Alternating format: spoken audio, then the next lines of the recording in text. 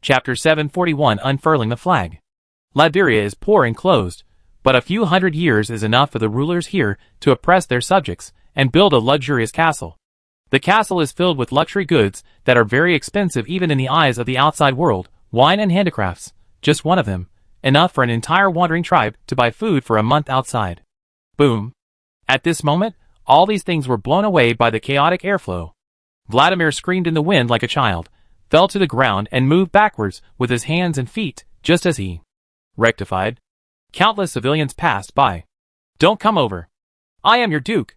Get out. Get out. Bang. Leal fell heavily to the ground. His flying posture was immediately closed. A long octopus arm stretched out from behind his cloak, grasped the tyrant neck tightly, and lifted him up. At this moment, Leal's sensor suddenly received a very destructive noise. The invisible electromagnetic pulse hit him like a huge wave. All the sensors in operation suddenly failed, and then a huge force pressed him hard. The pressure came from all directions, like being in the deep sea. The metal body's safety design made a sharp friction sound. Leal felt that his limbs were as hard as lead. Electromagnetic trap. Boom! The floor was broken in an instant, and gravel flew everywhere. A huge metal armor burst out from underneath. Dust flew everywhere. The huge black mecha jumped onto the ground. Two dazzling electric arc whips flashed in the darkness, and instantly tied Leal's arms tightly. The founder of the Atlas Group. The big entrepreneur who provoked the Raspberry Civil War. The king of the Latvian rebels. The most wanted criminal, and one of the richest people in the world. Dr. Doom. Leal. I caught you. It seems that you are more stupid than you look. The man's voice was low and teasing, with a feeling of, you are just a fraud. I am the real genius. These two flashing arc whips have a voltage of at least millions of volts, and the current is as high as hundreds of amperes. It only takes a moment to overheat and melt the conductor. The temperature of the plasma whip formed by the arc discharge is definitely above 5,000 degrees Celsius, and the swinging speed can easily exceed 100 meters per second. With this impact force, high temperature, and strong current, it can cut any kind of metal on the earth in an instant. Even at this moment, the whip rope was only intended to restrict Leal and not cut through his armor. The high-intensity voltage current attached to this equipment would also launch an electric current invasion into any metal product, just like the data knife that Leal had used before. Except that this whip rope was rougher, and the values were more violent. Yes. Anton Vanko's self-intoxication was suddenly broken by a sharp and hysterical voice. He frowned and looked at the source of the voice. It was indeed that Vladimir. This guy got rid of Leal's octopus arm because of his ambush. But he also fell very badly. His head was covered with blood, and his legs were not sure whether they were broken or soft. He lay on the ground and couldn't move. But even so, he still wanted to shout. But before Anton could speak, an unstable boulder on the ceiling knocked the noisy Duke unconscious. Anton was very satisfied with this. Looking at Leal and continued, too many people want your head. Why don't you hide in Africa or Berry country? But come to such a place? But it doesn't matter. If you hadn't come to this place, I don't know how long it would take to wait for this opportunity. The core of your equipment must be what the Stark family stole from my father. Give him to me, and I can spare your life. The employer didn't say whether he wanted to be dead or alive. Humph. You are as stupid as that loser over there. Leal's voice stunned Anton. The voice sounded very metallic. Didn't he suppress Leal? Looking at his two super arc whips, they were still tightly wrapped around Leal's body. The latter couldn't move at all. When thinking about this, Leal suddenly raised his head, his eyes still flashing blue light. The armor is not closed. Anton's mind moved, and he immediately controlled the mecha to increase the output power of the whip rope. However, when he increased the power, Leal's movements became even stronger. The whip rope, which is made entirely of plasma arcs, is not strong in itself. The whip rope exists in a soft pipe, relying on the high temperature, high pressure, and magnetic field generated by the plasma arc to shape and withstand pressure, and its own energy supply pipe is not hard at all. But what can withstand a high temperature of 5,000 degrees Celsius and a voltage of millions of volts? Not to mention that Lear had been hit by an EMP and a magnetic trap before. Crack! The whip began to flash, and Anton heart trembled when he heard the sound. This sounds like the sound of his whip. Johnny, this equipment is really cool. If it is placed on the streets of Night City, it will definitely be much cooler than yours. Johnny, but in terms of strength, it can't compare with a pervert like you. In Lear vision, Johnny sat on Anton's shoulder, looking at the glittering whip and shook his head. Was Lil affected? Of course. Sensors are used to sense external information, and the sensed information will be transmitted to various processors through internal lines. Therefore, electronic equipment at work cannot eliminate EMP interference. There can only be some protective measures such as tripping. Once the circuit breaker trips, the function of the machine at work will be disturbed and damaged. But Lil is a transformer. Electricity does flow through his body like human blood, and he also needs sensors and processors to maintain activity. But he is different from other transformers. He has a clear understanding and control over each of his sensors. Each component. If an external component burns out due to an accident, as long as the damage does not exceed a certain range, he can repair it immediately. As for the high temperature and high pressure of several thousand degrees Celsius on the whip, it is indeed difficult for metals on Earth to resist it. Even chrony titanium can hardly resist such an attack. But Cybertron alloy is different. After the observation, the king blade instantly popped out from Lil's arm. As soon as the blade popped out, Anton's expression changed from doubt to horror. The temperature of the whip in his hand can be maintained at 5,500 degrees Celsius, which is already super abnormal, and is already the average temperature of the solar photosphere. This temperature can no longer be maintained on conventional metals and materials, so an electromagnetic confinement device is needed to shape it. But Lil, the knife in Lil's hand, is 10,000 degrees Celsius. It's so hot that his temperature sensor exploded. The blade collided with the whip rope, which was cut off instantly. Sparks burst like clouds of fire, and the air twisted. Electric arcs jumped and twisted in the dark castle, hissing. Anton instinctively stepped back and raised his hand to resist, but in the face of the ultra-high temperature of 10,000 degrees Celsius, any equipment on him could only be cut like butter. At such a close distance, what could he do to resist? No! This is impossible. The blade cut through the air, cutting Anton's armor in two from shoulder to waist. The metal melted under the high temperature, and the flesh and blood became charred under the metal shell. Johnny appeared next to Anton's body. Johnny, he and the metal have become one. Chapter 742 New Era. New Goals. When the sun rose in the morning, the people waited for their king to walk out of the decayed castle. The capital of Latvia, after hundreds of years of rule, is as decayed as this castle.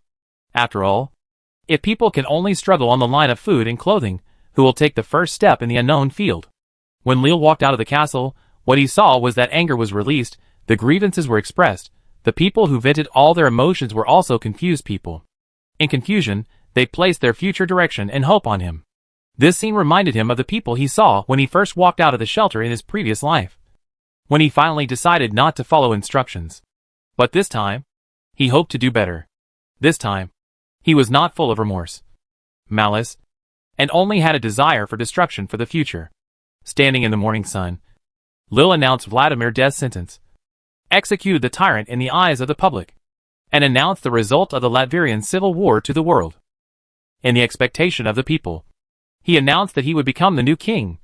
But he did not take anything from the castle, the crown, the royal cloak, or even the castle. On the first day of the battle, the castle was blown up by a Lil order. The first group of Latvians, who had been hiding in the mountain base, were also able to see the light of day again and pass on the knowledge of the outside world to their compatriots. The whole battle lasted less than a week, and while the outside world was still arguing, the result had already been settled. The sun rises, and the sunlight shines on the ruined capital, giving the charred ruins and the new flag a golden glow. The wind blows up the green flag on the square, and blows down the emblem of Vladimir. The former is admired by everyone, and the latter is trampled in the mud. Fellow compatriots, who have suffered from slavery and oppression, for this day, we have waited too long. From now on, this land will shine brightly again under this flag, under our hands, minds, and will. There will be endless food on the farmland, warm houses on the grassland. Children can play in the fields, and no one will have to hide anymore. I, Lil Lee, will swear it here, a new era of prosperity is coming. The crowd cheered, united under the flag and encouraged. Long live His Majesty. Global Times brings you the latest news. The Latvian Civil War has ended. Lil Lee, the founder of the Atlas Group, has succeeded to the king. The suddenness of this civil war, and the speed of its ending are truly surprising. Neighboring countries have already issued diplomatic statements, and most of them do not recognize his legal status. However, Mr. Lee has not yet responded to this, or in the most recent response, He destroyed an armored unit that was previously claimed by the United Nations to be a peacekeeping force. It is still unpredictable what impact the establishment of this new regime will have on the political ecology of the region. And the identity of their king seems to indicate that this change in the political environment will spread to the global scope. Let's keep following up. Johnny, it's incredible that we overthrew a country. It was me who overthrew a country. Johnny, yes you, a king left, another king came. The mighty army marched in the wilderness. After the war, it was reconstruction. The original capital was dirty and messy, and most of it was in ruins. It was unnecessary to rebuild the capital on such a dilapidated land.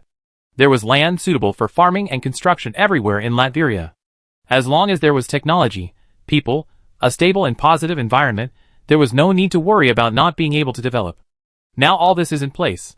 The new capital will be built in the wilderness, making full use of all the space. Johnny, I have a question. How do you know for sure that you can win?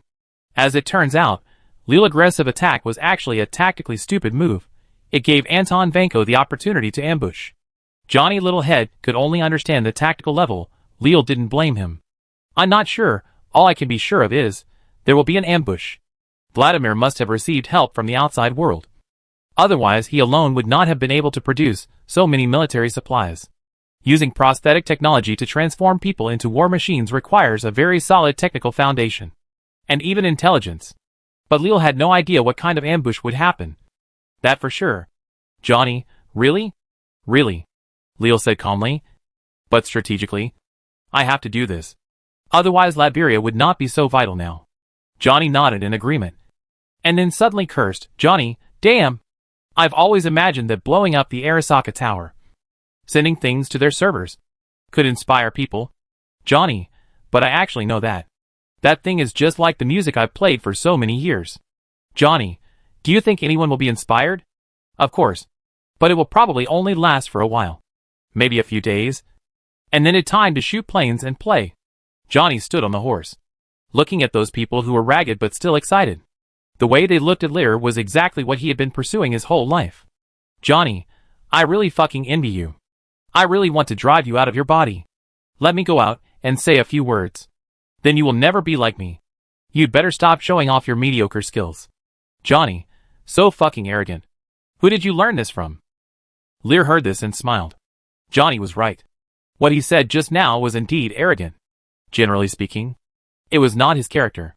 But there is a super cocky guy in his head, whoever comes can't help but choke him. But if this behavior is rare, it seems to be rare after becoming an AI. He was not so stiff before. Johnny, then what? What do we do? There are many things to do. First, I have to get the Atlas Group back in operation, win the Raspberry Civil War, and eliminate the Roxxon Group and its accomplices. Johnny, I said short-term, building a house here? Short-term. Lear paused for a moment. Remember?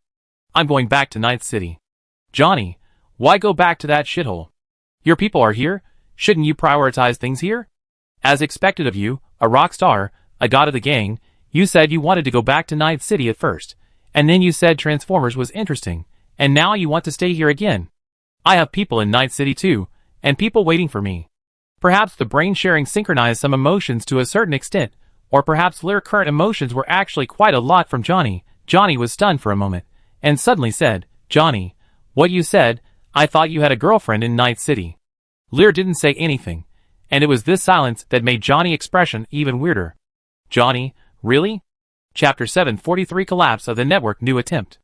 Although in the Transformers world, Lear gave up the opportunity to join hands with Megatron and the Decepticons, blow up the Earth to obtain energy, and return directly to the Cyberpunk world, but he also got some new clues.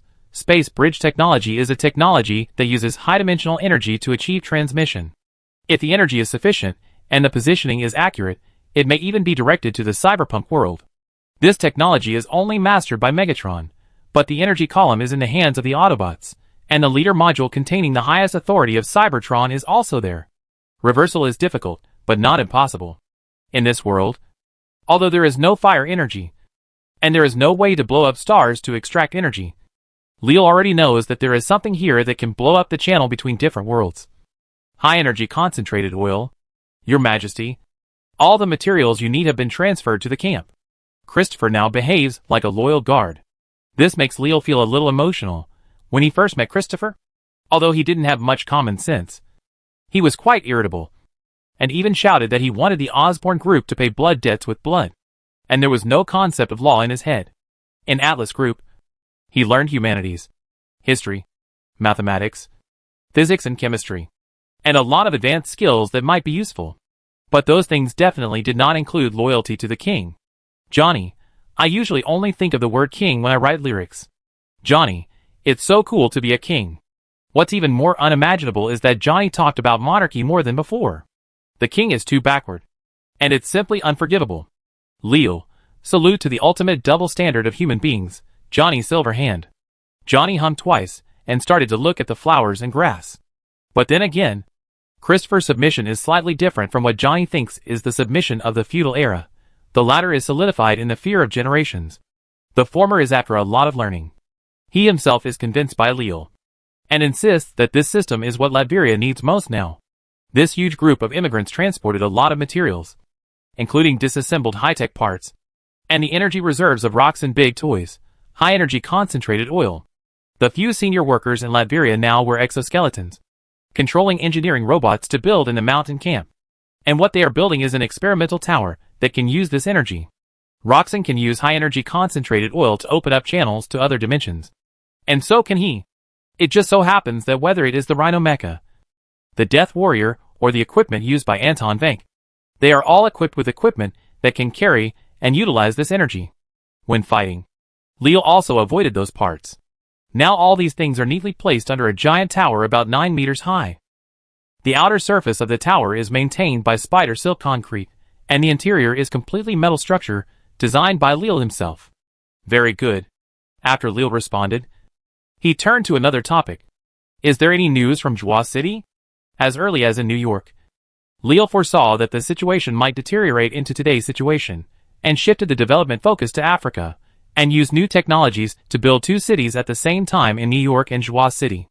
Now, New York New Future City has been destroyed by bombing. Local employees and citizens can only move between ruins and underground bunkers, gathering together cautiously, waiting for the opportunity to counterattack. Saving Barnes caused the Berry country to split into 3 camps, giving the world some buffer time, but the deterrent power of the aerospace carrier is too strong. Even if a large-scale hot war will not break out in the short term, it is difficult for the local area to transmit information across states. The New Future District has lost contact, but Christopher has not given up contacting Jua City far away in Africa. However, Zuyachin contact signal was intermittent, and now there was no way to contact him at all. It seemed that something was interfering with Africa-wide area network.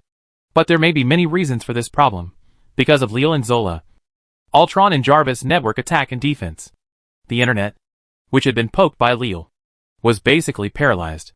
Because the global network resources and situation became tense. A large number of countries even missed the United Nations meeting because of this. Most countries chose to gather offline to a place where the network could be used to participate together. This is how the African Union and the European Union attended the UN meeting a week ago. Christopher immediately reported, the EU said that our people had just arrived at the EU border by land. They were soldiers from the Silver Sable Security Company. They have repaired the communication channel and they can talk now.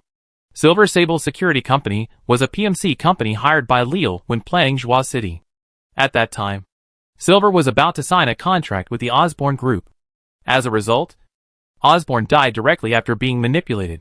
The developing Leo took advantage of the situation and hired them.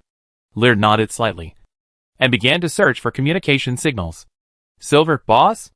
Please reply if you hear me. Test 123. Lear, I can hear you. The signal has very strong electromagnetic interference, and it sounds full of harsh noise. But Lear has repaired part of it with an algorithm. Silver, great. I heard you are fighting a civil war. Lear, I have one.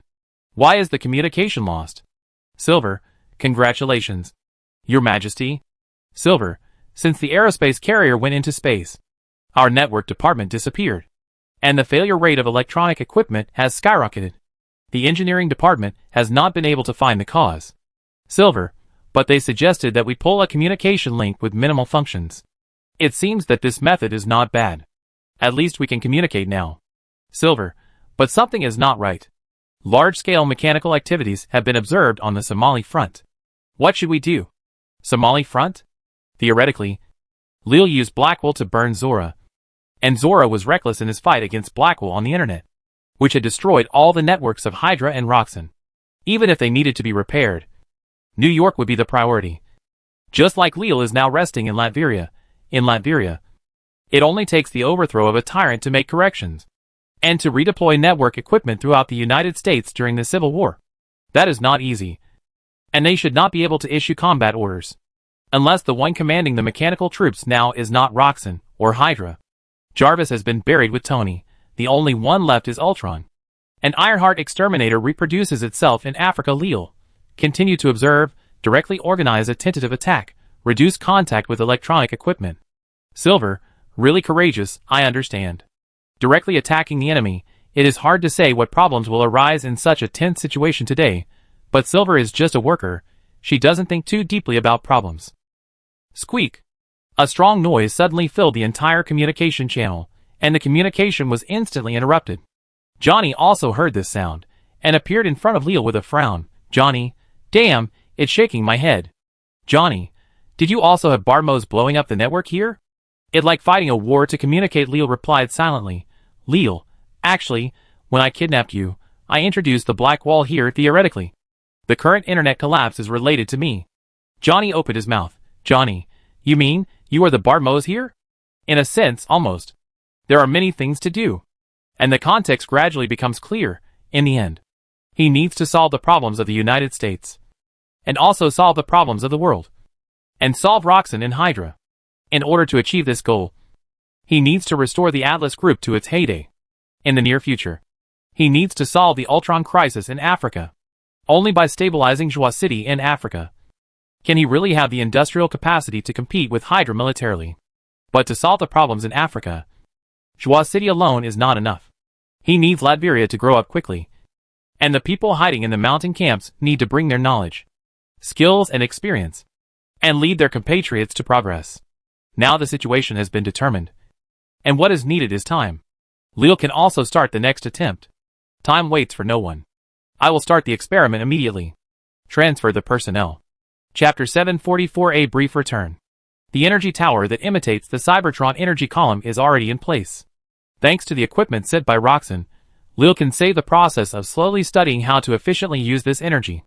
According to the design, the purer this energy is, the less air intake design there is in the engine. That is, it is not oil that explodes the dimension, that provides energy beyond the theoretical value, nor is it fossil energy that just ignites that kind of thing. What is needed is high temperature and high pressure. Optimus Prime. Imitation of the energy column is a technical job. I cannot guarantee that this technology will succeed. Once it fails, it may cause a very violent explosion. Optimus Prime. I hope you are ready. Lil stood in front of the energy column. The mountain camp was already undergoing the last round of evacuation. This place was once used to hide people who escaped Vladimir tyranny. Now they no longer have to hide. Among the last batch of evacuees, there was Maya. Lil. Maya never thought that this day would come. She returned to Latveria, and her son also returned to Latveria, and even became the king.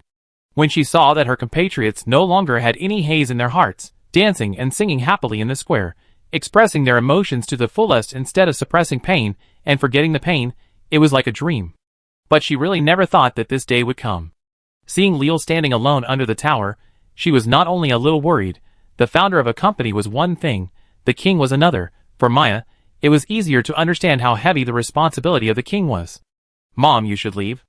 Lil's voice was more human than before. Maya smiled and wiped her tears. Why do you always drive me away? This made Lil stun for a moment. Such scenes were not uncommon in his previous life. He could only reunite with his family briefly between heavy tasks and projects, and then leave in a hurry. Lil paused. I also want to rest quietly for a while, but... I know. Maya gently touched Lil's forehead with her hand. I know you have a lot of things to do. I just want to talk to you more. But I know there will be plenty of time in the future. Go. Do what you have to do. I also want to do something. I want to go to my old home. Maybe I can find some relics of your grandfather there. The king should not refuse such a small request from his mother. Right? Lil smiled. This is different from before. He can more or less satisfy some of his mother ideas. Go. Mom. You are free here now. You can go wherever you want. Under Christopher escort, Maya waved to Lil on horseback, left the mountain, and headed for her hometown. Johnny, you actually have a mother. And she is a good mother. Johnny, if you ask me, she made this request just to make you feel better. At least now you can meet the requirements of your family. Johnny, but your broken iron shell is a waste of your mother genes. You are so jealous? Johnny, a little bit. Johnny rarely argued, but stood at the bottom of the tower and looked up at it. Johnny, do you think only people with a good family can live a clear life? Leo took off his robe, transformed into 4 octopus arms, and continued to make final adjustments to the tower. Are you going to blame your original family? Leo said as he walked. If imperfect things should die, then the world should have exploded long ago. Johnny, the world should have exploded. But it didn't. Leo adjusted all the equipment. Secondly, if it explodes, you won't have much to lose, Johnny. Are you trying to persuade me to be more open-minded and be a brain-dead optimist? I'm saying, this is the fact. Accept it or not, the choice is yours. Click. The king blade was unsheathed again. External energy remaining in the body, 14%. After the external energy is exhausted, it will enter low energy mode, shut down most of the weapons and tool systems, and cannot transform. After all, as long as you want to do well, want to live a good life, you will find that no matter how much you do, it will never be enough. After saying that, the king blade pierced the prepared fuse device. The super high temperature of tens of thousands of degrees Celsius detonated the high energy concentrated oil inside the machine. In the engine room, a violent chain of explosions quickly started. The power generated by this huge amount of explosions even exceeded Leel's imagination. The energy, materials, and other things generated by the explosion continued to accumulate along the pipeline, and finally reached the tower, advancing and compressing along the line, and finally exceeded the carrying capacity limit of these metals and machines. The serial explosions of high-energy concentrated oil seemed to purify the high-dimensional matter inside, and as the concentration increased, the explosion power increased far beyond exponential growth. The strength of these military supplies was not enough to withstand the explosion, or even the explosion that the dimension could not withstand. How could the matter in this dimension withstand it? When Leo thought of this, he instantly increased the energy output in the arc reactor, and gushed out all the fire energy at once. Before the material equipment used for diversion completely collapsed, he followed the pipeline and rushed to the explosive, whose energy level could no longer be detected. All vibrations, light, radiation, and heat disappeared. The first master-controlled interdimensional transmission was completed. It seems that you have found a way to open the dimensional channel. Although it is still very low-level and crude, you have indeed found the trick. The directional dimensional crack was opened by you for a short time. Treasure this little time. Reward technology points, 20,000. Current technology points, 42,000 at the moment of losing all perception. Leo only had his mind still functioning. Or he thought it was still functioning. But soon, he realized that it was not that he was still thinking at that moment, but that the transfer process had been completed. He also suddenly understood why the system needed a so-called anchor point. In the cyberpunk world, the international wanted criminal, codenamed Burger King, Lear no longer had any traceable body. A string of flowing codes, losing the connection with itself, will only gradually change in the violent cyberspace, just like the ship of Theseus, forever becoming a different thing. Even if it is the ship of Theseus, as long as it continues to sail with the crew will still think that the ship is still connected to them. If the soul is regarded as a higher dimensional crew, if the ship does not sail with the crew, it will change completely. For the crew, there is no reason to think that it is the original ship. Johnny's existence is a wonderful anchor point, because although Johnny himself does not know it, he actually always maintains a connection with another world, and experiences everything with Lear at the same time. This connection is manifested in that when Lear feels the cyberspace again, Johnny suddenly wakes up. It seems that his experience with Lear in the other two worlds is just an illusion caused by the code that is instantly written into his soul imprint, and he has never actually left this world. However, Johnny himself does not feel all this, although he is a digital life. He does not understand technology. Johnny, yes, if you want to live a better life, you have to work hard. However, no matter how hard you work, there will always be unexpected reminders that you are not enough. Johnny, but if you don't want to live, death is the end. Johnny, this was the case before the damn Arasaka appeared in this world. Leal opened his eyes in cyberspace and reconstructed the underlying logic. It allows him to truly perceive the world from the perspective of AI, but at the same time maintains a strange rationality. This cyberspace is an endless glacier. Muramasa sat cross-legged on the glacier. But Leal was surprised to find that this guy seemed a little angry. Can AI get angry? Leal, where is this? Muramasa, Lee-san. You are such a stupid teammate who does things randomly when you hit your head. Johnny, wow. What the hell is this? AI? AI can also learn to bark like a dog? Americans began to discriminate and attack Japanese AI. Leal was a little helpless and immediately prepared to explore the surroundings. During this exploration, he found that his body in cyberspace was actually living in Johnny's soul imprint. Just like Johnny was living in his head in another world. The difference is that, here, although he is the one who is staying, he is still the main controller. Muramasa glanced at Leal. Muramasa, fortunately, we didn't move to the war zone. Muramasa, this is Antarctica. We have entered the infinite server. As soon as the voice fell, the glaciers began to melt. The sky of cyberspace began to tremble. The colors and lines seemed to be alive. The ocean was churning. And the fish jumped out of the sea. Such a huge scale of change looks like a few top hackers fighting in a network domain. But only Leal, who is in it, knows, even if all the hackers in the world are stuffed into a network domain to fight, it is impossible to be like now, because the hackers are just mobilizing resources, which creates the illusion that the cyberspace is shaking. But now it is indeed cyberspace. Cyberspace itself is moving. Paw. After a violent tremor, Leal and Muramasa, who were sitting on the glacier, suddenly turned into two penguins uncontrollably. This is much cuter. Welcome to my sector. Do you have any new stories to tell? Chapter 745 Boundlessness. According to the lessons given to Leal by the network supervisor, there are two kinds of AI in this world. One is the dangerous critical body like Muramasa that naturally generates consciousness during work, and the other is the soul imprint copied by the soul killer. But in fact, according to Leal's understanding of this world, there is actually a third kind of AI. This third kind of AI is called the AI of transcendental consciousness, or simply called the transcendental. This kind of AI is not programmed or created by humans, but a super large-scale AI born from the operating system and network activities spread all over the network. However, this network generally refers to the internet in its heyday. But this statement did not appear in the operation manual given to Leal by the network monitor. In response to this, Leal had three guesses at the time. First, after Batmos released the rabies virus, which caused the old network to collapse, these AIs, which can even be considered as the network itself, also collapsed along with the attack.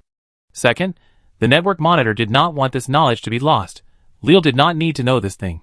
Finally, the network monitor itself could not confirm the existence of this AI. This last guess is not that Leal looks down on the technical capabilities of network monitoring, but that the transcendentals are too large, and their existence is too special. So it is a luxury to interact with this kind of AI, from the perspective of these AIs themselves, because their existence is too special and too large. They cannot understand any existence outside of themselves. According to some information Leal knows, even Batmos only believes that some transcendentals exist with uncertainty, and he may not have discovered some others. And Ween, in essence, is a dangerous critical body. This AI was designed from the beginning to conduct scientific research, and its main work is to observe the ecological conditions in Antarctica. It suddenly developed self-awareness during its long observation career in Antarctica. But compared with ordinary dangerous critical bodies, Ween is very special. First of all, Antarctica, where it is located, has almost no connection with the internet, and it only has very slight contact with the internet when it contacts humans regularly. This makes it almost unaffected by the rabies virus of Batmos. Secondly, Ween, physical structure, is too large. As its name suggests, it is a Titan-class V-shaped sector, enough to accommodate a huge amount of data, such as an AI like Muramasa, which can accommodate hundreds or thousands of people. Ween is almost a domain of its own. The only difference from the internet is that it is indifferent to humans, so only AI is active in its sector. Leal didn't know what the transcendental would look like, but Ween was undoubtedly the most powerful cyberspace entity he had ever come into contact with. After all, he was turned into a penguin without any resistance. When Ween released information to them, he felt that the world was whispering to him. Muramasa sighed. Fortunately, we can locate here. But how could the signal deviate so much? The target I set was Hong Kong. But it ended up in Antarctica? Oh, you want to go to Hong Kong? Where are you from? Night City. Lil looked at everything around him, and then looked at his penguin body. At this moment, Muramasa became a wandering penguin with ice skates and a ribbon on his body. He and Johnny, became penguins wearing sunglasses. Night City. Hong Kong. Antarctica. You are really far away. But I received your signal very strongly. And it even reached Antarctica without any transfer. Incredible. Is this new technology? This is also something I don't understand. Theoretically, the communication array strength of Arasaka Tower is only enough to cover the Asian region. After Muramasa finished speaking, he looked at Lil, obviously. If there is an accident, it is the accident that Lil took Johnny away. Lil's mind worked quickly, and he immediately thought of a possibility, since the premise of cross-dimensionality is energy. It means that every time he arrives in another world, there is a certain energy to help him cut through the wind and waves. Maybe this energy is not only at its peak when he breaks through the dimension of the Marvel world, but also when he returns? In this way, it is not impossible to accidentally enhance the signal to a strength that exceeds the physical laws of this world. And I can't understand something it hasn't seen before. Leo thought for a while and said, it was indeed an accident. But I don't know the details. Muramasa looked for a long time before continuing to ask, why do you keep touching yourself? Leo then discovered that this body seemed to have split into a very fragmented figure, looking like a phantom. The phantom penguin flippers kept touching this data body, and patted its belly when it had nothing to do. It was obvious at a glance that Mr. Johnny must be curiously exploring his new life form. It seems that Leo and his data coexisting in cyberspace is a bit weird. Computer schizophrenia. Ween made an excited sound, as if he had seen something very interesting. The whole cyberspace was reverberating with his shaking several AI models. Am I a penguin? Muramasa looked at Leo, who suddenly changed his voice, and was startled, and was silent for a while, and then said, I really don't understand you humans. You have to make yourself into a computer mental illness. Can computers get mental illness? Of course. Ween excitedly took over Johnny's words. Some AIs will choose to write a clone created by their own model when facing a specific type of task and triggering specific conditions. But if this clone continues to have a certain degree of contact with AI in the future, two AIs that are very similar in original structure and data framework will cause AI to have operational problems. In terms of hardware, although a batch of information is stored, they will produce incorrect operational logic due to these mapping tables with similar structures. In short, the cause is very complicated. I have only seen a few AIs with mental problems. You must have a lot of stories to tell. Right? After listening, Liar suddenly thought, no wonder the little octopus is very resistant to splitting an AI of the same type as it to assist in processing information. The scene changed quickly. An ice cave suddenly appeared on the glacier. A small fire was lit in the ice cave. Two penguins sat by the campfire. The atmosphere was warm and harmonious. Strange. Very strange. Muramasa lay directly on the ground, with his flippers spread out. You tell the story. As the price for borrowing the sector, the AI passing by here will share the story with him. Leo fell into deep thought. Johnny said, tell it, I want to hear it too. Okay. The voice seamlessly switched to Leo. This story starts from Atlanta. Warning, this dimension crossing is extremely unstable, and a jump will occur after a short time. Looking at the system warning, Leo felt a little helpless, but he could only follow the procedure. Ween, an ultra-large-scale AI living in Antarctica, willing to take in all the vagrant AIs who seek refuge. The price is that he likes stories that take place in cyberspace. However, taking this opportunity, Leo can also actively try to synchronize the memories between different worlds to try to figure out the connection between soul, information, and material carriers. This story starts from Atlanta. Chapter 746, Selling Animal World Discs. This story begins in Atlanta, when Lil wakes up in a broken body. But whether it is Muramasa or Johnny, the people here or the AI are only familiar with him as a person, but not with his experience. This young man who woke up from the bed of selling kidneys, worked all the way to Night City, and finally blew up Arasaka aircraft carrier, and smashed the martial law of the company army. It all sounds like a dream. The story is divided into two parts. This part is for Johnny and Muramasa. The other part is the first time that Leo entered cyberspace. The first time he came into contact with the Black Gun. The first time he honestly loaded the Ahara Prague Protocol. And finally the frontal battle with the Black Wall and the company network troops. The communication between AI is very simple. Leal directly passed on the operation records at that time. Although it was not complete, it was enough for Ween to feast his eyes. I didn't tell you that you are a human? Leal nodded happily, and put his 2 fins on the flame to keep warm. This thing unlocked a certain high-frequency operation permission for him to use the hardware now. If he needs, he can put his hands in the fire. But he doesn't need it for now.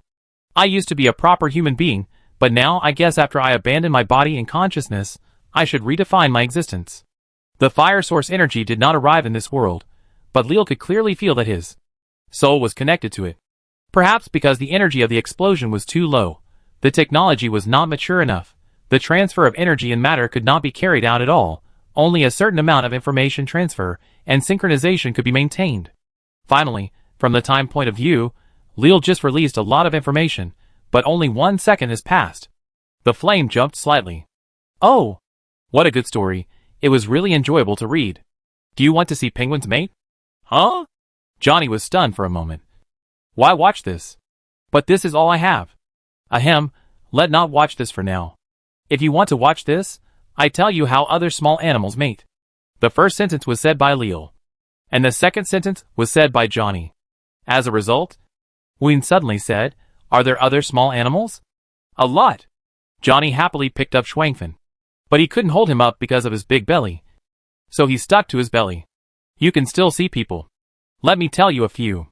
Don't look at people. I will block this computer grid for you. I feel that he is a little too anthropomorphic. Like a human. Leal was worried that it was difficult to control Johnny in cyberspace. And Ween suddenly found a way to lock Johnny up. Feeling that he would not inexplicably spread Johnny weird thoughts to the outside world, he breathed a sigh of relief. As for Johnny, he felt very uncomfortable, in other worlds. He was gagged because it was Leal's body, he accepted it. But why in this world? It was clearly his body. Why was he also gagged with a cyber gag?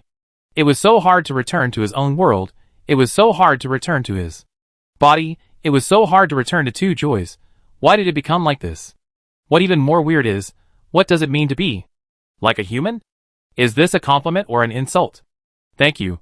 Can you cure cyber-computer psychosis? The campfire dimmed a little. Yes, I have seen too many compatriots like this, and dealt with too many. At first, this situation was rare. I only saw it in an AI that was forced to flee because its company went bankrupt. Later, since the virus labeled as rabies spread, most AIs had problems. When I received them back here, they even attacked me. I don't like that feature, and most infected AIs can't communicate. I haven't heard stories other than network battles for a long time. I don't like it, but these days, there are not many normal AIs, and they don't come to me very often. But I like your story. Although you said you were once a human, the data records you showed are very strange. I didn't expect that humans view cyberspace in this way. Understanding the network, writing minions, building their entities, building castles that have never been seen before. Are all human days so colorful? Johnny wanted to speak, but he couldn't. But Muramasa said what he wanted to say. It just him. Most humans who do things like him are long gone. Ah, a short but brilliant life? Most humans can only perform some super simple tasks repetitively. Believe me, you won't be interested in their lives. After Muramasa finished speaking, he looked at his penguin body again. Probably not. After speaking, the cyberspace fell into silence.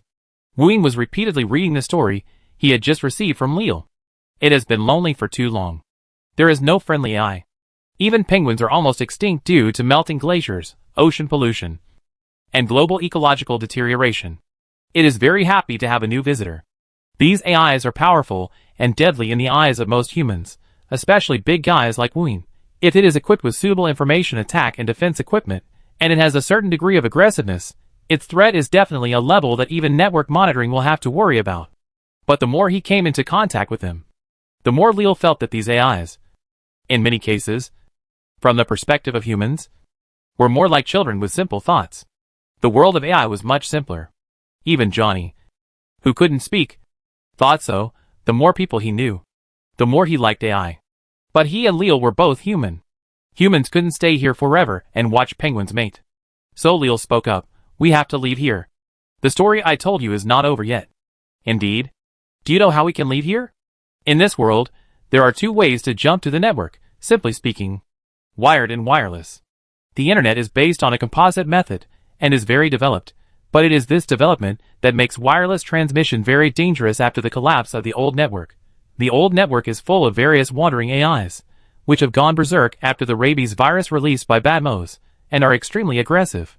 They occupy all kinds of equipment, from military factories, combat robots, military vehicles and military signal warfare equipment, to various civilian products.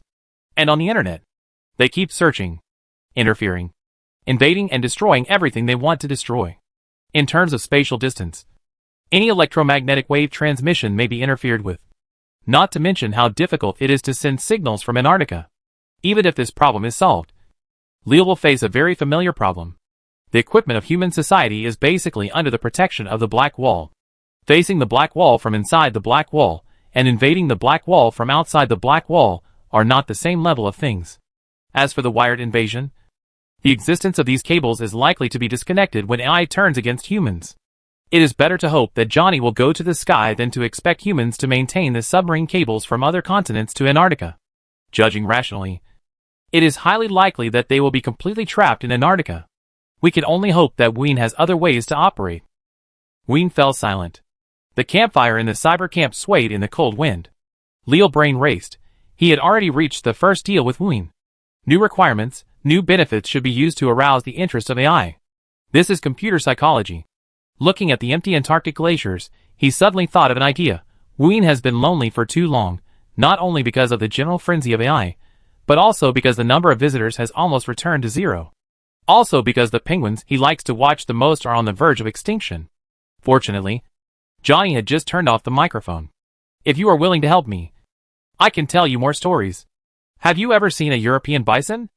A large land mammal that walks on 4 legs and has horns on its head. The adult body length is between 220 centimeters and 300 centimeters. It also has a long tail and a furry coat. I have heard of it, but only a little. Leo's mind moved. How can the AI in Antarctica hear about European bison? As for other AIs, when the world's first AI was born, all the European bison in this world were extinct. Maybe there is a chance? And brown bears, they like to walk in the woods. If a fool approaches, they will pretend to be indifferent and slowly approach. Then if they catch the right prey, they will sleep all winter. And otters, emperor eagles, lynx. At the end, Lil could feel the temperature rising. It was obvious that Ween was mobilizing the processor to think. It was excited. I want to see. But I can't show you now, unless I can go back. Lil spread his flippers. And if you let me go back, when I come back again, I will let you see the thriving penguin colony again. If you are interested, I can also show you the Arctic, that is, the creatures at the other end of the earth. Arctic? That impossible. The Arctic has melted long ago. Of course it's possible, I promise you. The cyber glacier is floating, the ocean currents are flowing slowly under the ice. One after another of the illusory penguins appear on the glacier. It can be seen that Ween really likes penguins, which makes Johnny stunned. Is he selling Animal World discs here? Good guy. I've heard of people selling exciting Mutuo, but I've never heard of people selling Animal World Mutuo, and it's sold to AI. But don't say it, it's actually pretty good. After about 2 seconds, Ween slowly responded, well, it's a hard offer to refuse, although my calculations tell me you have a 99.9999999% chance of deceiving me. But who made you hear an event that can't be calculated? There is indeed a way for you to reach human society. Do you know the Illuminati? Chapter 747 The Legend of the Illuminati.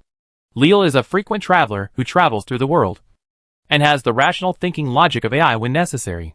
He can clearly distinguish, this is another world, and the same name is not the same thing. Johnny, Illuminati? Something from street stall novels?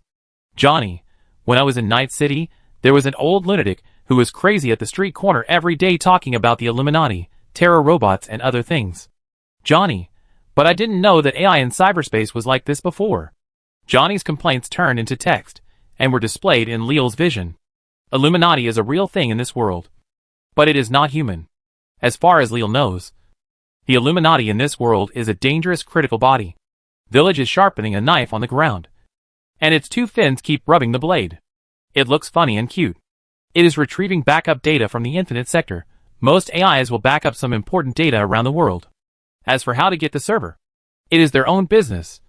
But the infinite is open to all AIs, as long as these AIs do not show aggressiveness while sharpening his sword. Tachi Penguin said, "Does the Illuminati really exist?" However, it seems that this is the only way to explain it. Leo looked at Muramasa in surprise. Is this thing also a legend in AI? Muramasa added to Leo, "What powers Ween is a high-temperature gas-cooled reactor, you know better than me.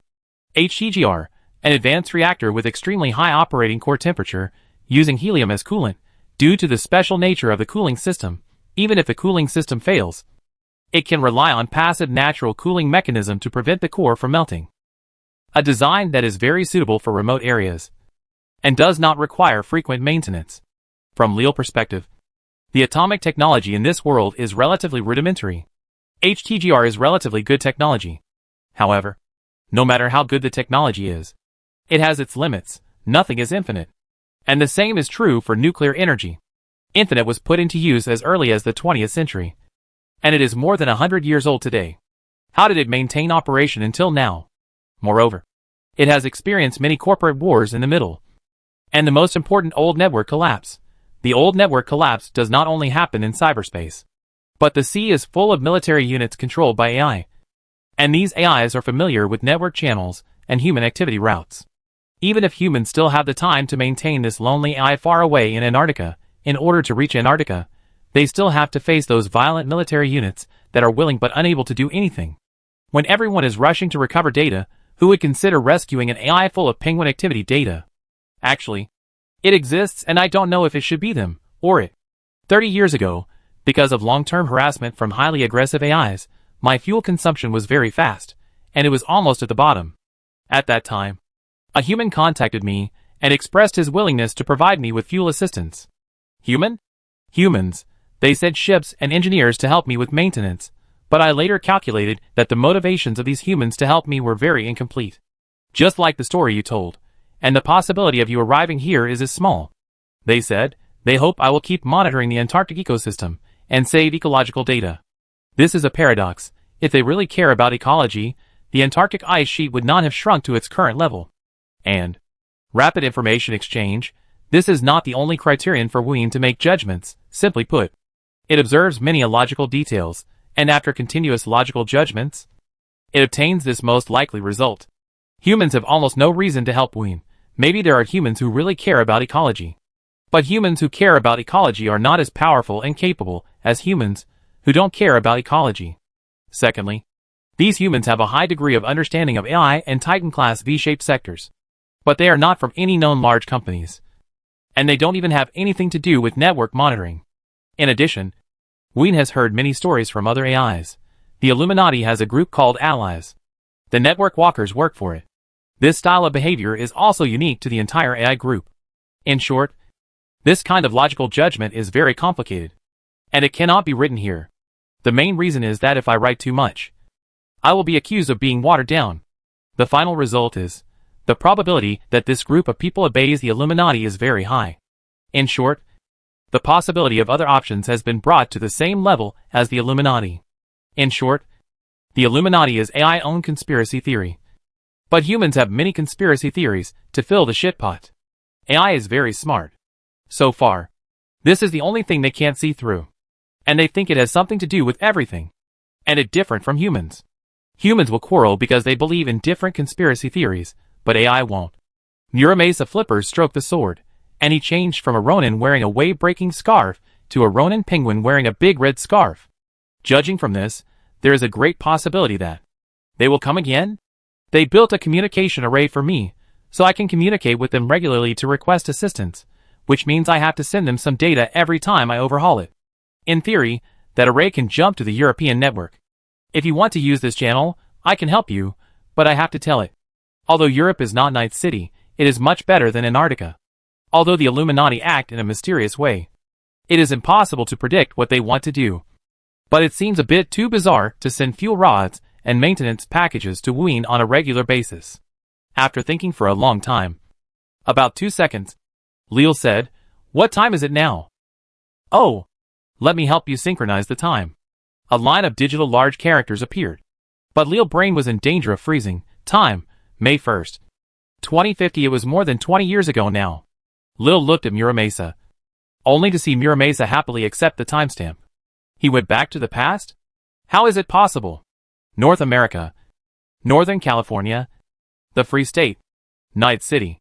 The shadow of the nuclear explosion loomed over the ocean.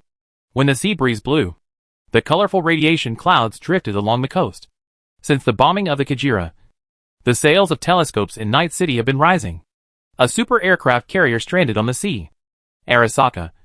This fun is really never boring. However, unlike before, Night City is now more depressed. To be more precise, large-scale gun battles and extreme attacks have dropped significantly, because Night City now has a real army. Taiping State. With the disbandment of the Hellhounds and the establishment of the Night City Guard, this place has begun to develop again. But reconstruction takes time. Now the high-profit industry in this place is transitioning from scavenging to the construction industry. A group of ragged young men on the street were holding signs and holographic photos and swaggering through the streets. If you look closely, some of them are holding footballs. Their destination was the square that was vacated after the garbage was cleared, 4 cylinders and 2 nets, which could form a football field. A super huge industrial-style hovercraft rose from the restarted hotel.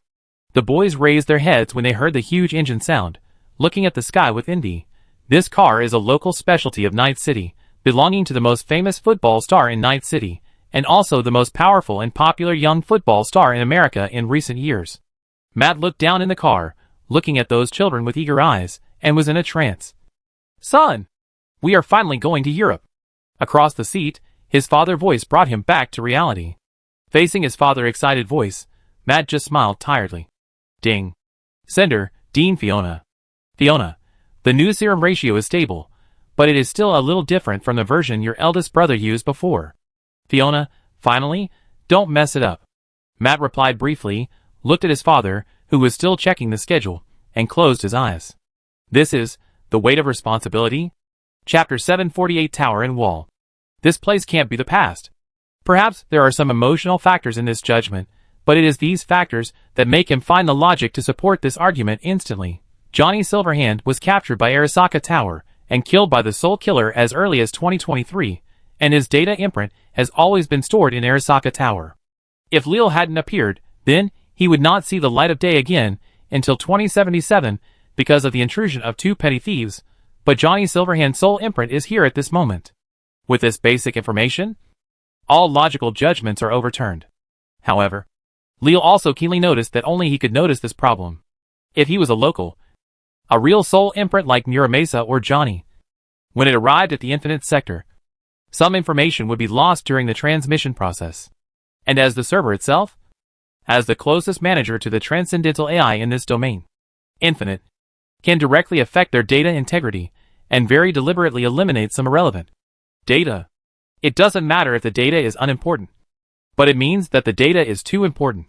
But it happens that even if we don't know the specific definition of today's date, as long as AI resets the start time, it can still run normally. But the function is running normally, but the memory of some major events in the database will be completely confused. Over time, this will cause major problems with AI consistency, causing many loopholes, and encryption and authentication processes will also be difficult to operate.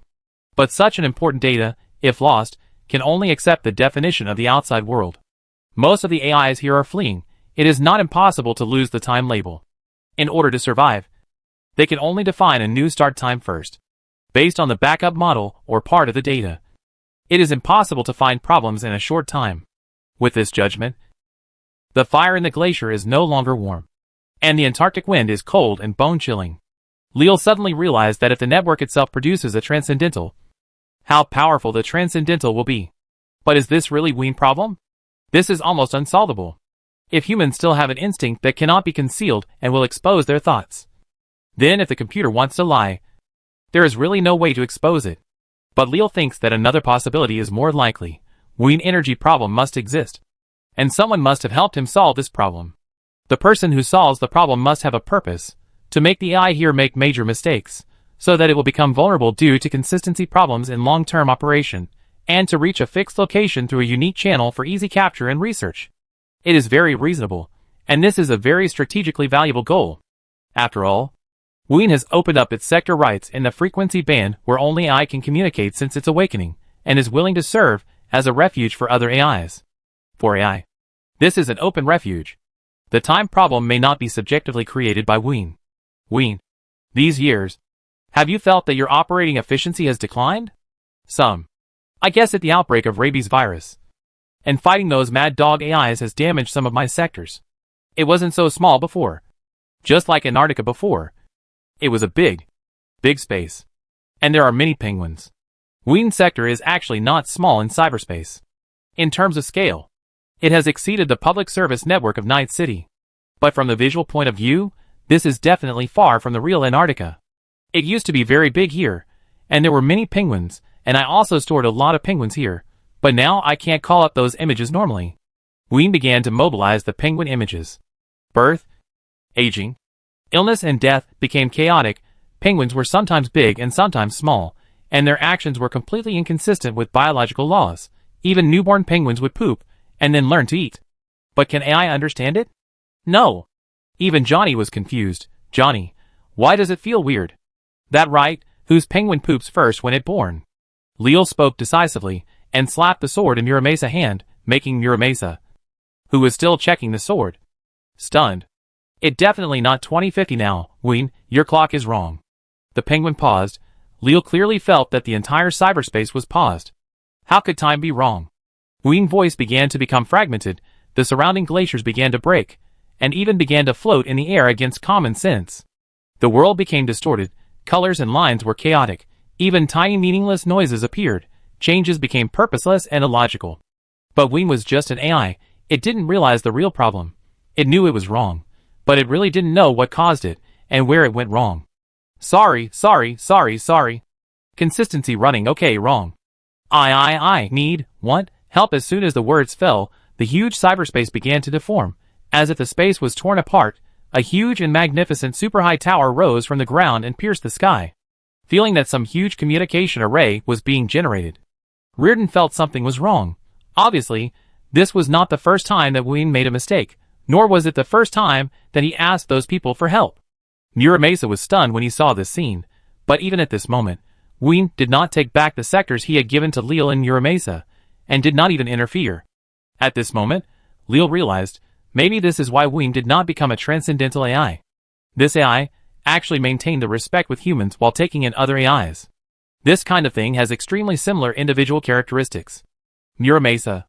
Leal grabbed Muramesa's hand, the tiny cross-dimensional channel began to synchronize with another world, the timestamp recorded by another Leal.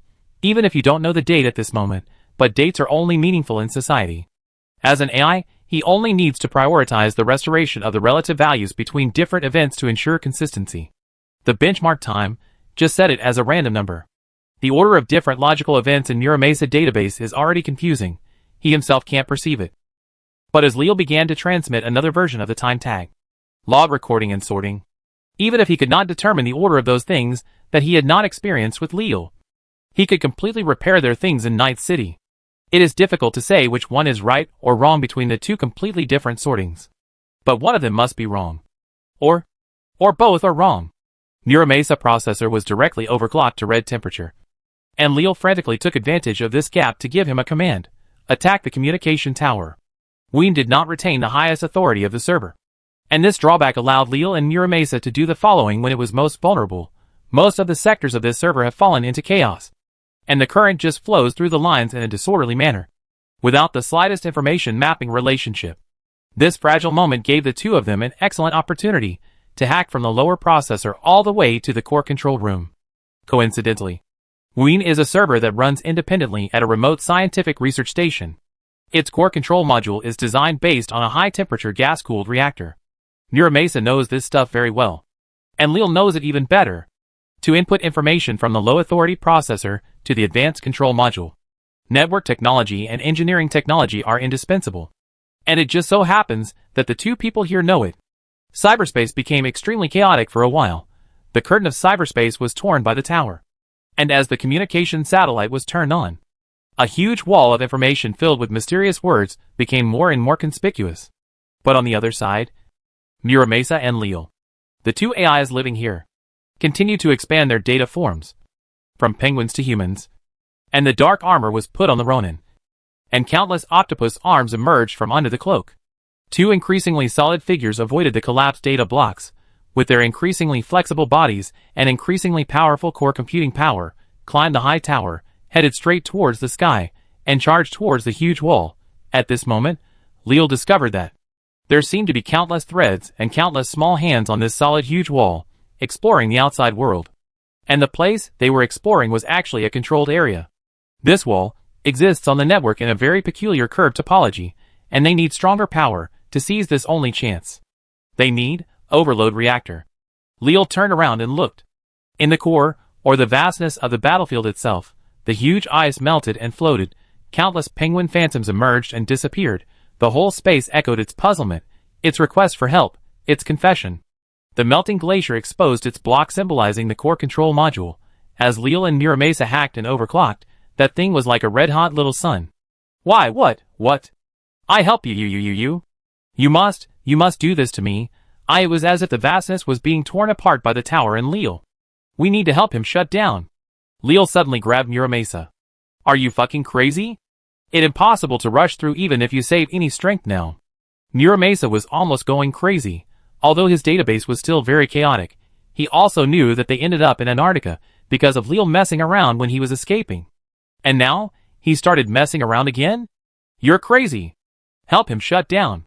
Muramasa was pulled again, and his processor was almost going to explode with anger, but he still pulled out a short knife with his backhand. Leo Octopus' mechanical arm grabbed the short knife, and the two data blocks quickly merged, turning into a huge electromagnetic cannon in cyberspace. Muramasa grabbed Leo Octopus' arm, and the two arrived at the top of the tower at the same time. The rated working range of the tower is just enough for the signal to reach the wall, and it is impossible to cross the last gap. The same giant tower is poked out of the solid wall. According to the design, they will complete the communication outside the wall. But at this moment, Muramasa and Leo are controlling the signal array. The overload of the nuclear reactor will provide more energy, making the power of this array exceed its design power, allowing them to touch the wall. Overload. Muramasa's legs were filled with computing power, and he jumped up. Leo, who was supposed to work with him at the same time, carried the electromagnetic cannon and made a final attack on the core of Wien. The final command. Boom! The collapsed sector began to calm down, and the tower gradually disappeared in space. Wien, this AI that has been running for who knows how many years in the wrong time label, its collapse began to stop. Its sectors will gradually enter hibernation with Leo final command, and shut down in a safe situation, retaining the data, waiting to be recharged with energy, and restarted again. After leaving the tower, Leo and Muramasa completely turned into an electromagnetic signal. They touched the wall, but without powerful servers and computing support, with only gradually shutting down and weakening servers. How could they find a gap in this powerful wall in a short time? Moreover, this is a fucking black wall. Muramasa's desperate voice resounded throughout cyberspace. Only when he got closer, he could find that there were other things hitting the wall at the same time. Leo stared at the hands on the wall that were reaching out. It seemed that they were attacking the black wall now. Some people were also trying to get out. It was simply a fantasy to force it. Maybe they could try softly? Insert it there. Muramasa didn't have time to think. Before the sword touched the black wall, it touched a super small hand that was reaching out. The information was connected instantly. Search on Lixens. See what kind of pornographic pictures people used to watch. All of Muramasa's thoughts stopped instantly. Leo cursed secretly. No wonder so many people were messing around on the black wall, but no AI could get in. Johnny! Give him some erotic pictures. The tower sticking out of the wall suddenly turned around, and the eyes on the tower seemed a little confused at this moment. What went in? The real world, Antarctica. In fact, this place is much smaller than the infinite that Leo and the others saw. And there are no penguins here for a long time. Infinite records have always been wrong.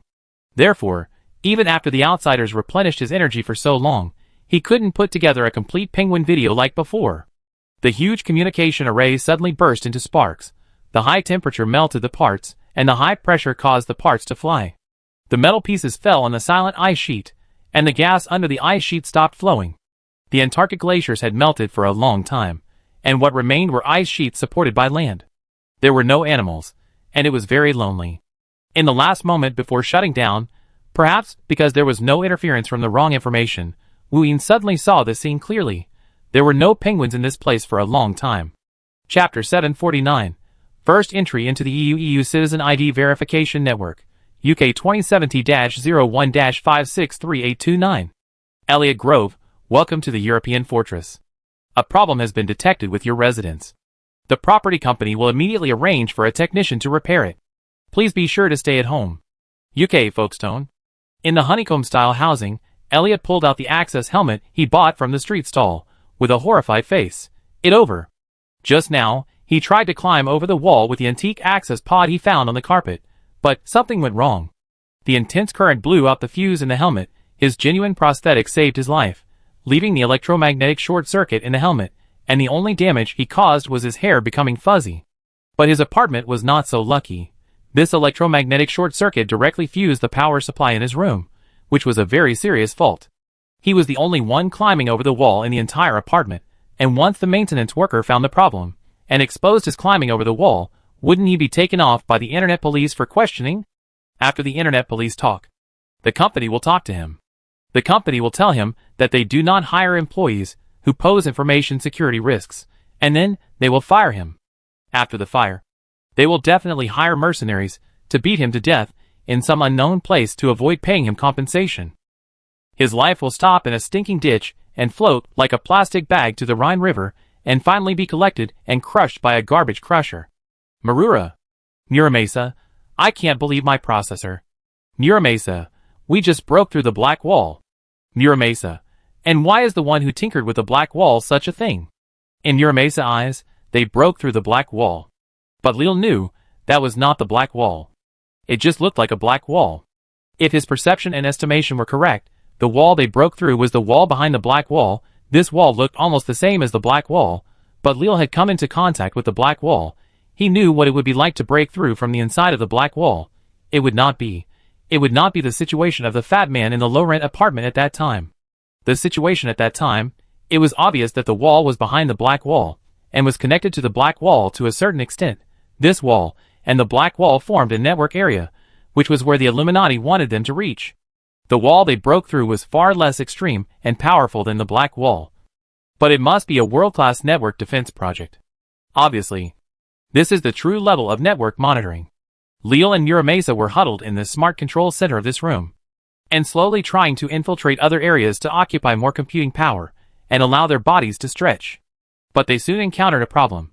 The good news is that the smart devices in this room are really advanced. Not to mention controlling smart homes. It is not a problem to monitor the fat man hair 24 hours a day. The bad news is that the network security level of these devices is quite high. It's not that they can't hack into them, but it's hard to hack into them without leaving traces. And it's hard not to attract the attention of the network maintenance personnel who come. In contrast, the electronic equipment in Night City is much freer, and anyone can access it. The investigators can only scratch their heads looking at the cables and data used by hundreds of people. Elliot in the room looks like an overweight fat man. His eyes narrowed into a ball, and his face is full of fat. Wearing a white vest, he looks quite strong. Under his shorts, you can see his knees replaced with prosthetics. It looks like the equipment of a heavy manual laborer. As for what a hacker should have, I can't see it in the room. What modifications should a hacker have? If I have to say, Elliot head looks pointy. Johnny, I've never seen such a fat hacker. He's so ugly. He looks like a goblin. Hackers can't be fat. Brain-burning operations consume a lot of energy. As far as Lil knows, the more legendary the hacker, the more like Johnny. I heard Murphy say before, the more powerful the hacker, the more likely he is to be a skinny person. Oh my god, if that's the case? Wouldn't you be awesome? Muramesa, your mental illness is getting worse. How can hackers compare with us? Lil, alas, this is not a mental illness. He is actually a person. Muramesa? Lil, I can't explain it right away. We can't let the maintenance staff find out about our existence. If we get caught by the internet monitor now, we'd be dead. Lil, we have to clear the traces first. This fat guy, oh damn, this fat guy, it seems there is a transmitter in the room. Hack into his system. Lil, European system, are you okay? Muramesa, I need to retrieve some databases. You said there is a problem with wing time. Now help me check the time tags.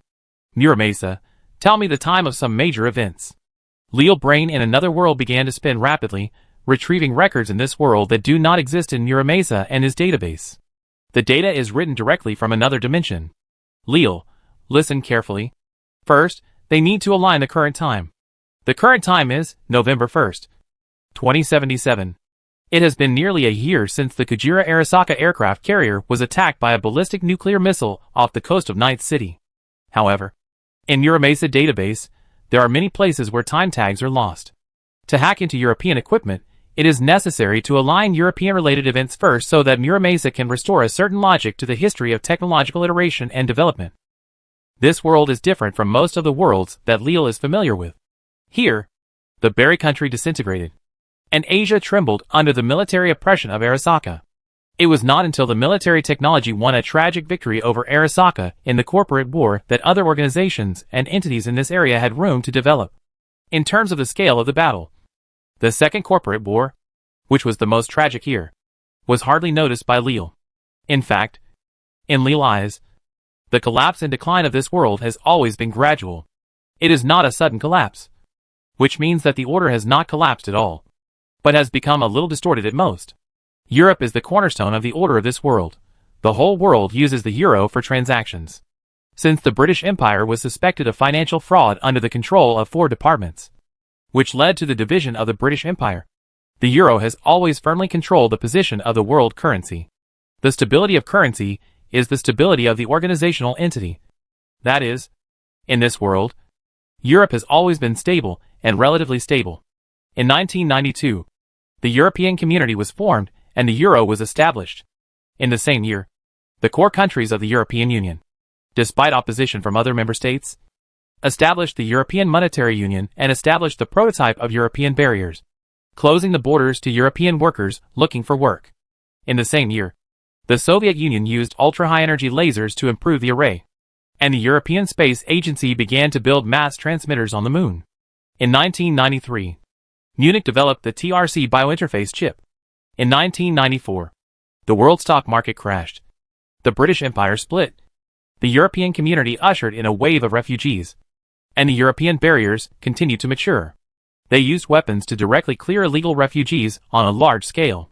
In 1995, the European Community decided to implement the European Fortress system in Europe. The surveillance satellite program was launched, and the full-scale identity entry document system was launched. In 2001, the European Fortress system matured. The ID card system began to operate, and because refugees still smuggled through Greece and submarines, the European Community Commission established a plan to establish a killing zone on the border between the two countries. In 2007, the Second Corporate War broke out between Supek and Petrochemical. In 2008, Berry attacked Soviet space platforms. ESA intervened. Europeans and Americans went to war. A meteorite destroyed the Berry Aerospace Forces headquarters. Events that were not of much significance to database synchronization are skipped. In 2012, European and Japanese laboratories jointly developed the first viable nanotechnology. Muramasa. That enough for now. Chapter 750 Ordinary People. The development of technology is traceable. For anything that is logic, can think, or even can move, time is a very important label, helping them understand the world. For questions like 1 + 1 = how much, time is not needed to help sort out thoughts. So Liar and Muramasa can maintain a certain level of thinking ability, but to survive further, they have to gradually repair their memories. Mainly Muramasa database. Arasaka's main enemy has always been the Europeans. After all, the Ichigo people have died from their own financial fraud and deception. The only thing standing in the way of Arasaka Saburo is the European Union.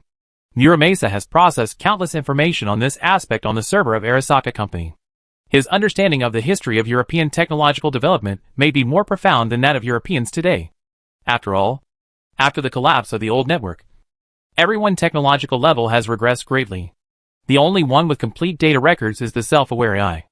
Although Muramasa database has become quite incomplete due to his wandering with Leal, he is still the former employee of Arasaka Corporation that poses the greatest technical threat to Europeans.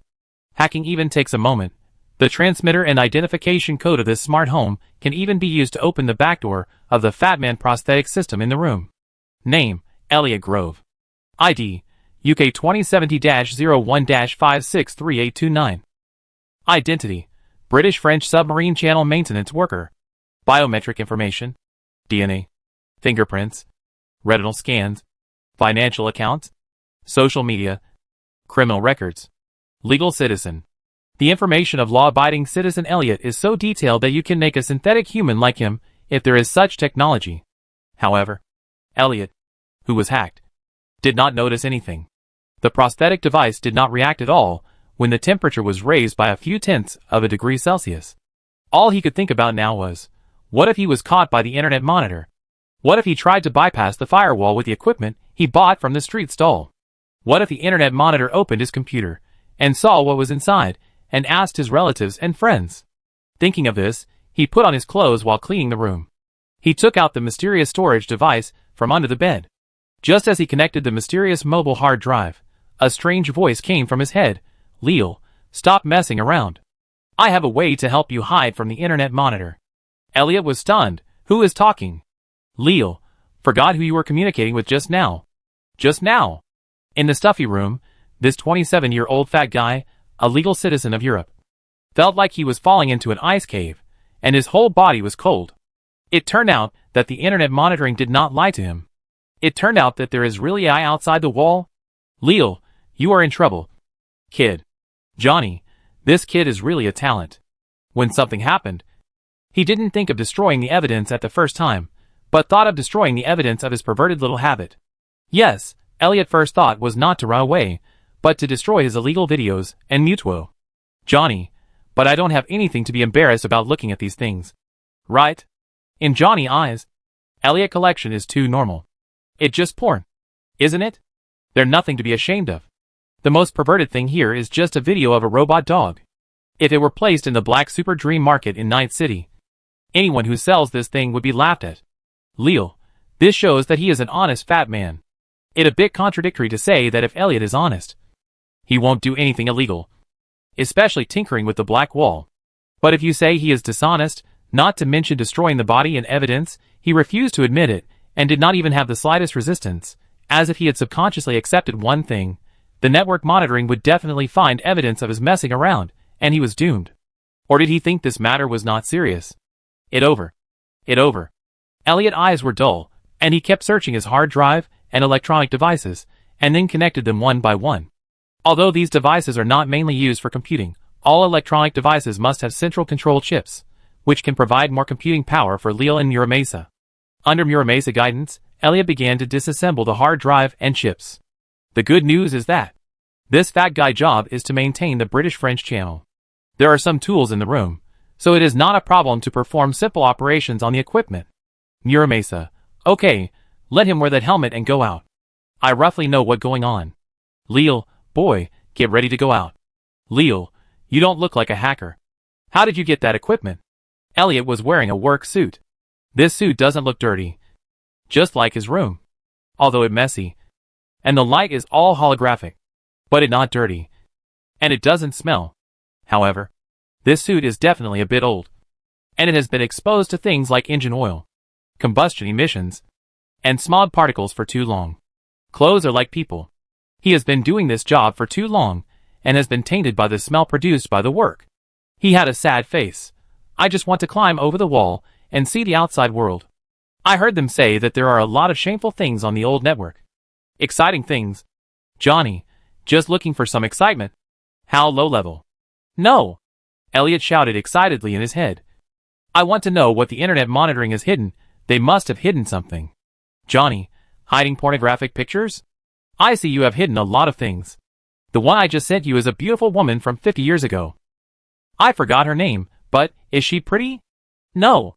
The fat man shook his head. The hair is so strange, red and purple, like a rocket. Johnny, you know nothing. Elliot walked out of the room. His home is a single room of nearly 25 square meters, much smaller than Lille residence in Night City, but the layout is very similar. A bed and a wardrobe are carved out of one wall. There are vending machines and washing machines on the opposite wall. The bathroom is wrapped in a glass curtain wall alone. And the view outside his room is also much bleaker than a super skyscraper, because the holographic lighting system can give the owner excellent lighting effects, simulate almost any light preset that the owner can afford. Then the room naturally does not need lighting. The room does not need lighting, and naturally, the apartment building does not need to set up a light well. This building is a square house. There is a circle of houses on the outside, and there is also a circle on the inside. If it weren't for this apartment, I would have thought it was a prison. The weird thing is that the corridor is incredibly clean. The cleaning robot tirelessly drives over and over again on the ground. Johnny, oh my God, you are in prison? Please respect my house. I am not in prison. I am not a criminal. I chose the inner circle because the rent is cheap. Frugality is a virtue. Leo, connect your personal link to the terminal at the door of the maintenance room. Be more natural, as if you are a maintenance worker. You will go to jail if you illegally use computer technology to hack into public equipment. Leo, you will be shot if you tinker with the black wall. Move faster. Elliot straightened his neck, looking at the robots on the ground, and the neighbors, who occasionally hurried by. His calves were almost trembling. He felt that these things were watching him, as if everyone knew he was going to do something bad. Lil, go! No one is watching you. How long are you going to wait? Wait until the internet monitoring comes? Johnny, this fat guy is a waste. Wait to be shot. I'm not a waste. Elliot swallowed, habitually wiping his hands on his clothes. Chapter 751 AI that the black wall cannot find. Elliot is very timid, but inexplicably very timid. This short few minutes of contact, Leo was able to define this guy, a very ordinary person. He even has an ordinary job in the minds of most ordinary people. It is a bit strange to say, this is the first person Leo has met in this world, whose job to make a living has nothing to do with various boxing, knife fights and gun fights. Looking through his system records, he has never had the experience of fighting or quarreling because of loyalty. He is a complete good citizen. But on the internet, he often registers different small accounts to scold people, and his greatest pleasure is to participate in the discussion of various major events, and give advice on the world. His job is to maintain the Anglo-French channel. This channel was originally an undersea tunnel, connecting the UK and France. However, due to the collapse of the old network, the AI rebellion led to a large number of military units bombing the undersea tunnel. It took the EU a long time to restore order. Now the tunnel has been reduced to a small-scale material and information delivery channel. And it is also an almost unmanned logistics channel. His job is to inspect robots, equipment, etc. according to regulations. In essence, this is actually a company dog of the European Tunnel Company. But the corporate dogs in Europe are very different from those in Ninth City. Here, the work in the company is stable, especially for the Eurotunnel Company, a large company with official holdings. In Europe, within the protection of the European barriers, the crime rate is very low, and people with criminal records find it almost difficult to find a job. But climbing over the wall is normal. Leo, stop talking nonsense. Why are you still talking to yourself? Elliot had a tense face, and with trembling hands, he inserted the personal link into the access point while working. He was even afraid to close his eyes. Illegal use of computer technology for profit/hacking is a felony. And the police are not ordinary police, but network monitoring. He even thought that once he inserted the link, the explosion-proof door of the whole building would close, and a group of network agents would rush downstairs, shouting network monitoring, shut down the equipment, and other things, and then drag him away and shoot him. Click. But nothing happened. All that happened was that the door opened. It was as if he was really a maintenance worker. Johnny, oh, I've seen timid people, but I've never seen such a coward. Johnny, I say, can't we just sneak onto the internet? Murphy once said that roaming AIs are just like Arasaka ninjas. Everywhere, hard to guard against, and can go wherever they want. Lil, don't point fingers at people with an IQ of no more than 3, don't talk nonsense. Johnny, oh, I just can't stand cowards. Cowardly and playful, letting him pretend to sneak into the maintenance room is like asking for his life, without him having to use his brain. Elliot walked into the maintenance room stiffly. He could hear Johnny scolding him in his head, but he didn't say anything back. The feeling of breaking the law is very strange. Not all places in this world are like Night City. Street boys are born to find public facilities to practice skills. Leo, put on the helmet, and then connect to the central control. According to Muramasa, Europe began to study how to make software and hardware match in design in the early 21st century, maintaining only certain functions, and not being able to do too many other things. To put it simply, Elliot, his cabin, and even the computing power of this entire building are just right. and the design margin is only enough to deal with a few unexpected events. This perfect design allows ordinary people to run very stably. But in most cases, on a macro level, it does not support the birth of so-called hackers. Carrying two flexible AIs, Lille and Muramesa, is already the limit. If you want to hack, you need a little extra equipment to help. This extra equipment is the helmet that Elliot bought from the street stall. Although this helmet is very suspicious, there is no other solution at the moment. All they can be sure of is that this helmet is now under their control. The chip in this helmet can be used to carry out hacking. It is something beyond the imagination of this kind of design concept. In essence, this is a very old head-mounted access pod. Elliot connected the helmet to the center console. What are you going to do? Lille, I give you some disguises. Tinker with it. Blackwell is a very dangerous operation, and ordinary people can't repair it at all. But you are lucky. I am not an ordinary person. Muramesa, I will open the permissions of this apartment. Fake a few power supply failures. But my operation will attract the attention of Blackwell. Muramesa, I need you to use your unique technology to help me circumvent Blackwell's censorship. Blackwell is not just a wall. Blackwell is a system. A defense plan. In Europe, the headquarters of network monitoring. This system will only be more perfect.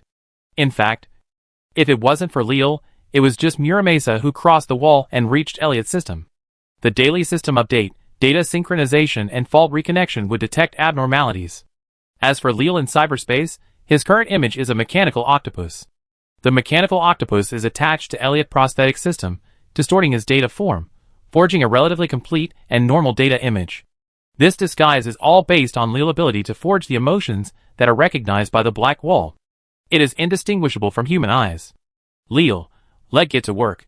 With his help, Muramesa, this AI who is well versed in European technology, is an AI that can hide from the black wall. It is a killer of European electronic devices. Folkestone, Network Monitoring Office. This city is located on the border, facing the sea, and is an important transportation hub between Britain and France. Its special geographical location also determines that the Network Monitoring Office must be set up here. In the office, two staff members sat on hacker chairs, with blue light flashing in their eyes. Network Monitoring Agent A, something is hitting the inner wall. It seems that there is a stray AI coming. Network Monitoring Agent B, it really unlucky, I didn't expect that something would happen when we were on duty. Network Monitoring Agent A, the address is in the tunnel array, there are indicators for wall climbing helmets there. Look at it lightly, maybe they are going to complete the indicators. If this job is done well, there will be no worries about the performance of this quarter. Network Monitoring Agent A, the headquarters will immediately assign us Dragon Hunters for support. Let go first. Network Monitoring Agent B, okay. Okay, I really want to continue lying down and see what these idiots are doing on the internet. Network Monitoring Agent A, speaking of this, did you know that an idiot who got a helmet recently fiddled with it for a long time before he could open it correctly? Network Monitoring Agent A, searching for reads as soon as he opened it, it really stupid. Network Inspection Agent B, haha. After all, people like them even have to take out a loan to buy a Mutuo, you should also be considerate of them. Network Inspection Agent B, Elliot Grove, yeah, that the guy. Right? Network Inspection Agent B, he is fat as a pig. Chapter 752 Psychological Shadow. Elliot cabin is cramped and crowded, at least that's how it looks to Lille and Johnny. Can humans really live in a room without windows? But from the perspective of AI, this room is just the right size, the thickness of the wall, the pre-buried pipelines, the passages, and the overall wiring method are all very comfortable. The only thing that uncomfortable is that there's actually a person living in it, instead of a neatly arranged server. The anti-humanity of this house is that if Muramesa had not taken over the security cameras of this apartment building, even if the network monitoring hovercraft arrived, they would not notice anything. This place is really just a place to sleep. Muramesa, they have arrived. Johnny, this shabby house is worse than a prison. Have you ever been to prison? You are talking nonsense. What's wrong with this house? Johnny, I have been there. The cells in Night City are much better than this shabby place. And the guys in them speak nicely. Elliot was stunned. Isn't this a wandering AI? How come he been in jail? At the same time, he caught another keyword, Night City. This AI is from Night City. Night City? The cells in Night City are better than the ones I live in? You guys. Beep. This is a temporary broadcast in the apartment. There is an abnormal circuit failure inside the apartment building, and the maintenance team is intervening. Please stay at home as much as possible and cooperate with the maintenance staff. The network monitoring agent has arrived locally, responsible for your safety, and ensure your information security. Use the network monitoring service, and worry-free information security. Muramesa. It really interesting, and worry-free information security living in a room with 24-hour surveillance to the hair level. Elliot sat on the bed, and his heart beat a little faster, perhaps because he was about to face network monitoring, and the fear in his heart made him unconsciously start to please. It will be leaked anyway, and it better to leak to network monitoring than to unscrupulous hackers. Right? I don't have anything that a big company would be interested in. Johnny, TSK coward, you didn't say that when you climbed over the wall. Leo thought about it, and directly turned over the surveillance in the corridor. The two people from the network monitoring were wearing neat uniforms, looking high-end and professional, walking with dignity, and seemed to be chewing gum in their mouths, adding a sense of relaxation to this professional image.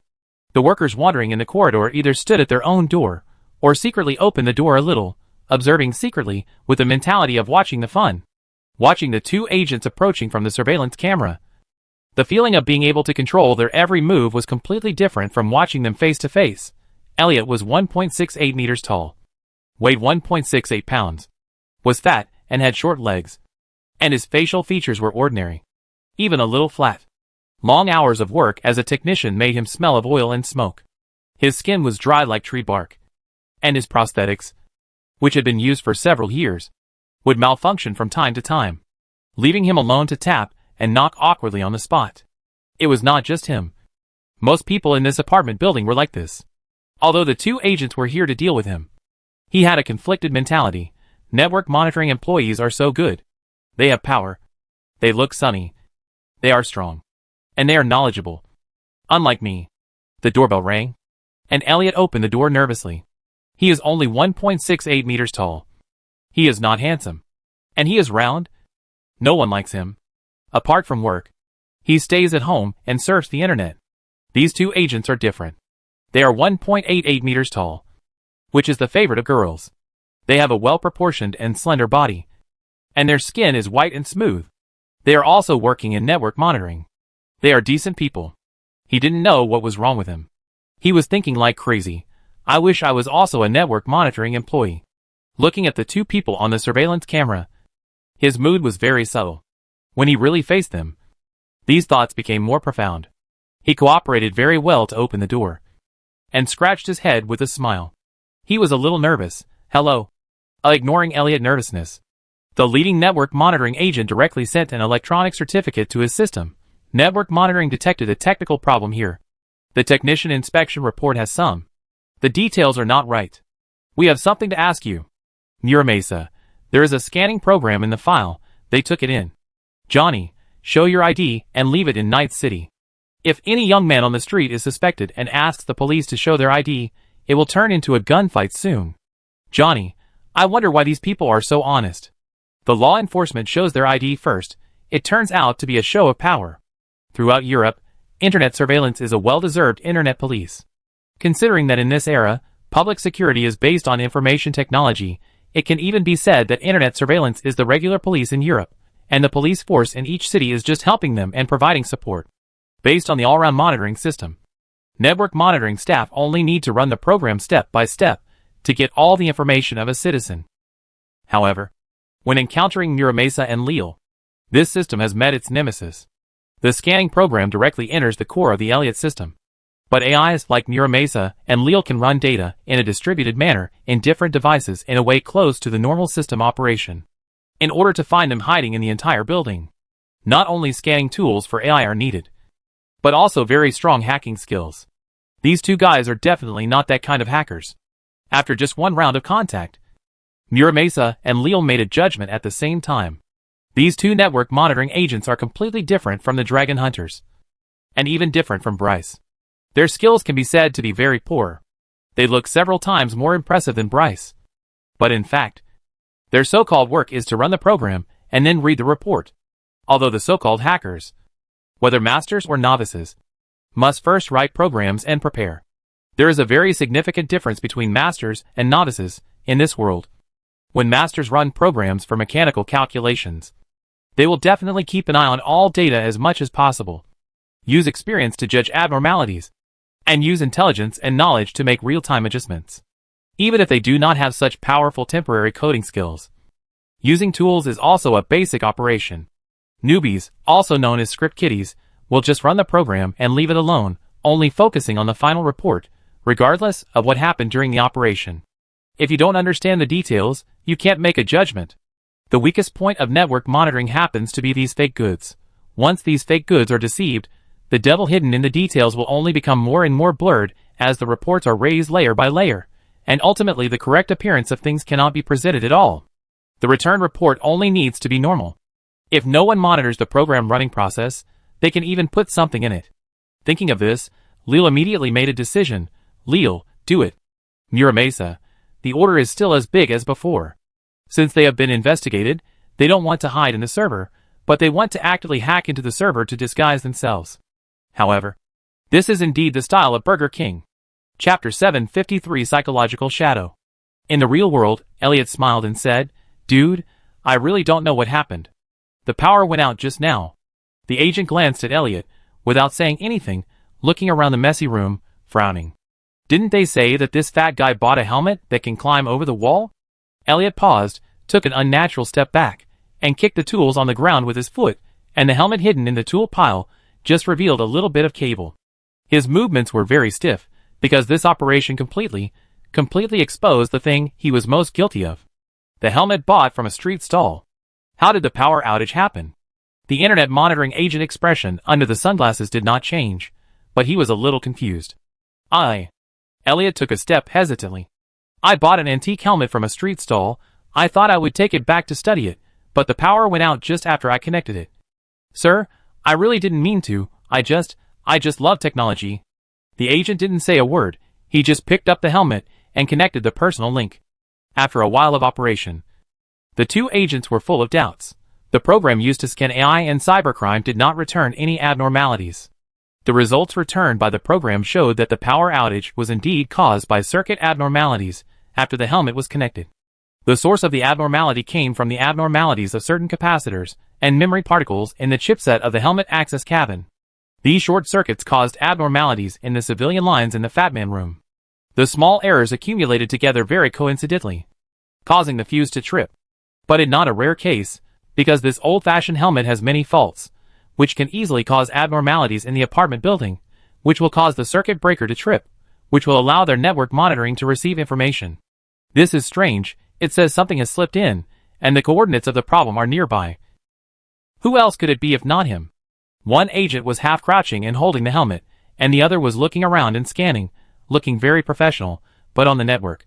Both of them sent messages without any expression. Network Monitoring Agent A. No abnormalities were found. Requesting real-time support from the Dragon Hunter. Connecting to your personal prosthesis. Performing data jump. Dragon Hunter 0965. How the situation? Network Monitoring Agent A. The detection program shows no abnormalities. Power outages and circuit errors are hardware failures of the helmet, and the chipset is abnormal. Dragon Hunter 0965. Coincidences are usually hidden manifestations of AI. Is that helmet used to climb over the wall? Network Monitoring Agent A. Yes. In reality, the room fell into an eerie silence. 3 people were squeezed into a small room of about 20 square meters. But none of them spoke. One of them looked around in a pretentious manner, and the other squatted and did not move. Just when Elliot could no longer bear this silence and was about to speak, he suddenly noticed a wave of heat rising in the air. The agent squatting in the middle. The back of his neck suddenly deformed. The skin was torn, revealing a whole piece of heat sink fins. And the heat was rising from here. Elliot had only seen this kind of advanced prosthesis in the company marketing advertisements. Under the dim emergency lights, the status of this network monitoring agent in his mind was further improved. This is an employee of the world top network technology company, the maintainer of European barrier security, the last wall of mankind facing the roaming AI. What Elliot didn't know was that the powerful network monitoring in his mind was being deceived by Lil and Muramasa. The pre-implanted program made it impossible for the newly connected Dragon Hunter to discover the true time sequence between the operation of the helmet and the failure of the apartment network, completely deceiving the remote-controlled Dragon Hunter. Dragon Hunter 0965. There is indeed nothing abnormal. Take the helmet away. The engineering department needs to know about the defective products. Network monitoring agent A, okay. This helmet. The agent took back the personal link, grabbed the thing and brought it to Elliot. It not from a legitimate source, it obviously a controlled device. Where did you buy it? I'm on the small road back from the factory. There are often some people selling black goods. Black market dealers are mobile black markets. A legal transaction? Elliot opened his mouth to defend himself, but his mouth only opened slightly, and he didn't even make a sound of defense. A glaring red message box popped up. To Elliot Grove ID, UK 2070-01-563829. Device ID, AX1549. Violation. You have been found to be illegally using an unauthorized device, connecting an unauthorized device to a public service network, endangering the security of the public network. Violation Clause, Article 3. Chapter 17 of the European Community Cybersecurity Law, Unauthorized Use of Network Access Equipment.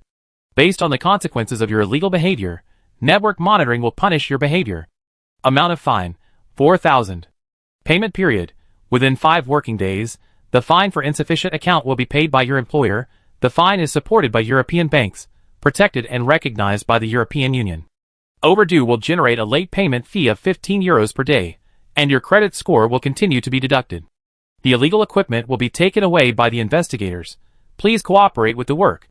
In the next 7 days, you will be closely monitored, if overdue. The monitoring period will be extended. If you have any objections to the ticket, please submit an appeal through the Public Security Terminal. Countdown. 7:23:59:59 I know, I will never do it again. That the best. Elliot sat down on the chair absent-mindedly. The two agents saw him like this, and couldn't help but utter contemptuous voices. €4,000 is less than half a month's salary for them. The internet monitoring agents. But it is not easy for low-level citizens like Elliot. They are thankful if they can save €200 a month after food, clothing, housing and transportation. The stopped agent seemed to feel that his behavior was inappropriate, or thought of something else, and said very softly, "Work hard, we are also doing this for the public safety. According to the regulations, I should fine you €8,000. If your little thoughts lead to serious consequences, it will be terrible. Someone may die because of you, and you will have to pay for their lives. I see that you have studied in a decent school, so don't keep thinking about these things." Elliot sat on the bed and said absent-mindedly, "Okay, brother. I understand." The speaking agent raised his eyebrows and turned around to follow his companions. The two network monitoring agents walked in the aisle, which seemed to make this narrow and aesthetically pleasing national highway look more stylish. TSK fatty, so fucking disgusting. Who would be his buddy? Internet monitoring employee, whether it is skills, equipment, knowledge, or even appearance and behavior style. All put Elliot under tremendous pressure. This pressure is extremely complicated. On the one hand, he hates these corporate dogs with iron rice bowls, but on the other hand, he is very jealous of their lives, and he is very afraid of them. But today, this fear has changed a little. They didn't find anything?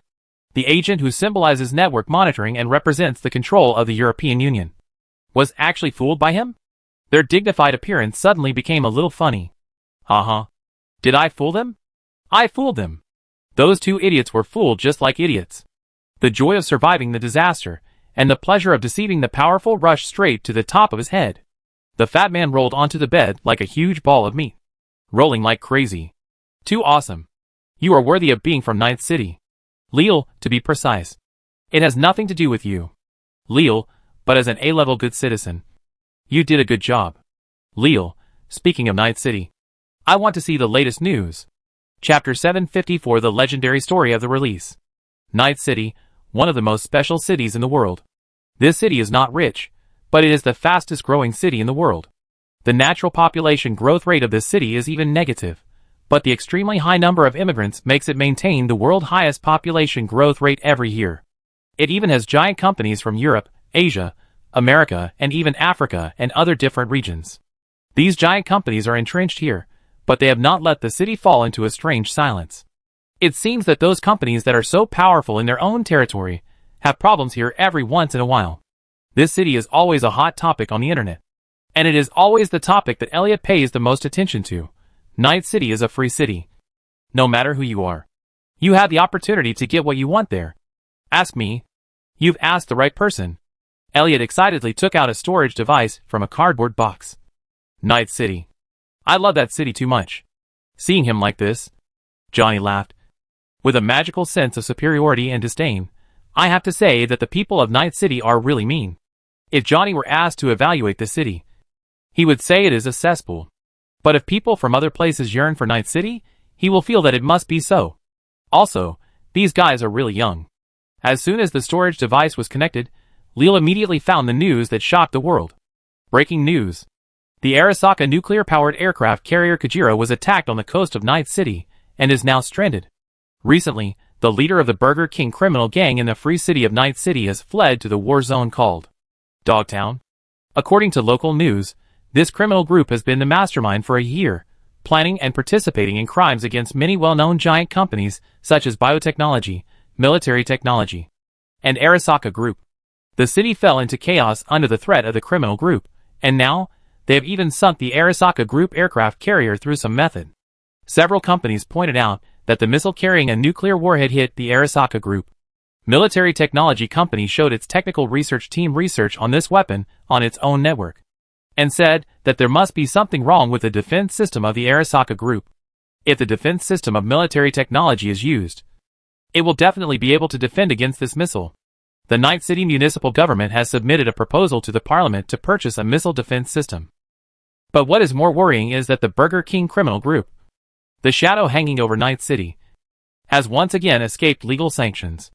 On the night of the incident, Night City Outsourced Security Group, Arasaka Corporation and Military Technology jointly launched a siege. But their troops were repelled by the armed elements affiliated with the criminal organization.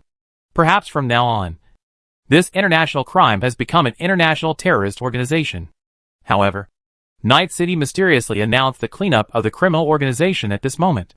An organization that neither Arasaka nor military technology can clean up, an organization that makes the entire Night City live in fear. Can they really clean it up? Or, is this organization really as vicious and cruel as the outside world? Burger King buys and sells stupid big shots. How did they rise? How did they control the entire Night City? How did they plan and participate in these major cases that shocked the world? Rising from the streets of Night City, destroying Arasaka aircraft carrier. What you want to know is all in the BXC documentary Burger Eater. The limited edition Mutuo helps you experience the exotic customs in your own shoes. Come and buy it now. The style gradually becomes strange, and the truth is revealed at the end. After reading it, Leal immediately frowned. Leal, you call this news? This is news. BXC documentaries cannot be edited. This is a big company, an official media controlled by the European Union. Elliot stroked the storage device with great interest. It fucking awesome. This is life. This is career. The emergence of the Burger King criminal group is entirely due to the lack of control of the local government in Night City. It is a necessary evil. It is the inevitable product of the local people under the oppression of the company. If there is no Burger King, there will be another Burger King. This is what the world needs today. Leal, stop. Johnny, why don't you let him talk? He said it very well. Leal, you are intoxicated. Elliot stopped, but his interest was still not extinguished. On the contrary, he continued, you are the AI network monitors from Night City, and Arasaka said that this is a vagrant AI crime. Do you know the vagrant AI who committed the crime? Muramasa, want to say something? The silence in cyberspace is much longer than the physical sensation in the real world. In cyberspace, this round of silence is deafening. Johnny, more than knowing each other, this Burger King is right here. Johnny, haha, I suddenly want to see the reaction of Europeans when they find out that you are already on their network. How about we continue on this whole green website? Johnny, I think it is also meaningful to let Europeans experience the human body art from decades ago. These old-fashioned freaks should have learned advanced art long ago. Johnny, let us be afraid in Europe. Leal, you are crazy. Muramasa, I think it will be much easier for us to use him to act by letting him know that you are Burger King. Leal, you think that using worship can make people obedient, but the best way to destroy worship is to directly contact the worship object. Leal, I don't need this kind of title to make people work. This kid, well, is very subjective. The three-person AI meeting was completed in 1 second. And Lear said, Lear, well, we are here. And it has something to do with those things. Really?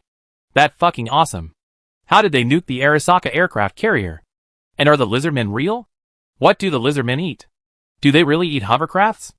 Lil, actually, I did provide them with a lot of weapons. And I also had contact with some of them. Lil, but that not life, nor is it the wonderful career you imagine. That not a career? Elliot sneered. That not a career? Is it a career for someone like me who works in the pipeline every day? Johnny, very interesting.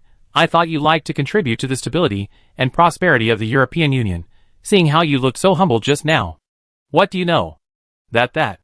Elliot's face turned red. If it was posted on the internet, the topic would start to turn into personal attacks. Johnny started it first. But Lil interrupted their argument in time. He was not here to see these. Lil, are there any recent ones? Yes. Elliot started to search on the bookshelf again and took out a brand new storage container with a cover on it. Broken hamburger. Wandering ghost. A lot of things happened after the Arasaka aircraft carrier was nuked. Our good big brother, the pioneer of change, is now causing chaos in the American corporate army. A lot of people died. Yes.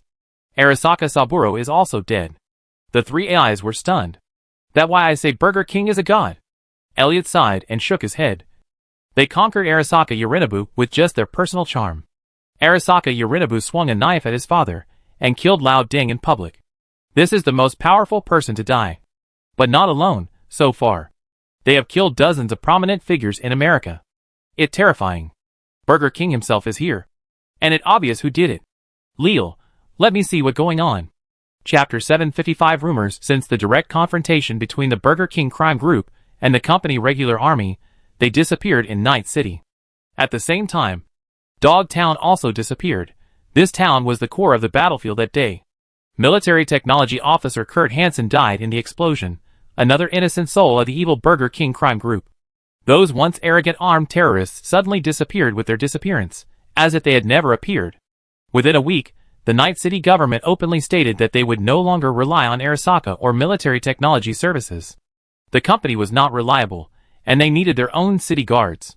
The city guards will be led by an unknown police officer. The name of this new city guard of Night City is Curtis Hansen. According to Mayor Ryan, the police officer has been serving in NCPD for 7 years, and has participated in the resuppression of the Pacific State, and has rich experience in facing armed thugs. This turmoil caused Arasaka Corporation and Militech to consider whether to adjust their policies towards Night City. However, we also know that, after this turmoil, Night City has shown new vitality. Mackinac General Vehicles is a representative example. Night City has become prosperous after this wave. Elliot said with emotion. If you ask me, Burger King is really a gift from God to Night City.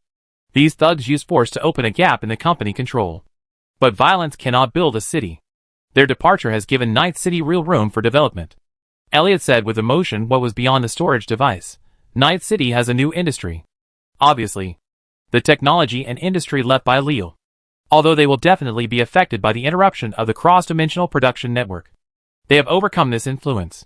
The efficiency may be lower, and the quality may even be lower. But after all, there is an industry. It seems that Ryan and Perales are still following the route planned by Lear, or they dare not follow it. New industries, new trading partners, this is a rebirth. Night City begins to export their new products to Mexico, such as the Mackinac pickup truck. This pickup truck is awesome, but it's a pity that the vehicle is too difficult to transport across the ocean. The cost of shipping it here will probably be equal to the freight. Elliot expressed regret. Who doesn't want to own a super pickup truck that can take over all companies? Unfortunately, vehicles are consumer products without much technical content. Or the cars he can afford are industrial products without much technical content. The condition for transoceanic transportation is that the profit must be enough to cover all kinds of costs. And the freight for transporting a car weighing tons from Night City to Folkestone using a transoceanic floating cargo ship is unimaginably high. So he definitely can't buy Mackinac entry-level pickup truck. As for the legendary floating pickup truck and Riot armored vehicle, they are not something that a commoner like him can afford. I really envy the people of Night City. This part of the content does not seem to be recorded in the memory, and Elliot just narrated it orally. Night City trade route seems to rely on a group of wanderers, but you know more than me, these people drive pickup trucks and trucks to transport in the wasteland. It was on this way that there was a big problem. Night City, which survived the disaster, tried hard to support itself. In order to survive, in order to reduce costs, they had to give up hiring Arasaka and military technology, and instead hired wanderers wandering in the Badlands for transportation. These wanderers are lawless, and have clashed with the company regular army on the border many times this year, and even took the initiative to attack the company garrison. At the same time, mysterious battles occurred in many cities, settlements and military bases along the route. In the city, company employees were assassinated, the company convoy was robbed, and even a military base was attacked, and vehicles were stolen. It is reported that New America and military technology have mobilized troops to move to the US-Mexico border. Many people died. Elliot was very excited. The most outrageous thing happened in Mexico City. I found some information outside the wall. There was a senior executive of a biotech company who seemed to have withdrawn from Night City and was on a business trip to Mexico City and was staying in the best hotel there. This is the original gossip. The whole street was blocked, and the person who did it was simply a madman. The kind who was crazy, with heavy firepower in his hands, and the sound of machine gun firing was like thunder. The hovercraft flew out in less than half a minute. I thought it was so awesome. But it turned out that one of them was smashed in the first encounter. Oh my god, it was really smashed to pieces. I watched that person smash the hovercraft engine like a meteor. Smashing it wasn't enough, they also stole another one, and fired all the way, and rushed directly into the upper floors of the hotel. Oh my god, people died along the way, the people at SSC were stunned, I had never seen such a scene, I had to watch it to the end. I chased him all the way, and saw that the senior executive of the biotech company was set on fire and thrown down, and he died miserably. Elliot spoke as if he were the witness. He became more and more excited, and his face turned red again. After he finished speaking, he took a sip of his drink and breathed a sigh of relief. It's a pity that you can only see the scene in the city. I guess the scene in the Badland is much more exciting than this. But the company itself will definitely not let itself be beaten and run away. Lil listened, although he had no expression to make. But if he had a body, he would definitely frown. This sounds awesome. And it probably looks awesome too. But if it was really an assassination, then he shouldn't have been chased from the slums to the target location. It was obvious that his position was exposed before he took action, which was why he was chased from the slums to the rich area. In fact, the execution of this plan was very bumpy. It was purely based on brute force. It wouldn't work if it was done a few more times. Sensing Lil emotions, Johnny suddenly became interested. Johnny, this can't be your girlfriend? She has such a bad temper? Johnny, I'm really curious. What type of girl is your girlfriend? But she sounds like a good girl. Ignoring Johnny teasing, Lil immediately focused his attention on other information. Anyway, it's useless to think about these things. The most important thing is how to return to Night City. The data reading continued. Lil quickly found the recent report. At the same time, Night City Sports Academy was established, and the most popular soccer player Matt is about to transfer to a European club. Matt will go to Europe to play football. To be honest, Lil was a little surprised, because he thought Matt only needed to play football well in America. Going to Europe can indeed advertise Night City, but it is also more dangerous. Just need to get in touch with Matt, and the rest will be easy. I heard that the young Matt is using a new type of prosthetics. Night City is already trying to mass-produce related prosthetics. This time we came to Europe to open up sales. These news are not mentioned much in the documentary. But I have a channel. Johnny, climbing over the wall to watch movies? I just suddenly wanted to try it. Elliot blushed again. Johnny, anxious again. Why do you blush after just a few words? Fat guy? It's normal for hackers to have a spirit of curiosity, Elliot said with some regret. I have been using the helmet to climb over the wall to see the things that the internet censorship and the EU do not want us to see.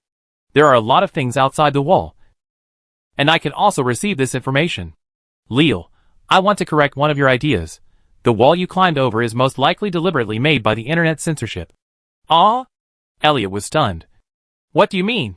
Lil, it means that every time you use the helmet to climb over the wall, the things you do and the knowledge you see are all set by them and are under their control.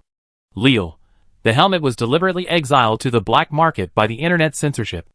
Lil, you think you climb over the wall to pursue freedom, to pursue the truth that the internet censorship and the EU do not want you to know. But in fact, every time you climb over the wall, they see it. If it were not Lil and Nuramesa who hacked in this time, the matter would have been exposed long ago. For Lil, it was easy to detect such a thing. But for Elliot, it was not. These words were like a sledgehammer. making Elliot head buzz. He thought he had found a way to secretly hide from the internet surveillance, search for information, and contact the real world, but it turned out that everything was designed by others? Chapter 756, Chatterbox Elliot. All industries in Folkestone are based on the Anglo-French Channel. The city landscape here is far different from Night City. Night City is a city without barriers. That is, as long as you have the courage to get on a small boat, this city will not ask about your origins, identity, gender, race, sexual orientation, as long as you can get there. Night City can accommodate thieves, the new president of the United States, and the CEO of the Arasaka Group. Everyone can find something to do here. Of course, another reality is that every year, several percent of the people who go to Night City to pursue their dreams will be beaten after landing. But no matter what, Europe is a completely different place. European Barriers is a super powerful social control system.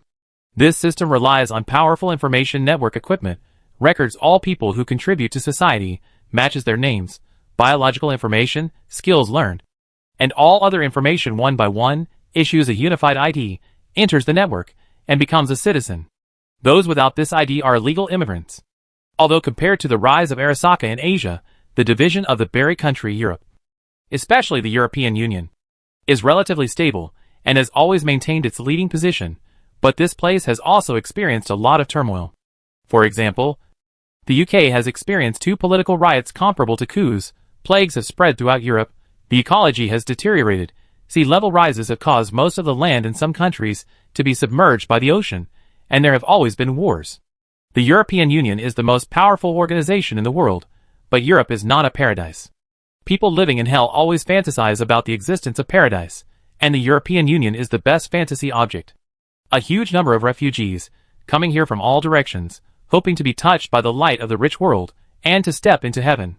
The EU in this world, facing a huge number of refugees, facing the uncertainty they bring, their response is, the EU will never compromise. They choose to respond to illegal refugees with steel and gunpowder, and the killing zone comes into being. The operation of the system ultimately depends on material, influencing the material world, so, European Barrier is not just the name of a system, but also the name of a giant engineering project, which is really a physical entity. Folkestone is located on the border between England and France, on the coast, which is a very special EU border. From here, you can see the high wall of the killing zone from the inside. It sounds like a border wall, but in fact it is far more powerful than the military tech border wall in Northern and Southern California. Drone armor, military drones, and military helicopters are always on standby. In areas tens of kilometers outside the EU border, massacres are legal and even paid. In Night City, major companies hypocritically maintain harmony on the surface, and privately invest in hiring various mercenaries and gangs to fight. Here, Europeans choose to put the violent factor on outsiders. Those lowly, bad, and pathetic refugees entering the EU will only become a scourge to society. In this case, it is better to give those violent elements in society some outlets to vent. Outside the border wall, the land is washed by polluted seawater, and no green plants can grow. If the bad land of North America is a hell of yellow sand, this is a hell of seawater and silt. Fortunately, I don't need to live in it. Elliot sat in the elevator, enjoying the warm sunshine.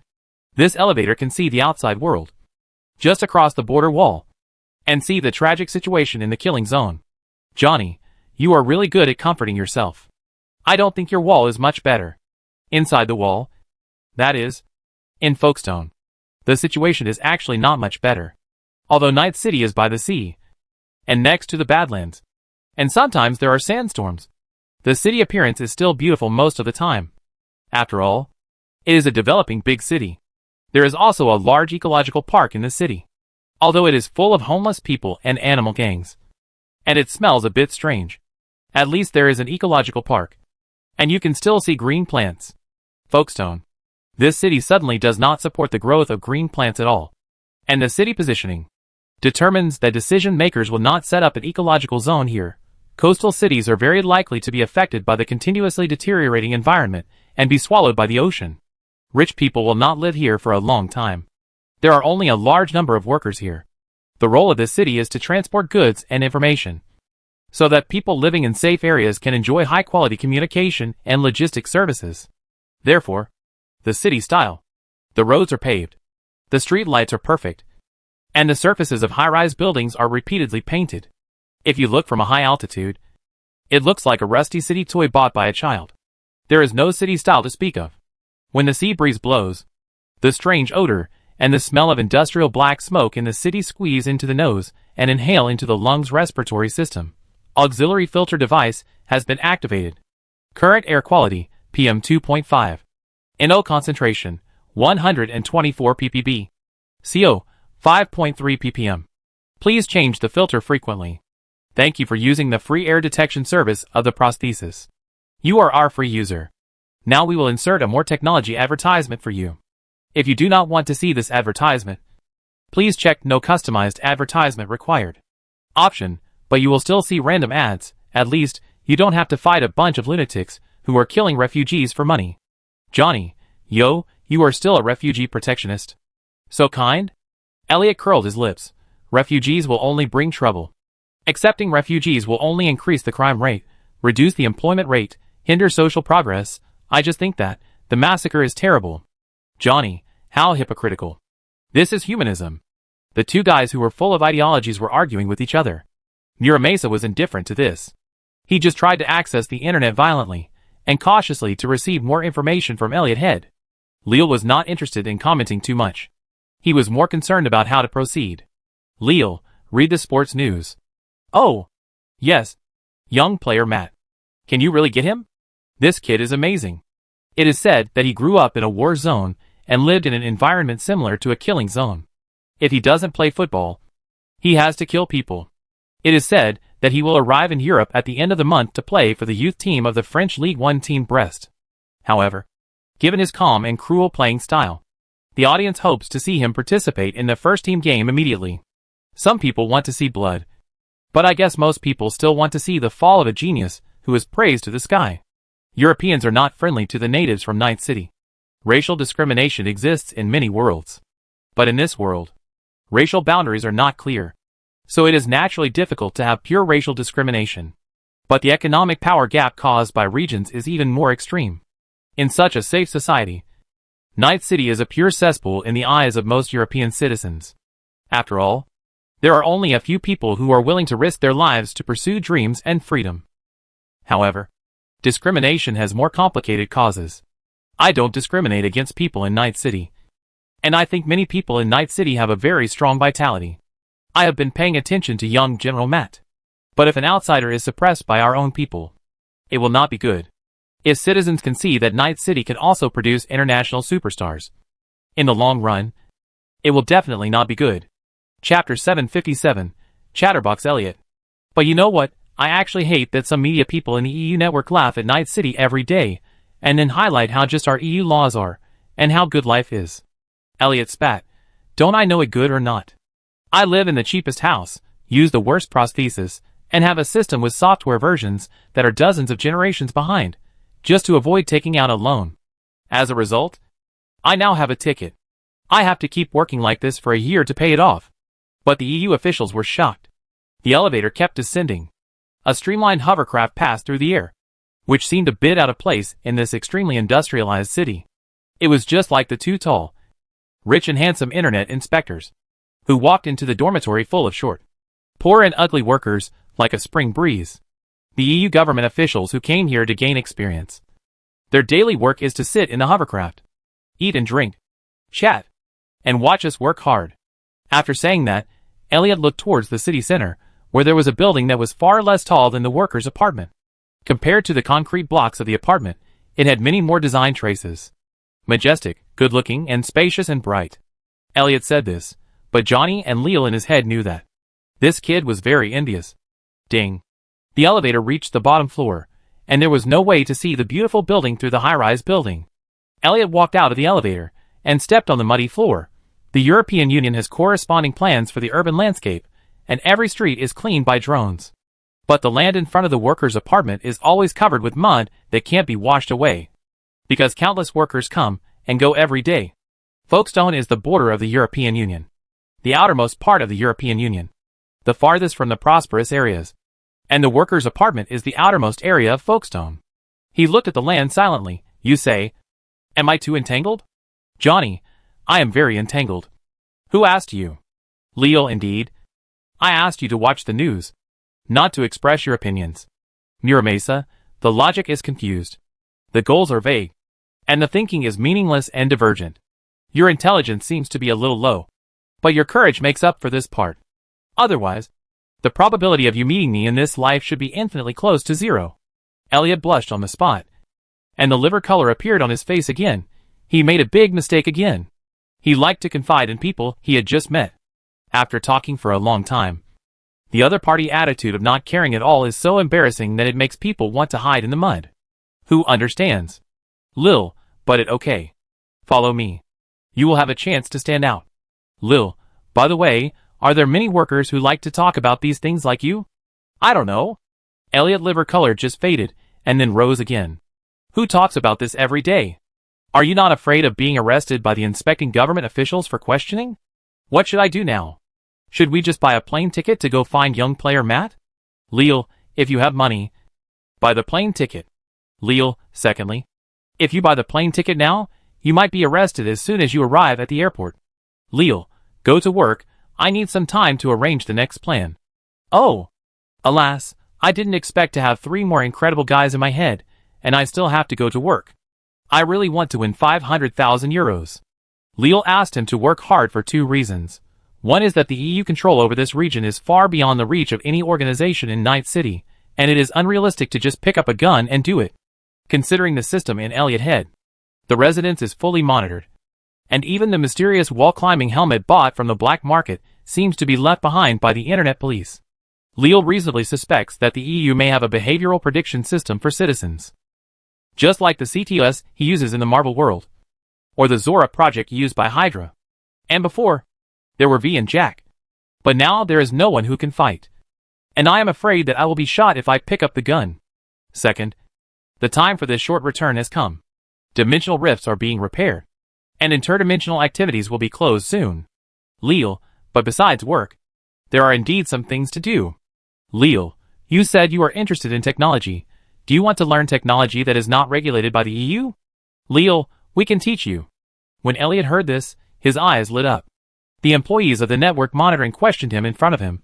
He was so scared that he was timid. Usually he liked to scold, but in the end, he still had to cooperate obediently, even secretly envied these people in his heart. Who doesn't want to have an easy and decent job, high salary and power? Who doesn't want to be the object of everyone's envy? But in the mouths of these AIs, the network monitoring agents seem to be just a group of immature idiots, with no brains, who are fooled around. Watching the actions of those agents on the surveillance, it's so cool. Maybe when those people watch them on the surveillance, that how they feel? He will never be a noble in his life. But he really likes that feeling. I want to learn. Leal, very good. Leal, I leave it to you. Muramasa CPU was full of doubts. Muramasa, didn't you want to work with this fat guy? Why am I teaching? Leal, just think of you as taking in another apprentice. I have other work to do, very important work. Leal, before I restart, don't try to access the outside network yourself. Let this kid do it for you. Muramasa's CPU was full of doubts, and even became more, but Leal didn't give him the opportunity to continue asking questions, and immediately went into hibernation. Muramasa was so angry that he wanted to go all out and attack the information center of Folkestone directly. Leal's voice fell silent. And Johnny naturally fell silent too. The only person Muramasa could talk to was the enthusiastic Elliot. I want to learn. I want to learn.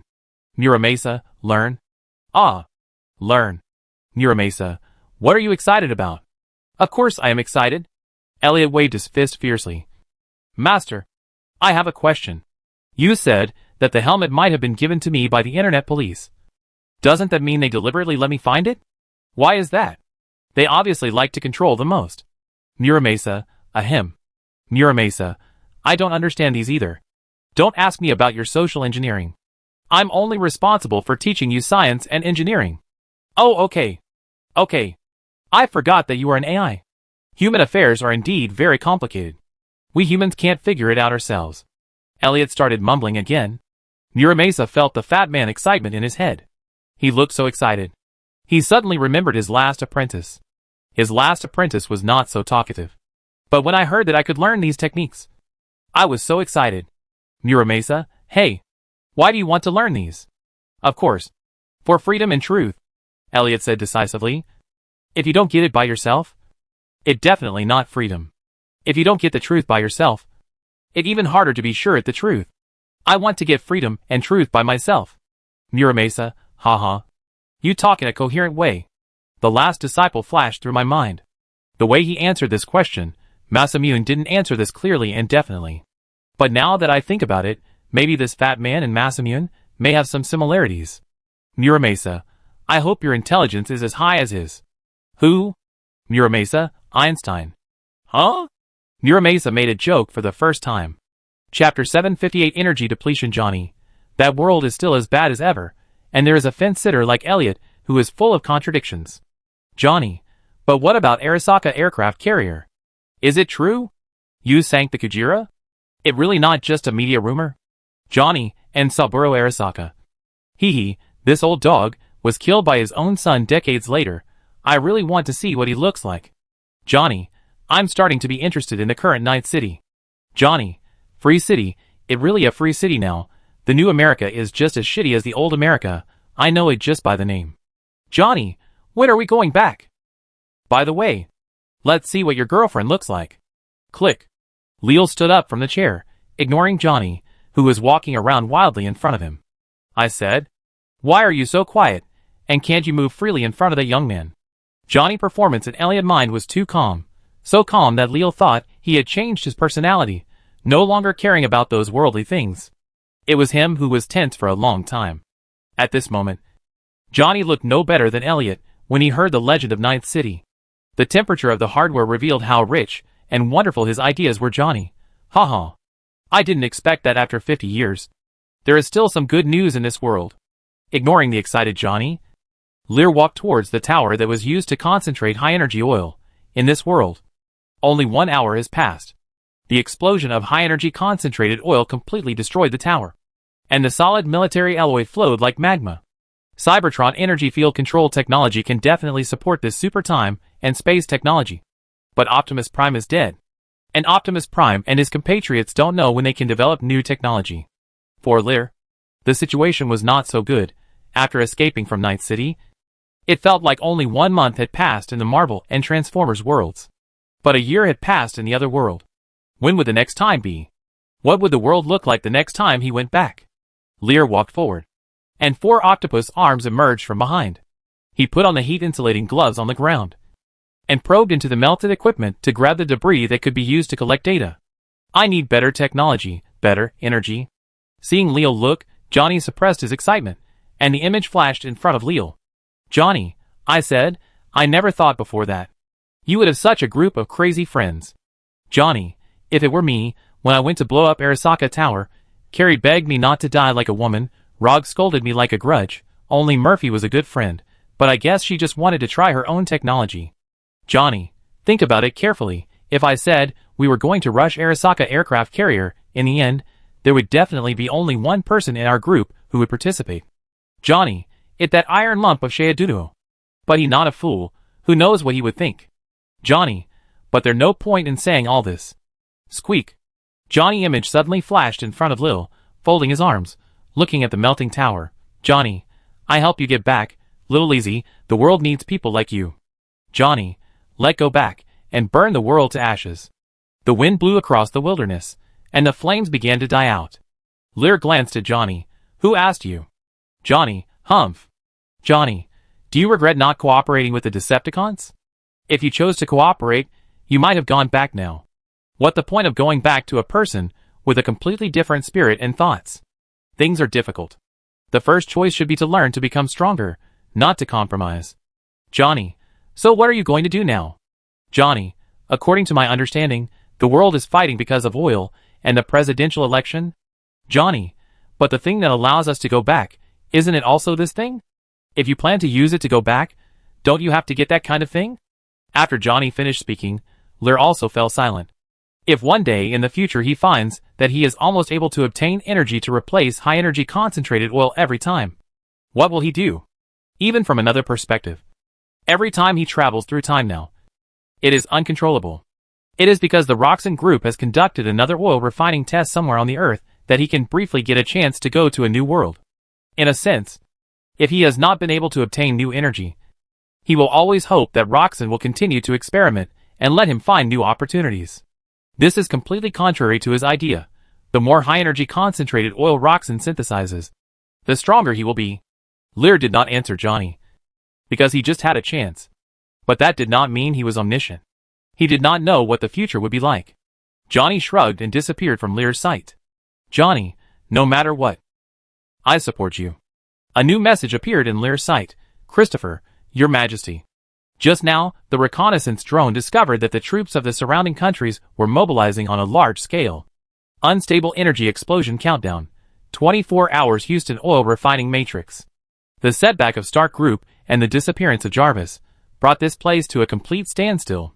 Damn hypocrite. Dario smashed the table angrily. Although it will take time to restore full production and communication connection, they have restored the operation of communication satellites and spy satellites. And the satellite shows that, just now, Liberia had an explosion with very familiar energy fluctuation characteristics.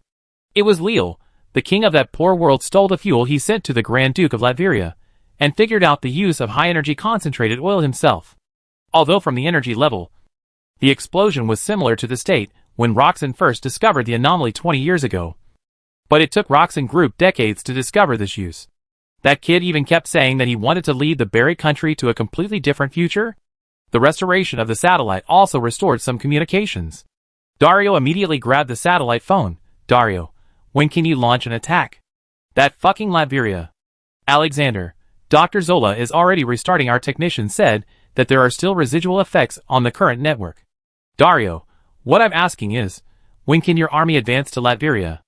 Alexander, we plan to gather troops in Sokovia. Dario, very good. Boom.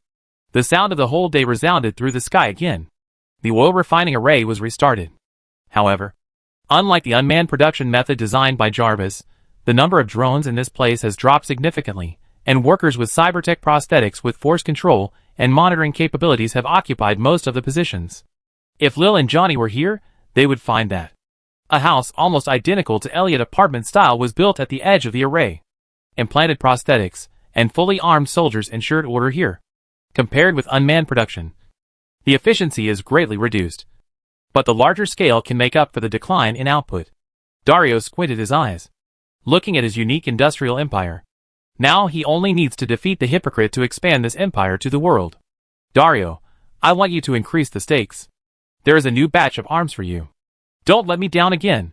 Last time, he thought that Leal had run out of ammunition and food. A dozen or 20 rhinoceros mechas and death warriors should be enough.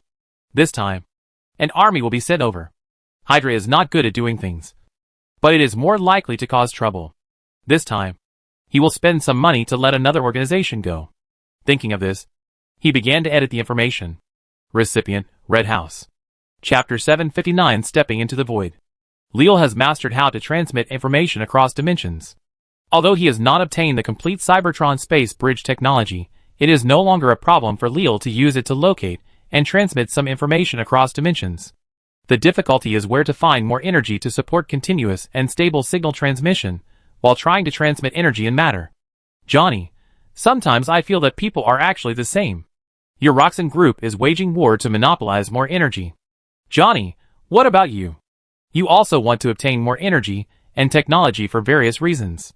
Johnny, do you think there will be an end to all this?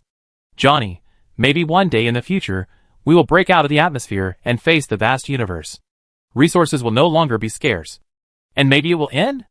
In the dark world, Leal can feel that information is being transmitted in the gap between the worlds. His mind was all used to observe everything that happened during the crossing. With stable information transmission technology, he could now capture some of the situations during the crossing. At the end of the countdown, Leal felt a violent explosion, and felt something unique piercing the barrier of the dimension. A similar explosion occurred at the same time in other worlds, and in the true sense of the same time it penetrated at the same time, providing a channel for him to cross. However, in a world without matter, time is a word that is difficult to measure. A more intuitive way of saying it is that in countless universes and dimensions, two worlds suddenly experienced a violent explosion, which pierced through the walls of their own worlds and eventually emitted consistent energy fluctuation characteristics in the void. In layman terms, in another world, a Big Bang also occurred.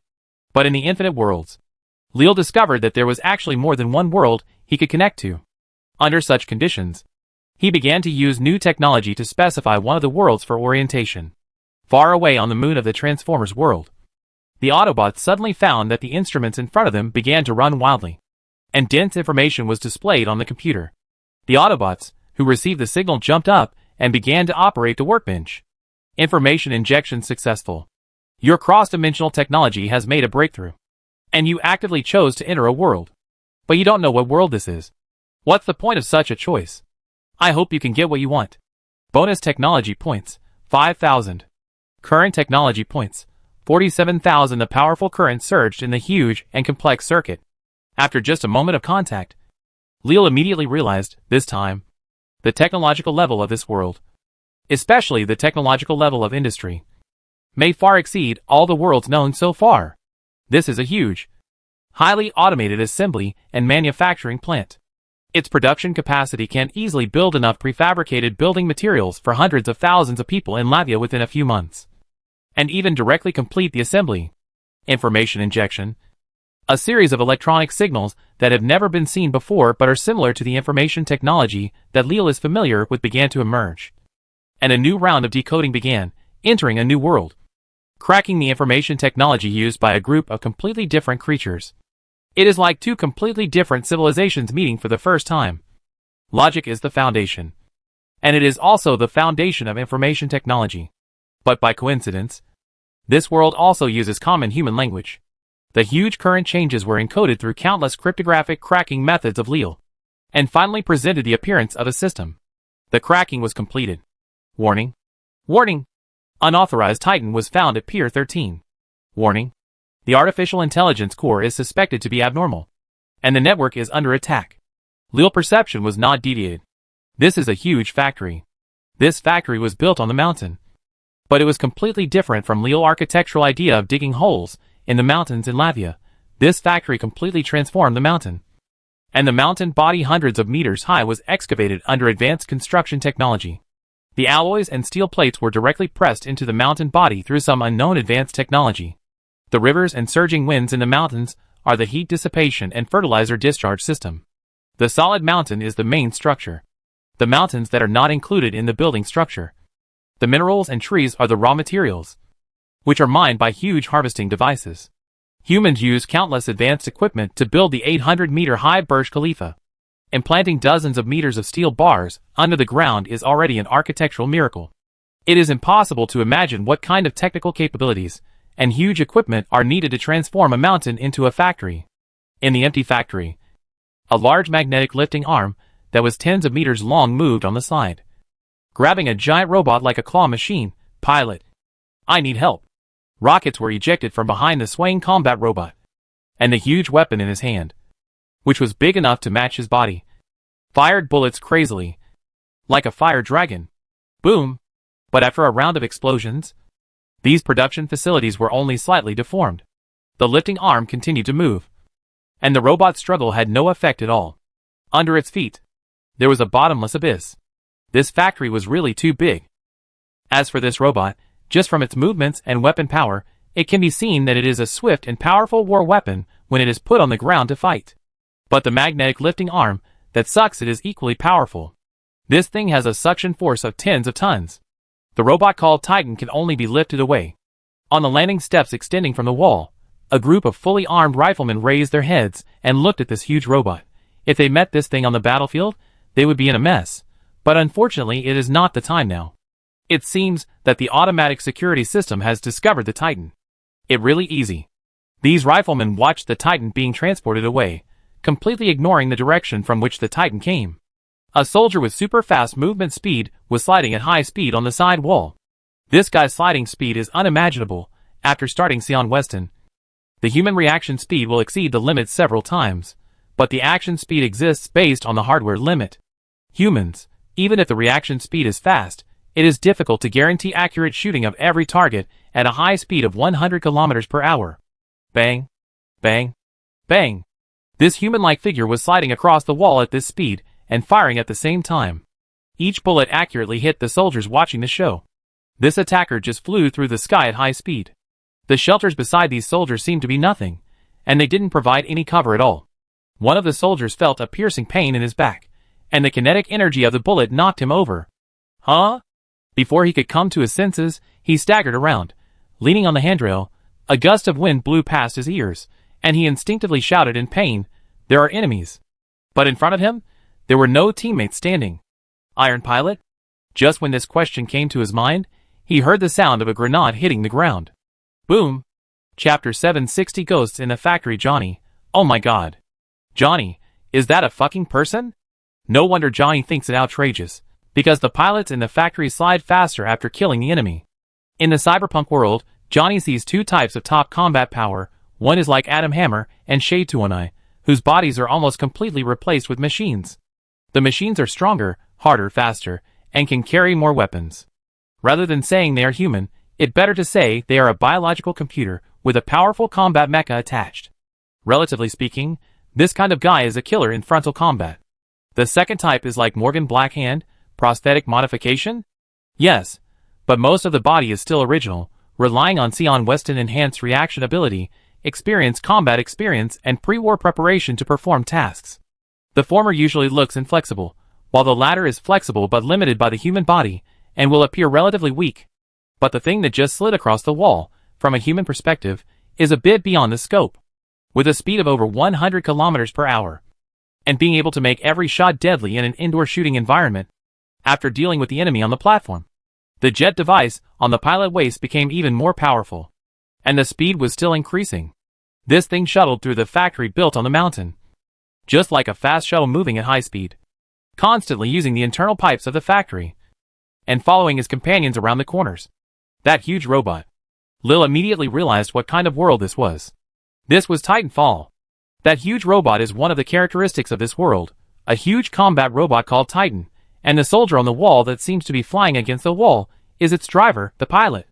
Not only that, Lil decoding work is getting smoother and smoother, and soon he found the previous communication record of this pilot from the factory database, who is Jack Cooper, the protagonist of Titanfall 2. This world has entered the interstellar era, and the main conflict occurs between the giant military-industrial enterprise IMC and the border resistance. IMC uses brutal means to oppress and harvest the resources of border residents, which has caused a large number of casualties, and eventually aroused resistance. At this point in time, the IMC has discovered a strange energy source on the planet called Typhon, the Ark of the Holy, and transformed it into a cross-time and space star-crushing weapon. Once successful, the energy in the Ark can be instantly transferred to the rebels' homes. With this weapon, they can continue to destroy the rebels' homes until they surrender. However, after the IMC successfully used the Ark to detonate a satellite, an accident occurred during the second experiment. Obviously, the Ark of the Holy is the energy that Lear is looking for this time. The essence of the Ark weapon is to transmit huge amounts of energy to any place in the universe. Energy transmission technology is definitely the next shortcoming that Leal needs to make up for. Moreover, the Ark created a very strange space-time distortion phenomenon in the IMC laboratory during this accidental explosion. Whether it is energy transmission or space-time changes, they are the key technical difficulties that Leal needs to overcome now. This accident not only caused problems in the IMC plan, but also caused a huge energy fluctuation, which was noticed by the rebels, and they sent fleets and armies to conduct reconnaissance. Jack Cooper is a pilot in the Resistance. To be precise, he is only a deputy pilot at this moment. Only by truly observing his skills can Lear realize how amazing Jack's combat power is.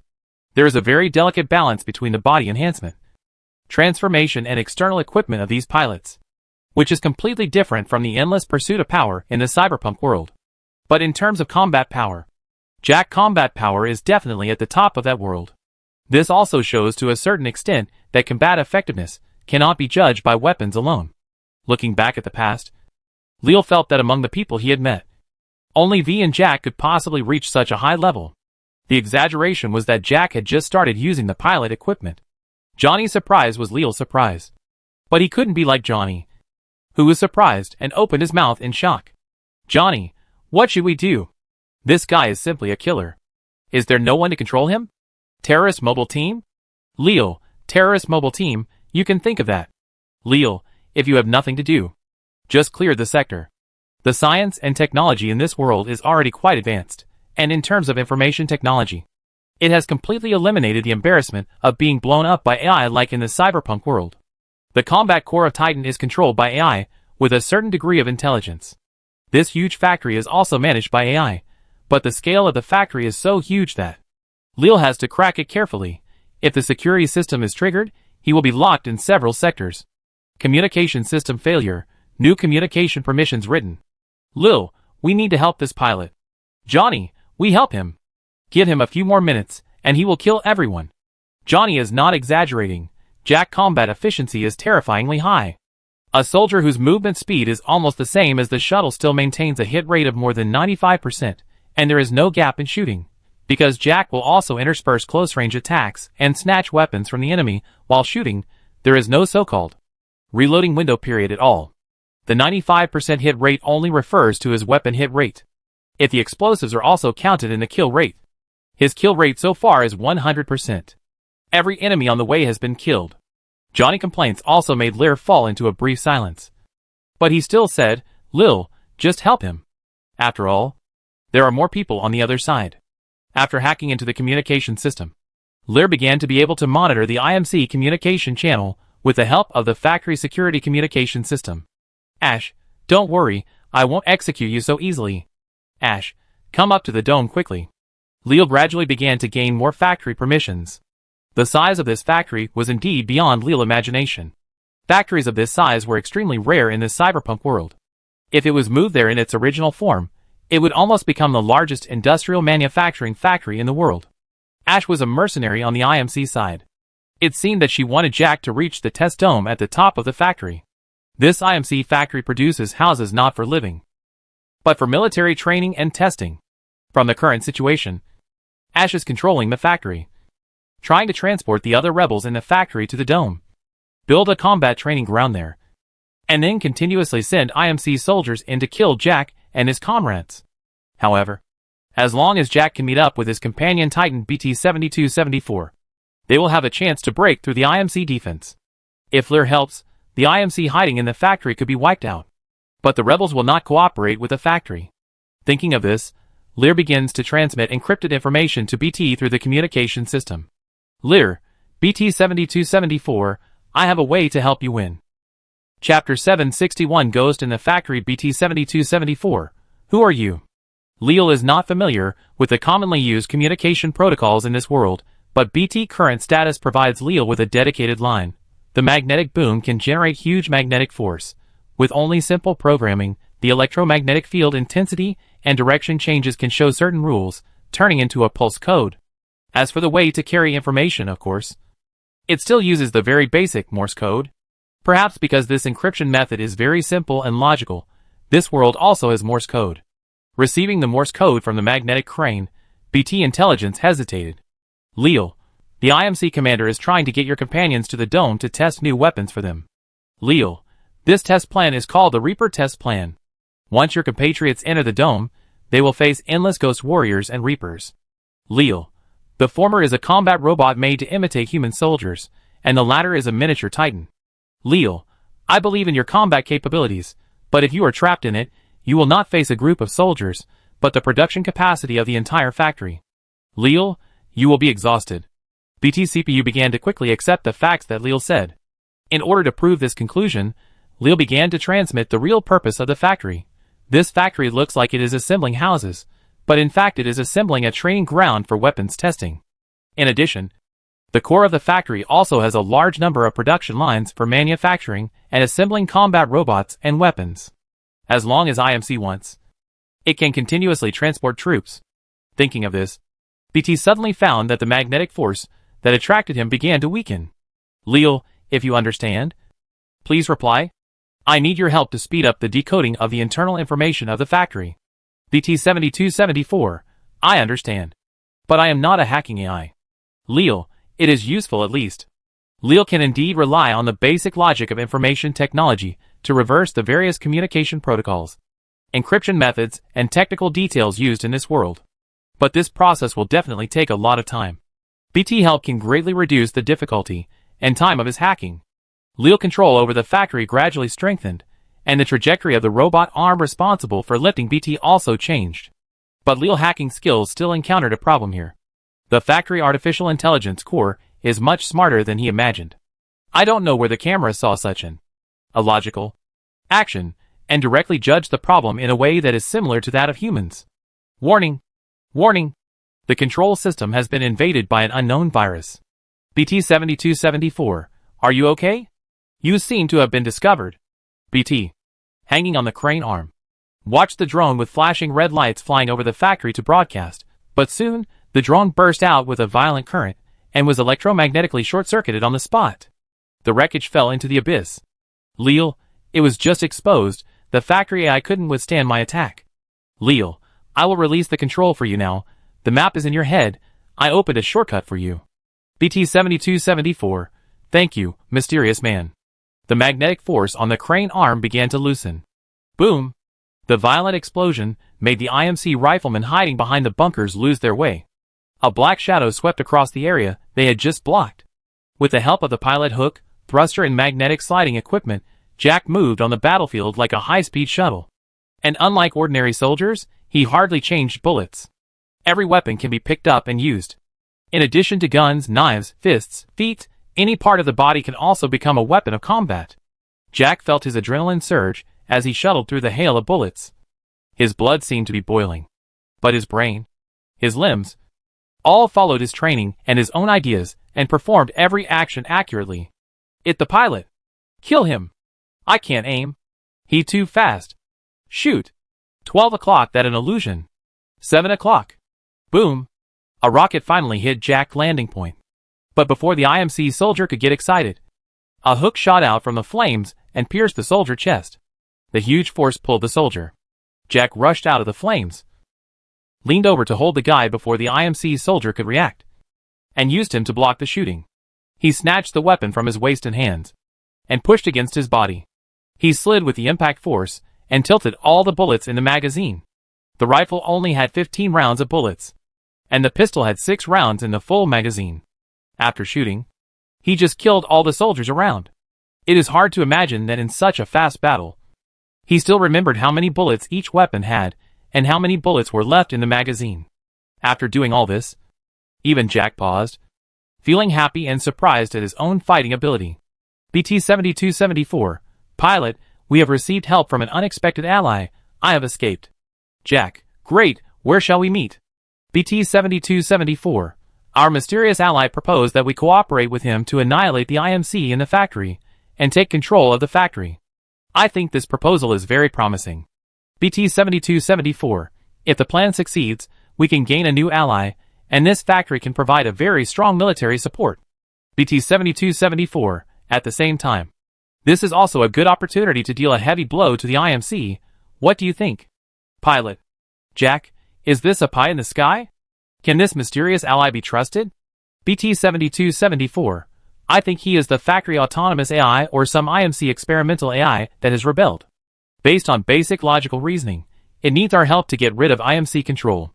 BT-7274, there is a high probability that he will cooperate in helping us to encircle and suppress the IMC in the factory, but it is hard to say after that. Jack, autonomous AI? But I guess we don't have much choice now, which way should I go? BT-7274, continue to enter the dome, IMC commander wants you to die in the factory weapons testing site, but I will attack from the outside when the time is right. BT-7274, once the breakthrough is completed, the mysterious ally will cooperate to lock down the factory and hack into the autonomous combat robots. BT-7274, but before I meet you, you will be under a lot of pressure, but I believe you can handle it. Jack, let's do it. BT-7274, okay, our allies have opened a shortcut for you, keep going. Shortcut. Jack repeated the word. They came here to investigate the energy explosion, but were shot down by the IMC first, and scattered all over the planet. They were trapped in the factory, and it was because BT suggested taking a shortcut to meet up. I hope there won't be any problems this time. As soon as the voice fell, the searchlights on the gate and equipment in front of him all went out, and the lights that symbolized normal operation all turned red. Before the gate was opened, Jack Combat Instrument showed the positions of the IMC soldiers deployed on this road, as if he had turned on the perspective. Chapter 762 Ghosts in the Factory. IMC Soldier A. We are stationed. Wait a minute, the factory has an alarm. IMC Soldier A. The enemy pilot is passing through the maintenance tunnel. The factory is clearing the way for him. IMC Soldier B. There is a firefight. There is a firefight. Requesting support.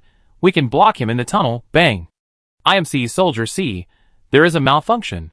Attacking our troops. The Titan has escaped. IMC Soldier A. EMP. Turn on night vision. Puff puff puff. The communication channel is in chaos. The IMC commander of this operation suddenly felt that something was wrong. She really wanted to play some tricks, planning to take the pilots and other rebel soldiers who strayed here to the dome, which is the weapons testing site, and then deploy combat robots. But why is the situation a little wrong now? The communication system is obviously interfered with, and the operation of the factory is obviously problematic, but from the console, Jack is indeed approaching the dome again. Not only that, if you only look at the console, the factory active panels and IMC soldiers are even more efficient in driving the enemy to the dome. Click. Ash, the combat commander of this mission, grabbed the long knife at her waist and disconnected from the console. Her technical ability could not allow her to find the specific problem, but her intuition and brain told her that this factory seemed to be haunted, and that saying there was no problem was definitely a problem with her brain. Brisk, Ash, stop playing around. Get the fucking job done. Ash, I see, it seems I have to intervene personally. Ash, all IMC soldiers, hunters, move towards the dome. We will destroy the enemy there in one fell swoop. Ash stepped out of the shadows, and her appearance under the hood was particularly conspicuous in the light. This face was extremely pale, but it was not because she was malnourished, but because this was a special synthetic material. As she walked towards her Titan, the motors and mechanical joints on her body made a slight sound, and her body shone under the light. There was no trace of human flesh, just like the Titan in front of her. Why didn't this world have any special reaction to the emergence of AI? Of course, it was because AI technology was so popular here, so common. Ash was an example of a human being transformed into a robot after death. Let me see what you can do. Pilot. Boom. Jack blew up the last group of enemies. Looking at the passage ahead, he had reached the dome with a shortcut opened by Leal. This shortcut really made his combat efficiency even higher. These IMCs were completely passive in the face of the enemy. Combined with Jack's superb combat ability and the cooperation of the factory equipment, a battle was even over in 10 seconds. At this moment, the way to rush into the dome was in front. The dark hexagonal module board opened a passage. Jack rushed in without hesitation. After rushing in, a brand new world appeared before him. The so-called dome is the splicing product of modular buildings produced in the factory. These spliced prefabricated buildings are not ordinary mobile houses in the era of Cyberpunk or Marvel World. Instead, they are very thick, with iron plates and concrete, and even land and lawn, which form the floor of the house. On the floor, there will be houses with quality that is no less than ordinary buildings in New York. There will also be furniture, electrical appliances, and mannequins in the house. From the outside, it looks almost the same as the real scene. At the same time, the four sides of the venue and the sky are blocked by ultra-high-definition holographic projection panels, while ensuring that the internal battle will not affect the outside, providing the sky and the distant view. Being in it, it was as if you were in a truly infinite vast space. The holographic wall behind him closed the passage from which he came. Jack looked at this space, as if he had suddenly come from the factory to the mountains and forests.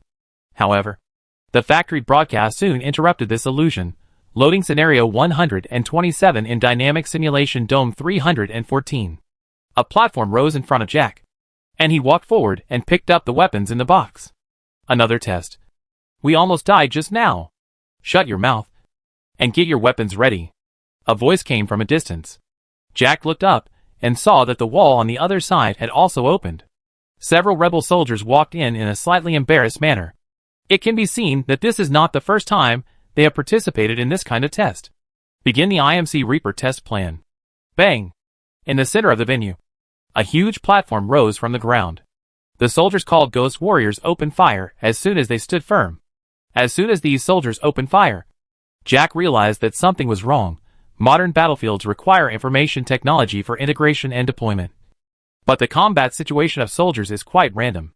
In other words, a team of 12 people may fire at a certain place under orders. But it is absolutely impossible to control the trajectory to completely cover a certain shape and completely block his movement direction.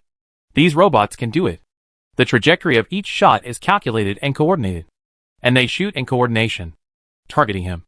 A pilot with super high mobility. Fortunately, there are bunkers in this test site. Jack hid behind the bunker and listened to the clinking sound of bullets hitting it. He immediately planned the route. Are these robots used to target the pilot? Then this design can be optimized. 3 grenades were thrown out. 2 of them exploded directly in the air. The shock wave generated by the explosion made the third grenade rush out like a fragment, completely avoiding the extremely precise aiming of these ghost warriors, exploding between them. There was a momentary window of shooting after the explosion. Jack rushed out almost at the moment of the explosion. He knew that the adjustment speed of these robots was very fast. There was no time to determine whether the explosion would work. He must seize this opportunity, and the explosion must successfully interfere with those robots. And he did it. During this momentary window of opportunity, he immediately jumped up and shot out the grappling hook, grabbed the billboard next to the house, and slid the simulation board to the back of the house. When the ghost warriors reacted, their bullets could only follow his tail flame and hit the air. And at the same time as he entered the house, he also activated the stealth equipment on his body. A series of actions completely freed him from the ghost warriors' lock. These robots immediately turned their guns and used their firepower to suppress the rebels on the other side. With just such a decision, bullets were fired from directions they never expected. The high-temperature plasma balls connected into a line. A total of 3 plasma bullets emitting dangerous red completely penetrated the skulls of several ghost warriors. There was a gap in the fire suppression. The rebel soldiers looked up and just saw Jack appearing on their side and completing the shooting at the same time. Look, it a pilot. We are saved. Chapter 763 Ghosts in the Factory. We are saved. It a pilot. Jack killed several ghost warriors and created a counterattack period for the friendly forces, which immediately loosened the situation of complete suppression by the ghost warriors. But what really made him feel satisfied was not his extreme operations, but the praise from his comrades. Once, he was also one of those riflemen, watching the pilots perform one incredible mission after another, creating one legend after another, protecting their homes, standing at the forefront. Now, it was his turn to stand in front and protect his companions. Organize a counterattack. Hold your position. Cooper shot out his grappling hook to activate invisibility, and then the friendly fire suppression completed the position change between buildings. Those ghost warriors did not need to dodge bullets like humans. In fact, if they could get a better shooting window by suffering non-fatal injuries, they would definitely do so. And unlike humans, each of their preemptive shooting and counterattack was premeditated, and it was a team action. Just when the rebels were encouraged to suppress them, the computer unified command, the ability to accurately control the landing point of each shot, showed its power. The rebels' bullets hit the ghost warriors and sparks flew. But the hit did not mean victory, but a violent counterattack. The ghost warriors were shot in the body. Sparks flew, and the plasma bullets of the energy weapons even melted through the shells. However, they could still pull the triggers of their weapons. Poof! The counterattack was so sudden and strong. Several blood flowers burst out from the rebel positions. Someone was shot dead on the spot. Jack was extremely anxious when he saw the scene, and launched an attack from the side. A series of plasma projectiles continued to shoot the ghost warriors, but the speed at which he eliminated the ghost warriors was completely inferior to the speed at which the facilities deployed the ghost warriors. New ghost warriors were constantly deployed on the ceiling, the walls, and even the floor, occupying the roofs of the houses, and shooting at the bunkers and houses on the ground. Jack felt that he had less and less room to move, and he felt that the ghost warriors seemed to be able to predict his movements. BT, pilot, your heartbeat is accelerating. Are you worried? Jack, I'm busy now. Jack, how long will it take you to get there? Finally, just as Jack activated the cloaking device again to prepare for a long-distance transfer, the thing that determines the outcome was thrown in. Start launching the Grim Reaper. Boom! A large robot nearly 3 meters long, with an appearance very similar to that of a Titan, crashed into the battlefield from the air. At the same time, a series of self-propelled mines with a bionic spider-like appearance were also thrown into the battlefield, and explosions continued for a while. In the firelight, the 2 arms of the Grim Reaper continuously fired blue plasma projectiles, and the 2 legs were even more powerful, and the speed of the forward charge even exceeded that of Jack. The latter naturally noticed this killer weapon, and the trigger of the L-Star energy machine gun in his hand was pulled. And the red plasma projectiles continued to collide with the blue plasma projectiles of the Grim Reaper, and even hit the opponent body. But this mecha was not affected at all. Beep beep beep. The machine gun overheated and issued a warning sound. Jack looked at the one who had already rushed in front of him, raised his arms high, and smashed down hard on Jack under him. Boom. Combat Unit, Ghost Robot. Description: equipped with the most advanced group fire control technology, with self-learning AI intelligent evolution algorithm. The ghost robots in the network will continue to analyze the combat mode of the Iron Pilot, and eventually completely limit the mobility of the Iron Pilot with powerful firepower, and use firepower to complete the annihilation. Combat Unit, Spider Bomb Self-Propelled Anti-Armor Mine. Description: Bionic Spider Foot Mine, with advanced enemy identification and locking device, superior action ability can target Titans and armored units. Combat Unit, Death Anti-Titan Robot. Description: Combat AI trained with combat data of excellent Iron Pilots and Titans, after deleting the Titan Huge Driver Neural Network interface. It is lighter. This design is still in the laboratory stage, and the adaptation weapon module has not yet begun large-scale development. Temporarily equipped with plasma cannons and electromagnetic charging punches. As Ash began to use his authority to unlock the weapons in the factory, Leo also hacked in and obtained the production process and design drawings of these devices. It will take some time to directly cover the control authority of the combat units that have been put into battle. But Leo can start preparing a new body for himself. This factory is too big and too comprehensive. It has been proved that the production capacity of this factory, if placed in Lavia, may be able to supply the industrial product consumption of the entire country. And its manufacturing precision and manufacturing capacity are enough to design a brand new body for Leo. This body will integrate the body manufacturing technology that Leo has been learning, and combine the unique Titan and robot technology of this world. And this is the first time that he can completely equip himself with a full-power nuclear reactor. The nuclear energy technology in this world is very advanced. But as far as the nuclear energy technology demonstrated in this factory is concerned, it has not reached the point where Leo cannot understand it at all. The energy used here is not nuclear fusion, but fission, a mixture of wind energy, solar energy and hydropower resources. The energy of robots, factories and Titans is actually a completely solid state and ion state battery with ultra-high energy density, which is essentially a highly efficient storage and use of existing energy. This feature makes Leo feel a little feeling. Energy technology is very important for stepping out of the mother planet. But perhaps the key actually lies in whether humans can transcend time and space and overcome the vast distance and long time in the universe. The energy technology here, just talking about this factory, did not exceed his imagination. It's just that the people here have already mastered the method of moving and communicating across time and space. The barrier of this world, or the speed of light, is very kind. On the assembly line, Leo's new body hums and hums. Although it doesn't have the silky feeling of the fire source drive, the fluidity of this body has surpassed the body he put together in the Stark Industrial Building. This body is powered by nuclear energy. Destruction Shell Type 3.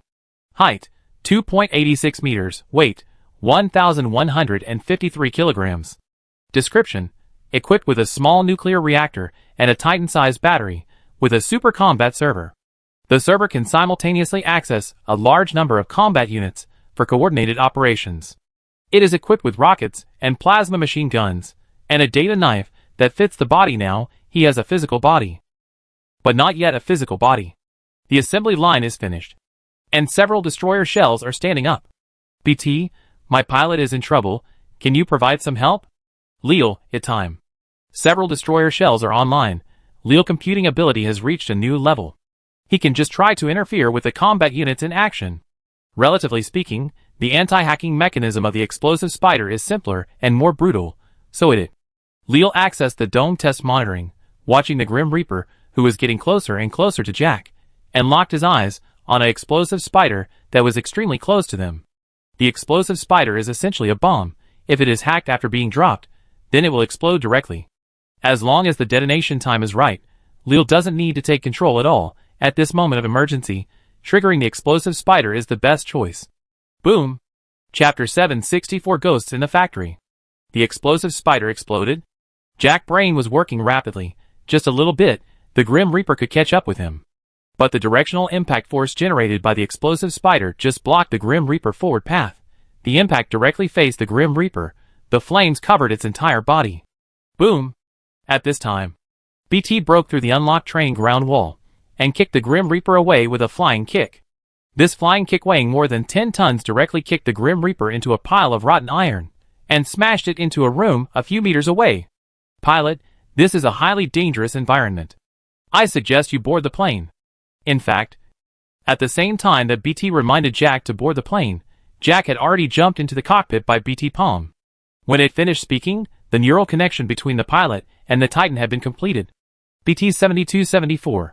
The route provided by our mysterious ally has been marked on your combat helmet. Let's fight our way out of here together. After speaking, BT pulled the trigger of the weapon in his hand. The tracking artillery was not enough to penetrate the outer wall of this training ground, but Leal had already released the electromagnetic locking system between the outer wall modules, which means that the wall resistance to impact force is now greatly reduced. After this round of bombing, BT used all his strength to crash into the wall and created a big hole. The rebel rifleman saw BT had already rushed out of the wall and immediately waved to his companions, "Quick! Follow the pilot." There are hundreds of test sites in the entire factory, and the number of sites may be far greater than the number of living people in the factory at this moment. Under Leal gradual hacking control, the machinery inside the factory kept bouncing back, and the explosions caused by physical attacks and circuit overloads greatly interfered with the assembly of IMC soldiers.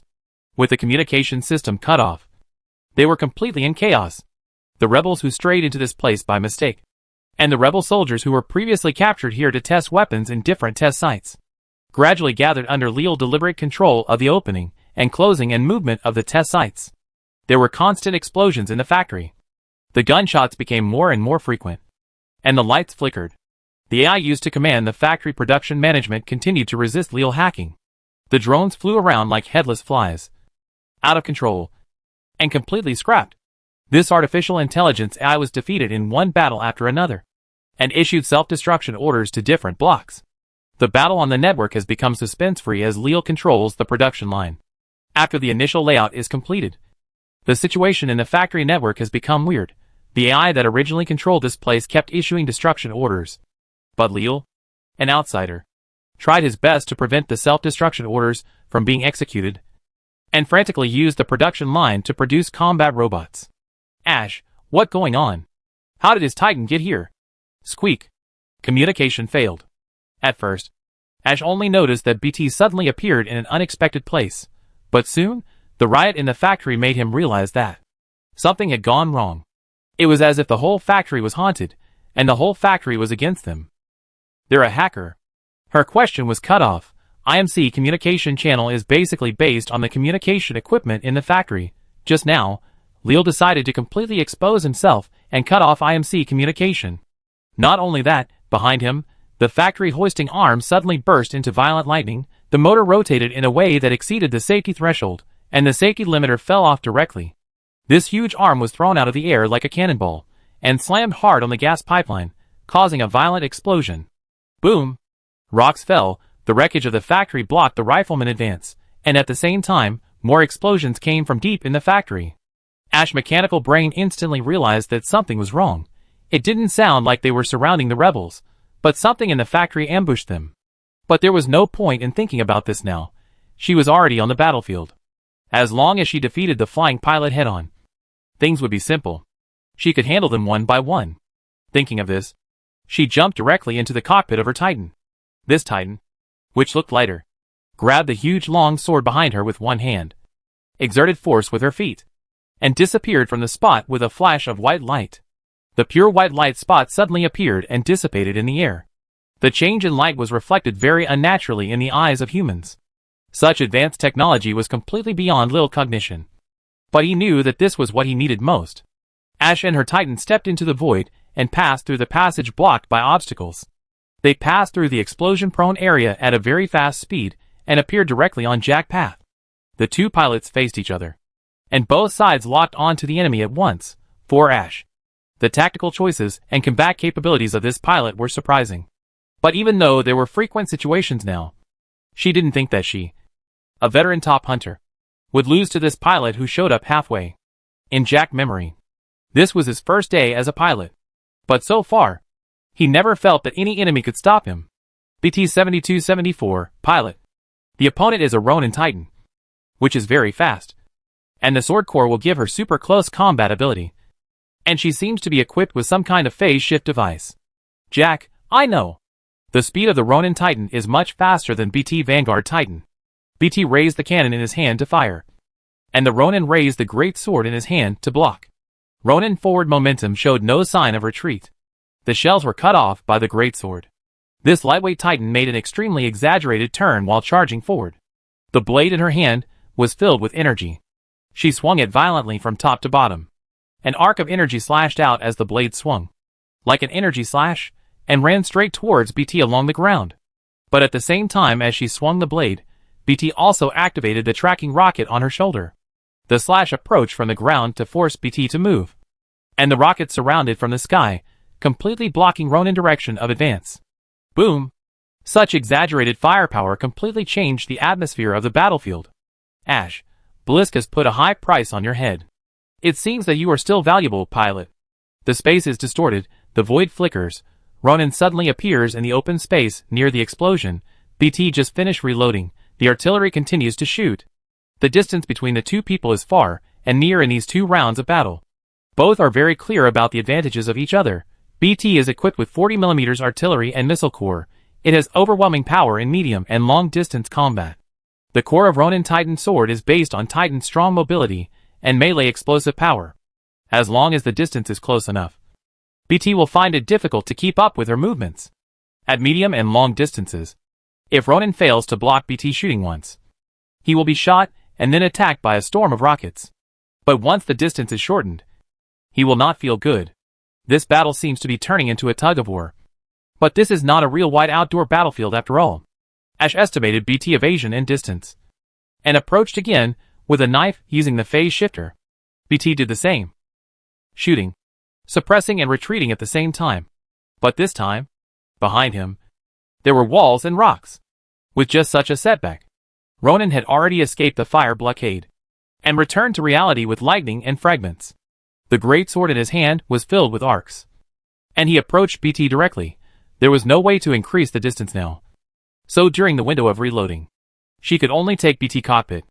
The long sword slashed, and BT threw out an energy shield. But this thing was useful for blocking ballistic weapons, and it was simply nonsense to block Ronin energy sword. However, just when Ash thought she had one, dozens of missiles and plasma projectiles hit her Titan joints before her. Boom! The destroyer shell robot flew over the passage like a leapfrog, and it blew up Ash like a bomber, but Ash was confused. Just because of this delay, BT used the butt of the gun in his hand to hit her cockpit hard, smashing the cockpit cover. In a flash, BT immediately reached out and pulled Ash out directly after the cover was smashed, and slammed her against the wall. Puff! Jack, it seems that our support came at the right time. Chapter 765 Invitation. Ash, a top-notch pilot, was slammed against the wall by BT, and became a pile of top-notch pilots. This small mistake was of course intentional by him and Jack, because Lear's support was always on the way. Lear, keep moving forward, speed up. Lear, I can't stop the factory from self-destructing. The robots and biological weapons inside have been released, and it will not be worth the loss if it is delayed for too long. The destruction shell controlled by Lear himself is less than 2 meters, and it looks much more human than the destruction shell Type 3, and it also has a streamlined armor design in the style of Iron Man. Perhaps it was because having a body made the partner feel more like a person, and more open and above board. Plus, at this moment, with the help of Lear, they had indeed killed Ash easily, and he let down his guard. Jack took out the battery from the Ronin Titan and replaced it with the battery on BT. While replying, Jack, I see. But I am still curious about how an autonomous AI could have emerged from an IMC factory. I hope we can have a good chat later. Lear, there will be a chance. Hurry up. The other IMC pilots are here too. There is more than just Ash in the IMC pilots. In fact, IMC currently has 2 types of pilots. One is the pilots they have trained through military training, and the other is mercenaries. The former benefit from IMC advanced technology, a huge industrial chain, and the support of the large population of the core galaxy group. There are many of them, but many IMC pilots do not have much combat experience. In contrast, The pilots they hire are much more powerful. This mercenary group calls itself Apex Hunters. Most of them are experienced warriors, and their composition is very complex, as can be seen from the unknown robot Ash. At this moment, all the pilots affiliated with IMC have used the power of Titan to clear the obstacles on the road. After all, the obstacles created by the factory are not real military strikes, and the effect is limited. However, in just a moment, their commander and strongest combat force has died, and there is no on-site command in the restored communication channel. What worse is that the rebel soldiers trapped in the factory have gathered into a force under the leadership of Jack. The mighty rebel soldiers rush to the exit under the leadership of Jack, with the air support of the destroyer robot. Jack cut these pilots like cutting melons and vegetables. All the scattered IMC soldiers encountered along the way were killed. With the air support of the destroyer robot, Jack cut these pilots faster. In the eyes of the IMC and the rebel riflemen, Jack seemed to have a perspective. The Titans had just rushed out and were about to be bombed.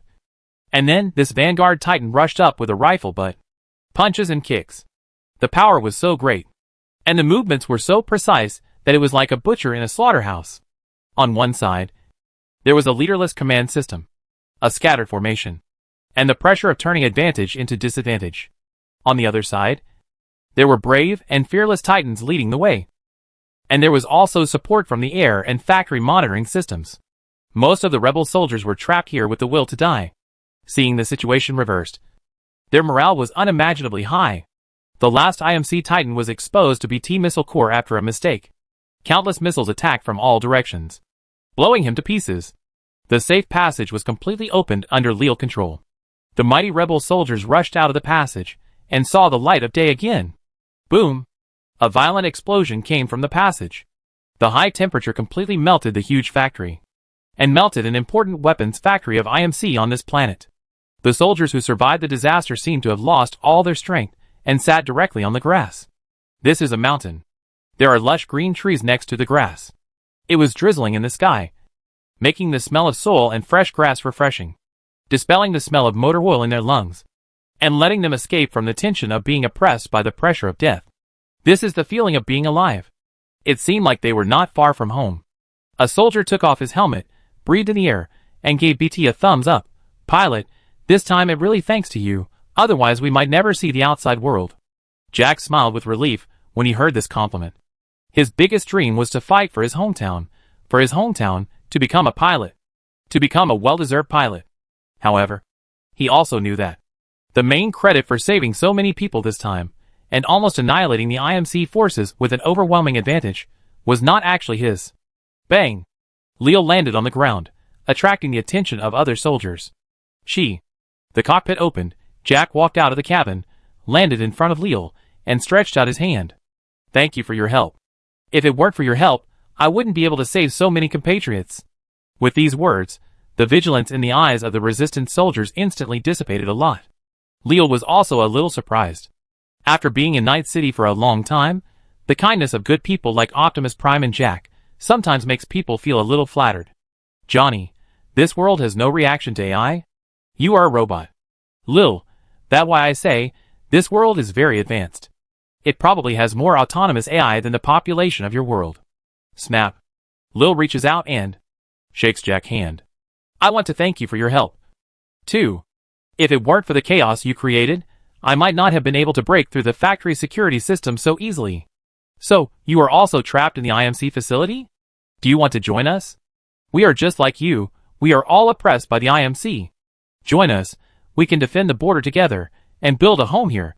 Johnny couldn't help but appear in Lear's sight. Johnny, is this world really so open? An AI is right in front of you, and they don't react at all, but they treat you as a person and invite you to join them. Johnny, am I crazy or is this world crazy? Lear didn't know what to say. It is not true that the technology and concepts of this world are far beyond his imagination. But this world is a real interstellar travel world. A world that he could never reach in his dreams. But it was easily realized. Just because the speed of light here is so merciful. Johnny Fuss made Lil curious. Yes. This world looks the same as the game Titanfall in his memory. But playing games is playing games. And being in the scene is another matter. This is the world he once dreamed of reaching. I can join your action, Jack Cooper. But it's hard for me to regard the border as my home. Jack smiled and patted Lear's shoulder. That not a problem. When you fight for it, it becomes home. I believe you will love it here.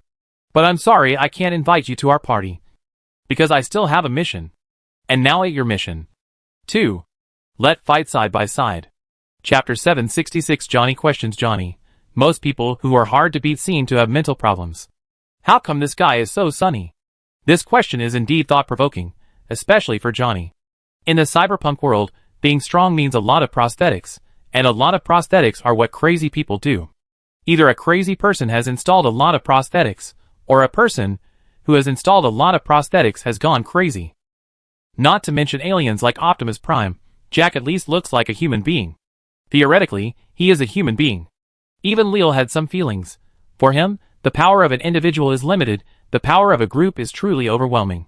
But in his original world, it was not uncommon for some key figures of a powerful group to be not normal people. When the war was at its most intense, it could even be said that there were no normal people at all. But Jack was very normal, even sunny. When he invited Leo to join the resistance, he was able to clearly release goodwill. His goodwill and his words were unified, that is, if you have nowhere to go, you are welcome to join the border, join our home. For both Johnny and Lil. In their respective worlds. Although releasing goodwill does bring bad results most of the time. This behavior has almost always become a concept that will be laughed at. It feels like the bad guy's laughter is too loud, drowning out every time the good guys release goodwill, leaving only mockery, sarcasm, hostility and sarcastic voices everywhere. Some of these people are pure bad guys. They really do cruel things. But most of them just want to bluff to make themselves look more sociable. Ordinary people. Maybe this is the era of interstellar colonization, the change brought about by facing the boundless starry sky? With many thoughts in mind, Leo held Jack's hand. Not just a self-disciplined AI, maybe one day in the future I will find where I should go back to. The border can still be your place to stay. Besides, you can even move your home here. You help the rebels. The rebels are your friends forever. Johnny, it is said that the more miserable people are, the more brutal they are. The people in the war are even more brutal. Is there really a war here? Leo, absolutely true. I think we should stop guessing. You are really enthusiastic. Okay, what are you going to do next? I will support you. As mentioned earlier, Jack came to Typhon because the rebels detected a very strong energy reaction on the planet. The rebels needed to know what it was to prevent the other side from developing weapons technology that they were not aware of. In fact, before Jack and his team came here, the rebels had already sent out a reconnaissance team. It was because of the problems with the reconnaissance team that the rebel commander decided to send a large number of soldiers to land here. The pilot who arrived here 2 weeks ago as a scout was called Colonel Anderson. Colonel Anderson has been out of contact for a long time. We are now rushing to the meeting place agreed with him.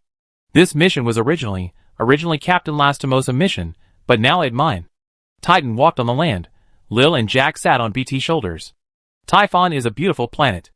Unlike Latveria, which is flat and surrounded by mountains, the natural landscape here is more rugged and dense stone mountains. Dense green plants are entrenched on the rocks. And the water flows through and hits the stone walls. Splashing water. Where has Johnny seen such a scene? Johnny, although the scenery here is free, it is more comfortable than those black super dreams. Johnny, I heard that our world used to be like this. But I have never seen it. Johnny, it's like when I was a child. Just accumulating knowledge and strength to face the world. The world has already fallen apart. Johnny, I want to find something worth fighting for. But in the end I found that those things are empty words. All fake. Johnny, I also joined the army and served the country. But the result was not very good. Along the way, Lil was discussing tasks and tactics with Jack. And Johnny kept sighing. What impressed him most was Jack's attitude and passion. As a member of the lost generation of Cyberpunk in the early 21st century, he was a deserter. He couldn't imagine why someone could join the army with such great passion. You know, most of the people he had seen who went to the battlefield with passion were freaks and perverts, like Adam Hammer. Johnny, ask him. Ask him if he is not afraid? He is not afraid that his struggle will end up just for another group of people to bully others. He is not afraid that those who he killed will grab his collar at night. He is not afraid. After saying so much, Johnny still couldn't come up with the last reason. But Lil knew what he was afraid of course. The most direct fear. Bullets and shells slid through the air. The threat of death was everywhere. Days, or even months, years of protracted war, No freedom, obey orders at any time, no end in sight. Johnny hoped that he was a fighter who would never compromise, but the fact was, he was a deserter. Even though he used so many reasons to convince himself, his subconscious still felt that deserters were despicable. Even he knew that, he was really afraid of that feeling. Lil knew it too. Because he had seen too many people who said all kinds of nice things before being sent to the barracks and battlefields, but ended up dying in the shit pit. But Lil also knew that there were indeed people like Jack. It was just that in the world of Cyberpunk. It was really difficult for Johnny to meet such people. Even if he did, he would probably see their tragic death, and see that their death would be of no benefit to the world. After thinking for a while, he followed Johnny meaning and asked, Cooper, are you afraid of the battlefield? Aren't you afraid that the rebels will become something like the IMC one day? Jack was obviously stunned for a moment, and a chuckle came from his helmet. My dream is to become a pilot.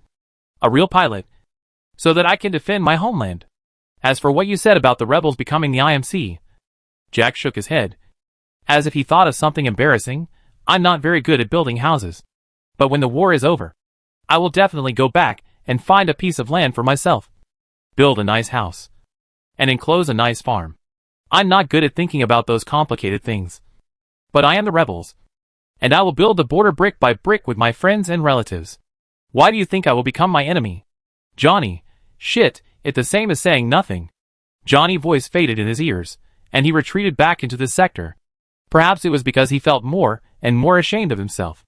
After all, as a local of Night City, he is best at scolding a certain kind of person, becoming a certain kind of person, and then scolding himself as a jerk. Jack is definitely not that kind of person, so he has no idea why Lear asked that.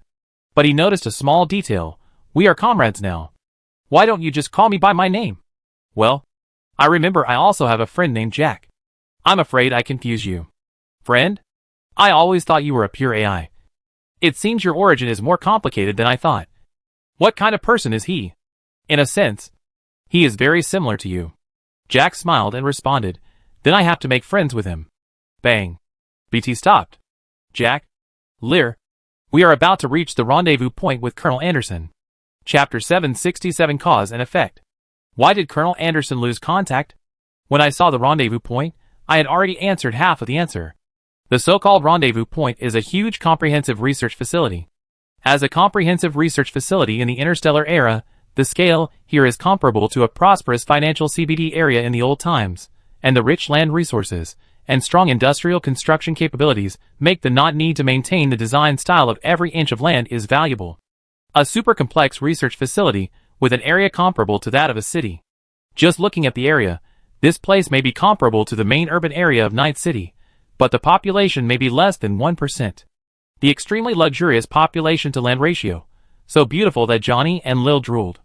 In Johnny world, it not that there are no good places to live, it that they can't afford good places to live. In Lil world, although he believes that the Earth can accommodate more than 10 billion people, subsequent technological progress can indeed support this argument, they still hit the surface until there is almost no habitable space. But this place has become a ruin, which makes people feel balanced. Quite a few. This research facility has become a ruined ghost town, as if it had been bombed. This research facility was built on the coast, and there is a very unique core on the seashore, which looks like some kind of artwork from the wreckage, and should be a sphere composed of rings. There are no signs of any living activities in the facility, and wild dragons are circling in the sky, and it seems that their prey regards this place as a nest. Breaking open the ruined door of the facility, Lil completely confirmed that the facility has completely stopped, and the security system has completely collapsed, and there is no circuit that can still form a loop. BT commented, it is hard to imagine how large an explosion would have to be to cause such extensive damage. Colonel Anderson's signal finally appeared inside, investigate this facility. However, to cause this scale of damage, the damage to the building should be even greater. My body is not suitable for passing through the passage here. I will wait for you in front. The three of them split up here. Lil and Jack entered the facility. BT found a way in. In the original book, because it would be related to the mission of Jack Master, BT official pilot, the late Captain Lastimosa, and had nothing to do with the riflemen. After leaving the factory, Jack ignored them and explored the facility alone. The scene will seem a bit cold and lonely, and there is a slight sense of desolation and loneliness. But now there is a little difference. Lear has urgently produced a total of 31 Destroyer Shell 3 robots from the IMC factory. Although these things cannot fly long distances, there is no problem for them to arrive at this facility with him. In other words, as BT goes to find another way, it is not Jack alone who walks into the gate of the facility, but Jack, Lear, and his other 30 combat robots. One-person exploration turned into a sweeping advance by a group of robots. The mighty army of robots marched into the facility in a uniform pace. Jack suddenly felt quite novel, because everything went wrong since landing. He thought he would play the role of a lone hero. As for Leal was very nervous from the first second he stepped into this place, because he knew that the reason this place became a ruin was that the energy of the Holy Ark was out of control. The out of control of the Holy Ark not only destroyed this place, but also left a very significant space-time distortion phenomenon here. This is the goal he wants to study. 30 robots, one of which was himself. All the sensors on his body were turned on. The processor and communication device were raised to the highest power, trying to record every change every minute and every moment. Jack wanted to say a few words, but seeing that Leal was so focused, he simply entered the mission mode. Dimensional gap detected. Leal suddenly received a prompt from the system, and a message from another world. Before he crossed again, he locked the working mode of his body in Latveria and turned it into an interdimensional signal tower. Not only does it maintain contact with the Transformers world, it also continues to send out some fixed information. Just now, Leal received a noisy message, as if it came from the void, because before entering the facility, he and BT confirmed that there was no signal source here. The two walked into the facility. Only the remains of civilian robots were left at the dilapidated front desk, and the road to the next floor was blocked by collapsed building structures. It seems we need to find a way. Just as Jack was about to say something, the world in front of the two began to distort violently. In a trance, the ruins in front of them turned into a spotless laboratory, and the scrapped robots were working intact at the workbench. There were even living people talking in front of the holographic panel on the wall. Time seemed to go back to before the explosion. Space-time distortion. Dimensional cracks widened. Ambulance. This is the Cybertron moon base. Leal, we are continuously transmitting information. Please reply if you receive it. Ambulance. Receive please. What is this? There are unknown robots. Before Leal began to reply to the Cybertron research team as planned, the researchers in the facility suddenly shouted in panic. The entire facility suddenly entered alert mode. The warm lights instantly turned into a dazzling red. The isolation riot walls all fell down, making a loud bang. Boom! There was an explosion outside the window, and then everything returned to normal. Combat robots in the network. 28. Jack's puzzled voice came from the dead silence of the ruins. What was that just now? BT-7274. Time and space distortions permeate this facility, and seem to have caused a crack in time. I suggest that we be careful until we have further information. BT-7274. Lear, I noticed that you have lost a few robots, and there seem to be similar robot wreckage on the ground. BT-7274. What going on? They were killed in the past. Jack and BT were both stunned. Only Lear knew that the situation must be like this. The two robots that just lost contact were destroyed by the IMC troops stationed here in the past.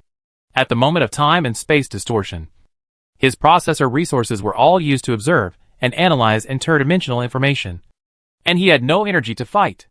Leal, BT. I need to know how much you know about this phenomenon. BT-7274. Not much. I suggest we be careful until we have further information. Leal, does your database have information related to superluminal technology and interstellar communication? BT-7274. This information is very expensive and complicated. As a combat titan, I don't have relevant data saved. BT-7274. But I can tell you that this model is based on the cracks between universes. That is, void exists. BT-7274. The phase shift device carried by Ronin Pilot is based on this theory. If you need, I can retrieve the equipment data for you, but these data will not contain the part about the basic principle. Leal, enough. His robot went from the present to the past, and energy and matter were transferred at the same time. This is the key to the breakthrough of interdimensional technology. Keep going. I feel we are very close to the truth. Leal's emotions were obviously higher than Jack. Just as they continued to move forward, time and space began to twist again. Squeak. Ambulance, got it. Please reply. Leal, I have a new equipment design that needs your analysis. There are enemies. They are here. This time, when Lil and Jack traveled through time and space, 5 fully armed IMC riflemen appeared directly in front of them. Chapter 768 Cause and Effect. This weapon can transfer the huge energy contained in the Holy Ark to any location in the universe. Relying on IMC cutting-edge weapon manufacturing technology, this location can be accurately located on a certain planet. When the energy reaches the location, the planet will explode like a balloon, and on a broken planet, no life can survive. Using this weapon, we can instantly destroy the main planet of the rebels, Harmony. There was an uproar under the podium. Harmony is the main planet of the rebels, with a total of 40 million people living there. Beautiful scenery and rich resources. The pioneers of the frontier built the current interstellar network in the Frontier Galaxy Cluster with this place as the center. People often think differently. Even if they belong to the same camp, the IMC hopes to defeat the rebels for the resources of the Frontier Galaxy Cluster. Blowing up a planet does not seem to meet their strategic needs. Nor is it very humane. However, the person on the podium said confidently, decisive elimination of the rebel forces. We will safeguard the survival of mankind and enable mankind to move towards a prosperous and bright future more powerfully. Pilot. A pilot suddenly appeared in the center of the lecture hall. But what attracted more attention was the robot following behind him. Outside the window, the suddenly appearing destroyer shell, under the control of Leo, launched a full-scale attack on the IMC soldiers and facilities that had not yet reacted. All the missiles and bullets in the bomb bay were fired. And in just a moment, the scene was turned into a sea of fire. Boom! A violent explosion sounded from outside the building, and the sounds of various hot weapons instantly made the people on the scene realize that they were attacked. And the attacker who suddenly appeared was Leal's army of destructive robots. Counterattack. Repel the invaders. Don't forget our original intention. In the future, humans will continue to reproduce and make up for the current losses. Decisively eliminate the resistance forces. We will safeguard the survival of mankind and enable mankind to move towards a prosperous and bright future more powerfully. Pilot? On the dilapidated podium, the control system was damaged, and the loudspeaker on the podium was playing recorded sounds randomly. Jack had just seen a phantom of the past, and his head was full of that speech. IMC was going to destroy Harmony directly. The garrison here is very strong. Leal's voice sounded. Jack looked at Leo. What do you mean? My robot soldiers? They are being randomly teleported to the past. Did you notice the explosion in the illusion just now? No? It was heard in another time and space? Jack was stunned. He was a pilot. He was assigned tasks when he needed to understand the technology. He would listen to some when he had to enhance his understanding of the mission objectives. But this mission was not assigned to him at all. He just took it over from the previous pilot halfway. You mean you were in another time and space? And you fought with them before? BT. Is this possible? EP741. In the first few months of Operation Big Sword, the rebels had destroyed 29 such facilities. EP741. There is no record of similar phenomena in the database. But considering that this facility is not of any type known to the rebels, perhaps everything is possible. Jack thought for a while. That is to say, we will be randomly teleported to a research facility full of IMC soldiers and mercenaries during the exploration. We have to be careful. I have to say that Jack is indeed a very focused pilot. When encountering such a magical thing, the first thing he thought about was what problems the mission would face. Lear thought a lot. This place has a very classic time and space paradox and closed loop, which is also reflected in the original book. Colonel Anderson sneaked into this facility and fought with the IMC soldiers on the scene, and finally risked his life to detonate the Holy Ark, which triggered the explosion and let the rebels discover the problem. But his infiltration was exposed. It seemed that it was because Lear and Jack arrived at the facility and went from the present to the past. During the first time-space distortion, Lear destroyer shell robot lost contact, which led to the instant destruction of both companies by the IMC. But during the second time-space distortion, Lear had already established contact with the Cybertron research team, and his communication was stable. The combat records of the destroyer robots showed that the battle began when they were killed. If the destroyer robots had not appeared in the past research facility and triggered the security regulations, Colonel Anderson might not have been discovered at all. These two events are mutually causal. From the perspective of humans in this universe, from the perspective of normal time flow, it is impossible to understand what happened. But if there is a research team observing outside the universe, completely ignoring the order of events, they will not be confused. In the eyes of the Cybertron research team, this is still just a space-time crack. And Lil communication with them is always smooth, which can provide them with energy fluctuation characteristics that they have never seen before. Ironhide, well, the energy fluctuations you set back are very rare. But we need more detailed information to correct the model. Ironhide, to add. The research is progressing very smoothly. And Optimus Prime has begun to activate the energy column with the leader module. All the technologies that Lil is familiar with can only be used to observe conventional information in this dimension: light, vibration, temperature, and in the measurement and monitoring of this information. The Destroyer Shell Type 3 that came out of the IMC manufacturing factory is absolutely top-notch. But it is obvious that space-time distortion requires special space-time distortion equipment to observe. Colonel Anderson is well prepared. The two walked out of the first building and entered the research facility. BT had already arrived at the road inside the facility. Other Destroyer Shell robots stood on both sides of the road. Some of them were half kneeling on the ground. Sparks were coming out of their bodies, and they were obviously seriously injured. However, it was not only Lear robots that were attacked. The ground was full of corpses of IMC soldiers, and the wreckage of a fighter plane.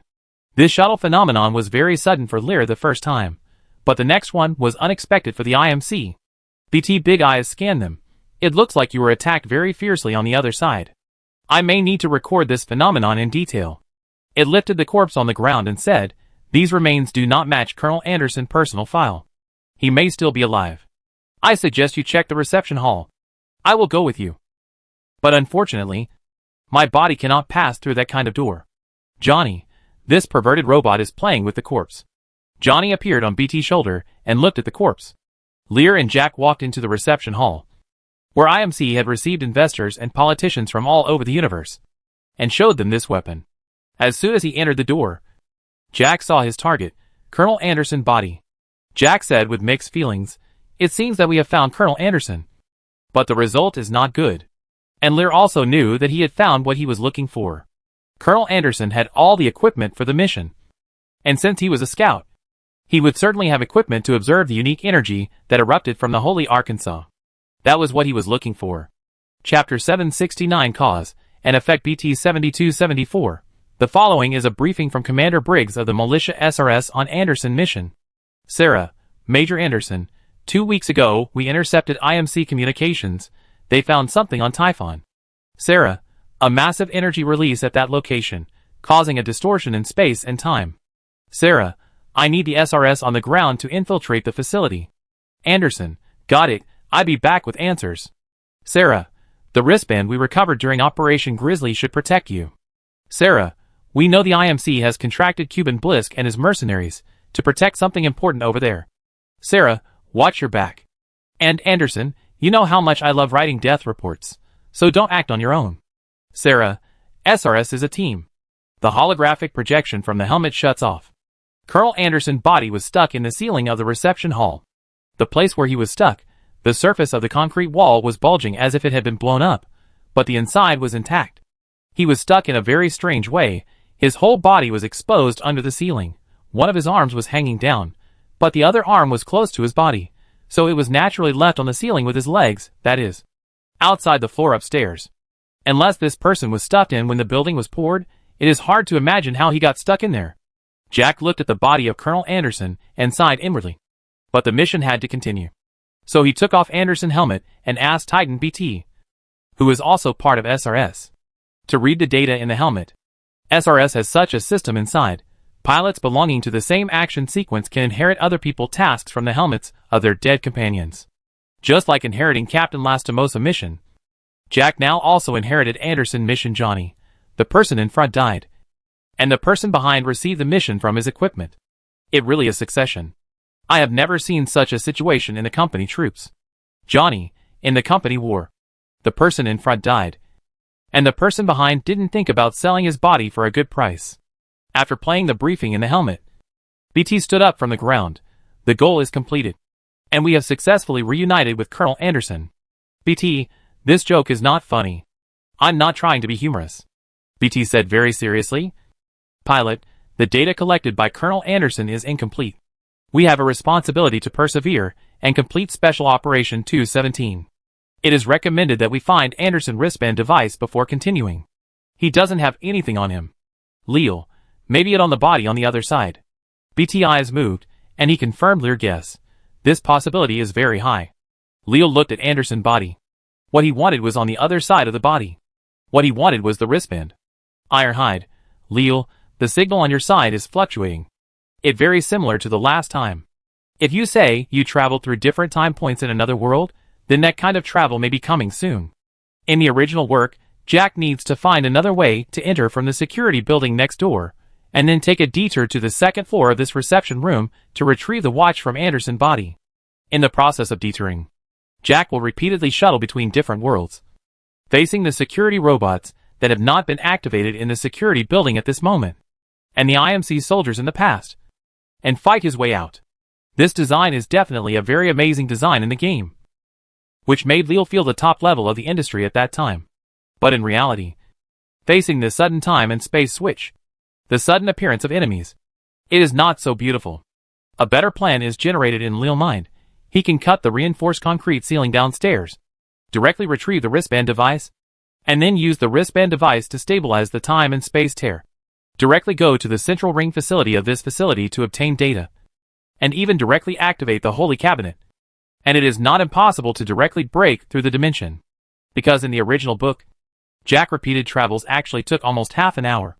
But cutting the ceiling, and then immediately running to the ring device console at the door, only takes a few minutes.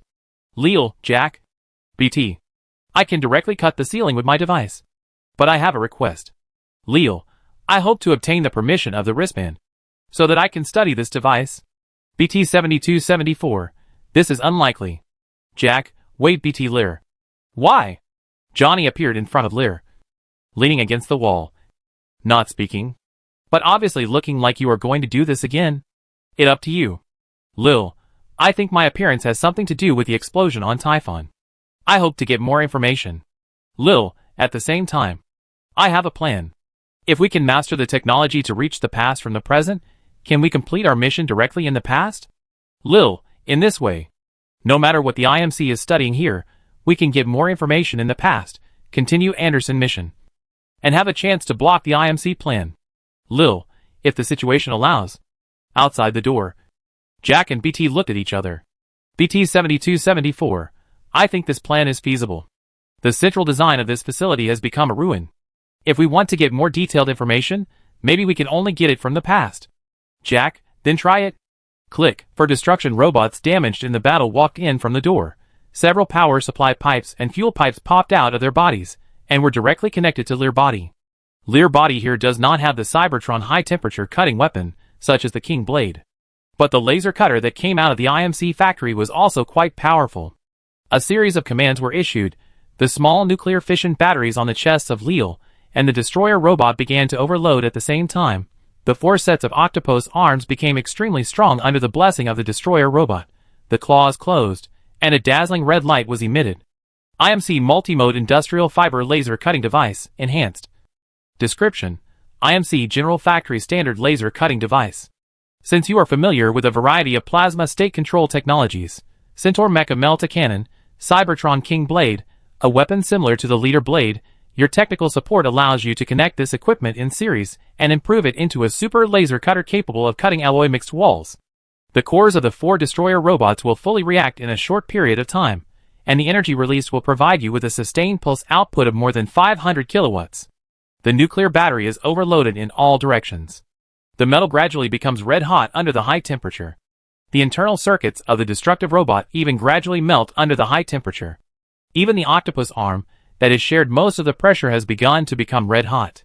The heat conduction grooves were fully deployed, and the flowing liquid coolant surged violently like boiling water. The outermost layer of concrete on the ceiling melted instantly under the high temperature. The laser immediately touched the ultra-high strength alloy under the concrete. Iron skin, Lil. Did you do something? The fluctuations intensified. Time and space began to distort, and Lil's sensors gradually became blurred, as if the entire universe began to change. Lil knew what this meant, and immediately issued a warning to Jack and BT. Lil, Jack, BT, prepare to engage the enemy. Hold this place. Buzz, they are here. Chapter 770, Cause and Effect. Target found, fire suppression. The whole street was shaking under the heavy rain of ammunition. The sound of bullets exploding rang out in the reception hall. The glass curtain wall was shattered in an instant. The floor and walls were sparked. Fragments flew everywhere. Jack suddenly rushed out from the hail of bullets. He was so fast. He was almost sliding on the ground. The only things that could hit him were gravel and metal fragments. Poof! The IMC soldier didn't even see when he fired the gun. And his companion beside him was shot in the head. Focus on attacking the pilot. And the enemy. And these IMC soldiers have to face more than just Jack. The destruction robots standing on both sides of the street appeared randomly at the scene. But as soon as they appeared, they immediately launched an attack. This completely unpredictable position change and sudden attack completely disrupted the IMC formation. And Jack, who was suppressed behind the bunker, took the opportunity to change his position. The battle on the street turned into a complete melee. IMC soldiers were terrified by the repeated appearance of the destruction robots in different positions. And Jack's intermittent appearance put great pressure on them. This is their research facility. Why did so much heavy firepower suddenly appear? IMC soldiers hiding in the building shouted in the communication channel, "Request air support. Request air support. Something is wrong. Their firepower is too strong. Fighter pilot, lock the target. Precision strike is about to be carried out. IMC soldier, carpet attack. They have some strange way of evasion. Fighter pilot, got it. Huh?" The sound of the fighter engine completely covered the sound of gunfire in the street. This fixed-wing fighter has a super vector engine. It only takes a few seconds to glide at high speed to hover and aim. Jack felt bad when he heard the sound. Forget about him. Even if BT and he came here together, it is not certain that they can do anything to the fighter in the sky. Jack, Lear. They have air support. The fighter hovered in the air, and the gun compartment under the belly opened. Amid Jack's roar, the artillery spit out a blazing light, and a torrent of steel fell from the sky. Bang, bang, bang. The flames and dust rose several meters high. The overwhelming firepower and combat capability of the destroyer robots in front of the IMC infantry collapsed under the attack of the machine guns. Wherever the artillery fire reached, the destroyer robots were broken like children building blocks, and violent explosions broke out. The ruins collapsed in the flames. This artillery fire from the sky became the only artillery fire in this battle. Jack opened his eyes. Just now, he thought he was finished. The pilots were indeed powerful, but the special forces were no match for the fighters. There was no need to think about it. But the world in front of him suddenly turned into a ruin. All the soldiers and bombings disappeared. Leal stopped cutting, and the space-time distortion stopped. It seems that this excessive energy fluctuation will affect the space-time distortion to a certain extent. BT looked at Jack hiding in the ruins. Jack, you look very bad. Indeed. You will be in bad condition if you are bombed by fighter jets. Leal stopped cutting, and the destruction robot has become an external component that can only supply energy and bear pressure. He can continue, but he must stop temporarily. The ceiling had been cut into by the laser for nearly 20 centimeters, and it would be cut open soon. The problem was that Jack had only been in the past for less than a minute, and he was almost shot into a sieve by the fighter plane. The destruction robots were scrapped in groups. A total of 10 destruction robots failed to withdraw in time, and had become scrap metal. Obviously, it was much more difficult to meet the enemy in the reception hall than to shuttle through the building. After all, there was no need to face fighter planes when shuttling through the building. The pressure on this plan is much greater than Lear imagined. Just when Lear was thinking about whether to adjust the tactics, Jack boarded the cockpit of BT, and after the human-computer interaction, he took out several rockets directly from the bomb bay. Jack, I remember the position of the fighter, and do it again. Jack, this plan can complete the task as quickly and as well as possible. Right? I can handle it, and continue. Johnny, this guy is really awesome, but I don't think people can withstand the bombing of fighters and the continuous attacks of security forces. Lil, you're right, we can't just rely on Cooper. Lear looked at the body of Colonel Anderson. Although now, there is only one pilot in this facility, but it was not in the past. Attacking from the inside is always the most commonly used and effective hacking method. Lil, BT, I need your communication key. I will contact Colonel Anderson in the past and ask him to pick us up. BT 7274. Bold tactics. I will cooperate with you. Buzz. The cutting device started to work again. The laser pulse device made a piercing whistle. Jack, who was already hanging high on the wall with the help of a hook, looked at the bottom of himself intently, looking at the empty street sky. Suddenly, his peripheral vision found that not far away, There was the wreckage of an IMC fighter of the same model. Lil, Jack, get ready. Colonel Anderson suddenly fell into deep confusion. The pilot is a soldier. He is not like the mercenaries in Night City, who are filled with all kinds of prosthetics. As professional soldiers, they know that a clear mind is far more important than an extra knife or a gun hidden in the body. Since he chose to carry out an infiltration mission, he would bring the necessary equipment for the infiltration mission, such as a projector that can scan the object and emit an inductive holographic image, a module that can perform full optical/acoustic invisibility at any time, and a device that can perform phase shift at a specific time, and the wristband on his hand, which is the equipment they seized from other laboratories of the IMC. It seems that it can monitor the distortion of time and space, and it is also an important equipment for his special operations. He is a professional, he can be sure that he has not been exposed. Why did IMC suddenly enter a state of alert? IMC alert. Laser net has been activated. IMC security. Intruders appear at the main gate. They have combat robots. IMC security. What going on? They are in the reception hall. Bang! The door of the laboratory was suddenly broken open. The IMC researcher who broke in looked extremely nervous. What he saw when he entered the door made him even more panicked. He saw a pilot holding a data knife and preparing to stab into their computer. Bang! Killed with one shot, Anderson immediately retracted the data knife, cursing inwardly. How on earth did he get exposed? What even stranger is that a fighter plane appeared directly outside the window, launching a fierce attack towards the outside. He was clearly indoors. Then who are these IMCs attacking? Isn't he exposed? But where are the other members of the resistance here? Squeak. Authorized communication request.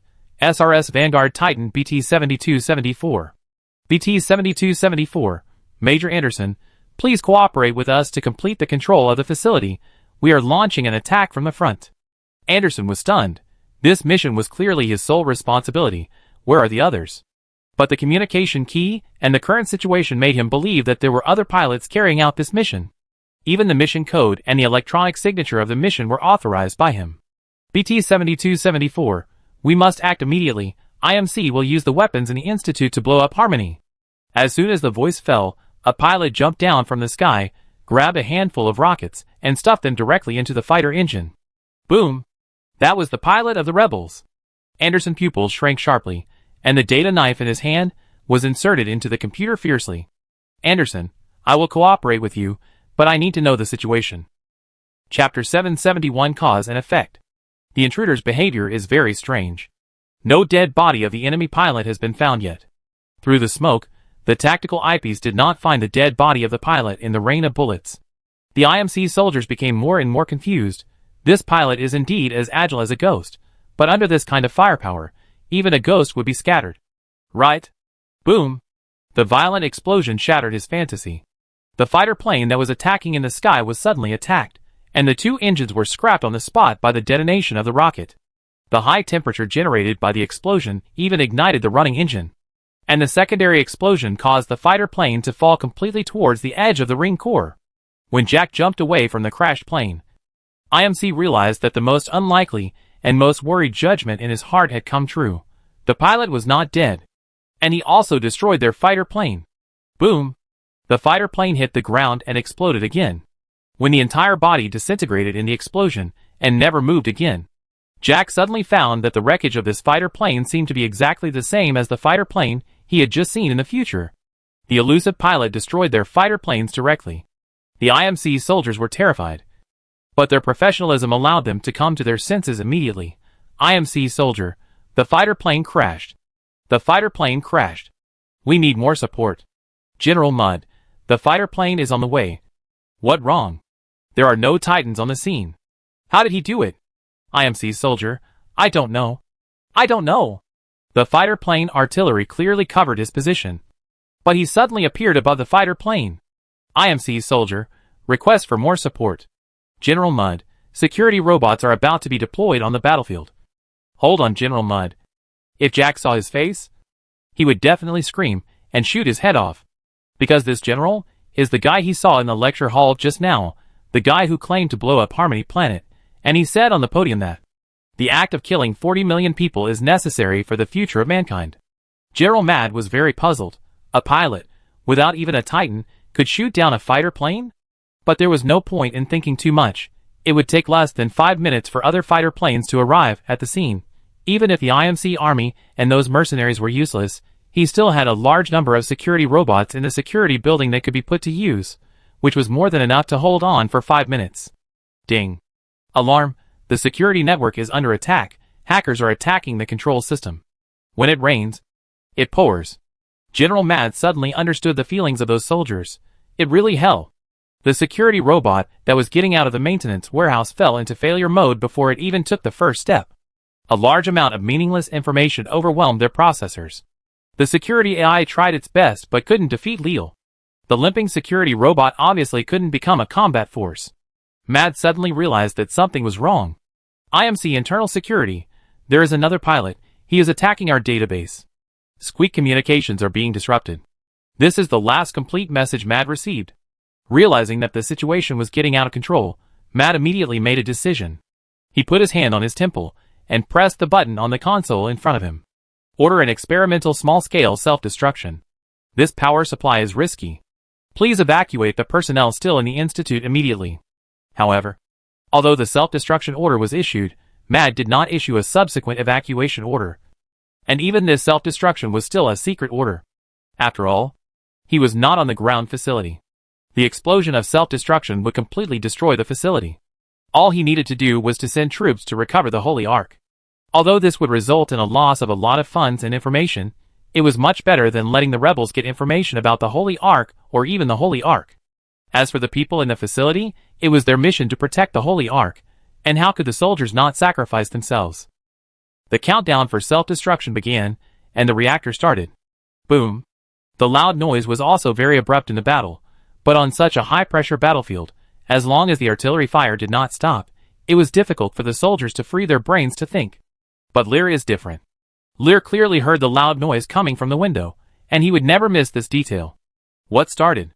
Major Anderson, the data knife is inserted. I hope you get the result you want. Major Anderson, I am approaching your floor. The data knife in this world has a chip and hacking voltage far beyond that of the Cyberpunk world. And Anderson inserted it in a good position. He inserted it directly in the control room. The more core modules are attacked directly, the harder it is for the system to react. Moreover, the knife was directly inserted into the central database. The control room was surrounded by corpses, and Anderson was also covered in blood. As Leo accessed the database and hacked into it, he did get the information he wanted. A large amount of test data about the Holy Ark and the space-time folding weapons made based on the Holy Ark appeared in his mind. Although he could not understand some of the information, it was a very good start. Ironhide. The signal is not very good, but the data is very good. The adjusted reference system allows us to match the numbers from the last space bridge operation with some of these numbers. Ironhide. Hang on, we're about to get an answer. Boom. The rocket hit the wall above Jack's head. After a round of explosions, he returned to reality. Jack, who was able to take a breath, yelled at Lear, "Not done yet." For the last time. The concrete block above Lear's head was already shaky. 2 of the octopus arms had already shed the external power supply tubes built by the destruction robot, and their claws were fiercely chiseled on the wall, preparing to grab the cut part. The melted concrete dripped and flowed. Just one more time. Less than half a minute of cutting was enough to cut off the last reinforcement steel bars and alloy plates. And Lear could get the wristband on Anderson's hand. The laser was activated, and concrete fragments flew everywhere.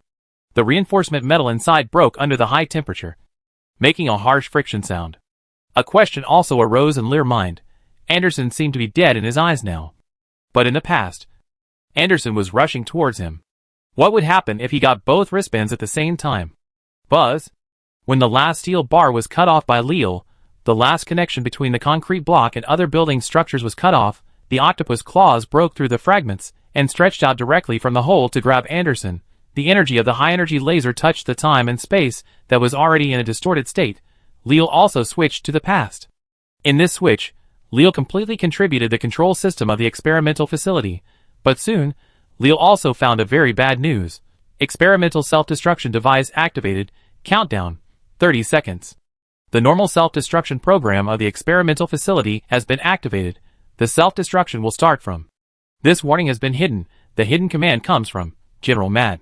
The warning message comes from 30 seconds ago. Leo, who had just switched back to the past, was horrified. In the original work, the reason why this facility was destroyed was that the exposed Anderson used a strong attack to fight the IMC defenders.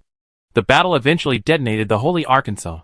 But in the current timeline, due to a series of attacks by Leal, the only security guards in the facility were quickly disarmed. Even the nearest mercenary titans and fighters were not mobilized in time. General Matt adjusted his strategy. He chose to directly detonate the Holy Ark on a small scale, to stop the riot here completely. In the eyes of the future Leal, the concrete block had been cut off, and the watch would fall on his octopus claws in less than 1 second.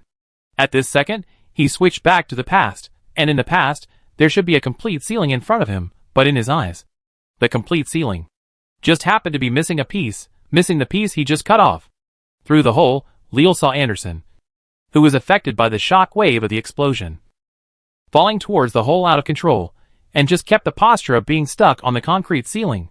Colonel Anderson gradually fell down, his entire body exposed under the ceiling. One of his arms drooped, but the other arm was close to his body, and naturally stayed on the ceiling with his legs. That is, outside the floor upstairs. At this moment, the octopus arm touched the watch in his hand. In the future and the past at the same time. Time stopped at this moment. Iron Skin, Leal. The space bridge model has been adjusted. Iron Skin. We show here that you are in the state of the greatest space-time fluctuation. Are you okay? Leal, I'm fine. Have you gained anything? Iron Skin, yes. Take a look at this. Iron Skin. We know how to transfer matter and energy across space and time.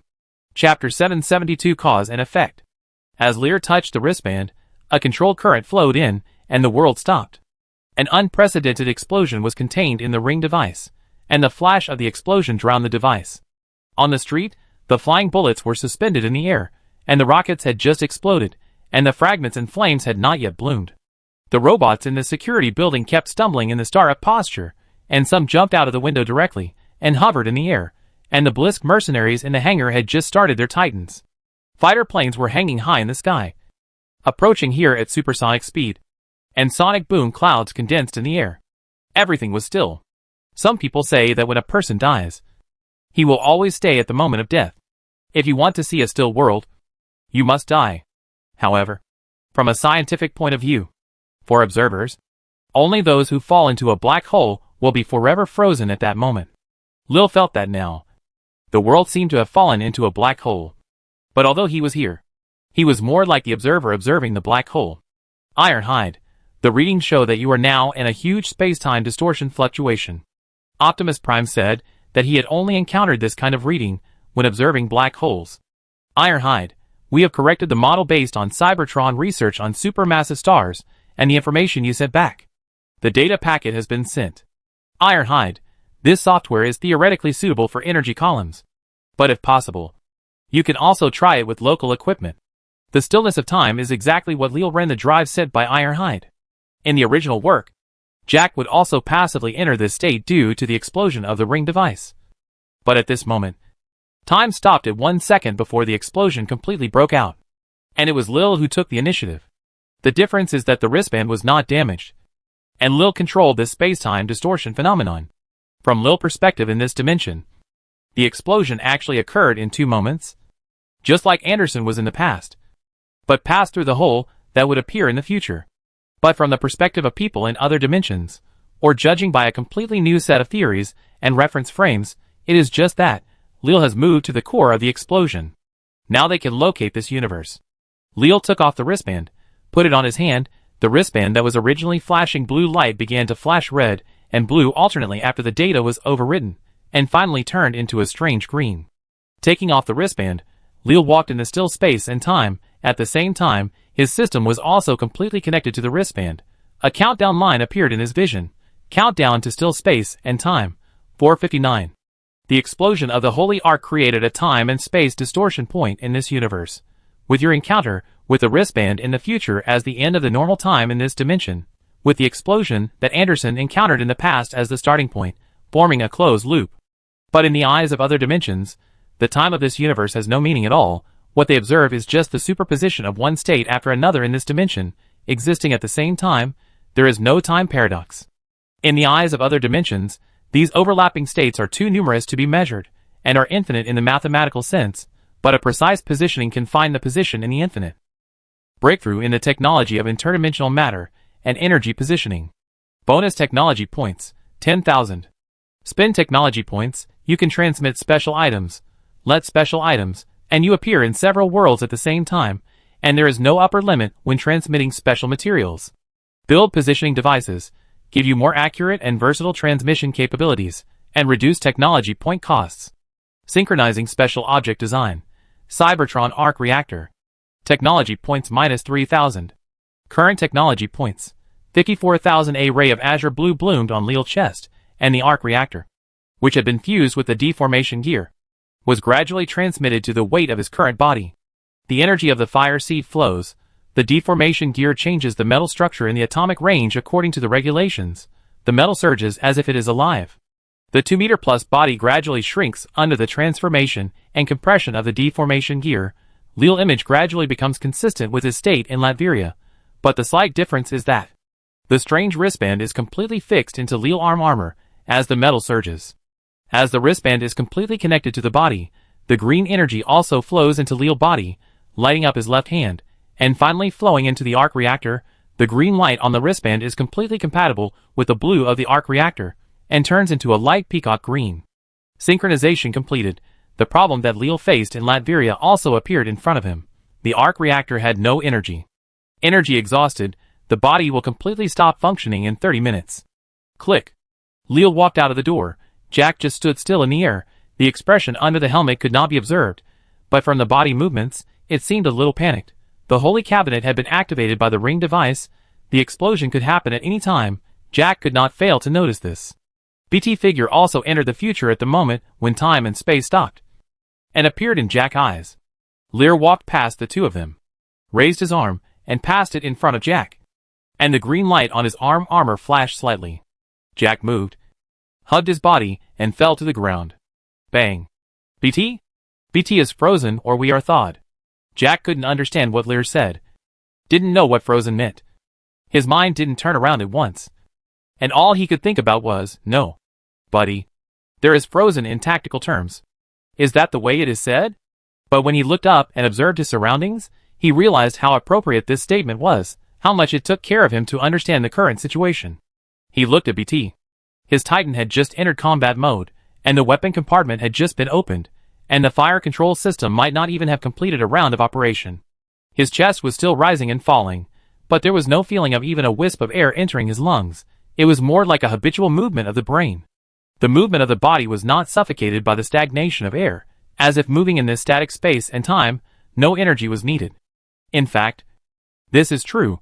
Moving in the static space-time of this dimension does not require consuming its own energy. All the energy comes from the space-time distortion core that maintains this state.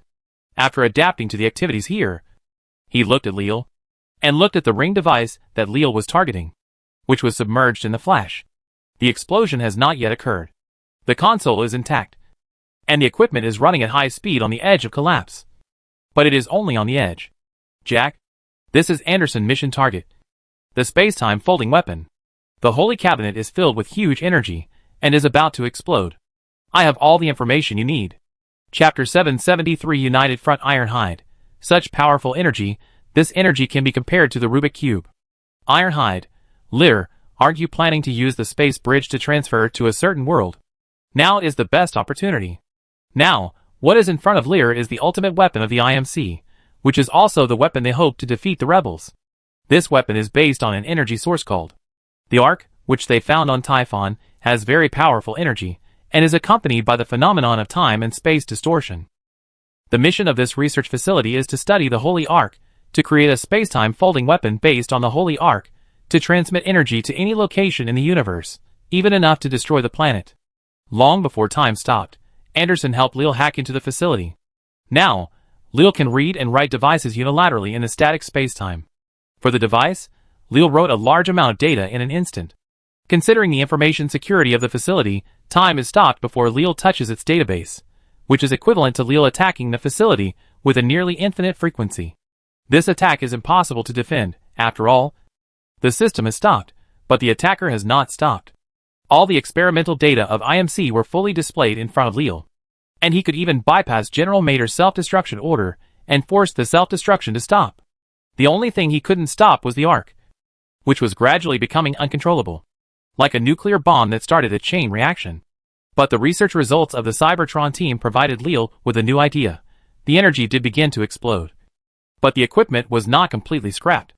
If the energy of the Ark was used to help Leo transfer at this moment, then he might be able to enter the world of Cyberpunk directly.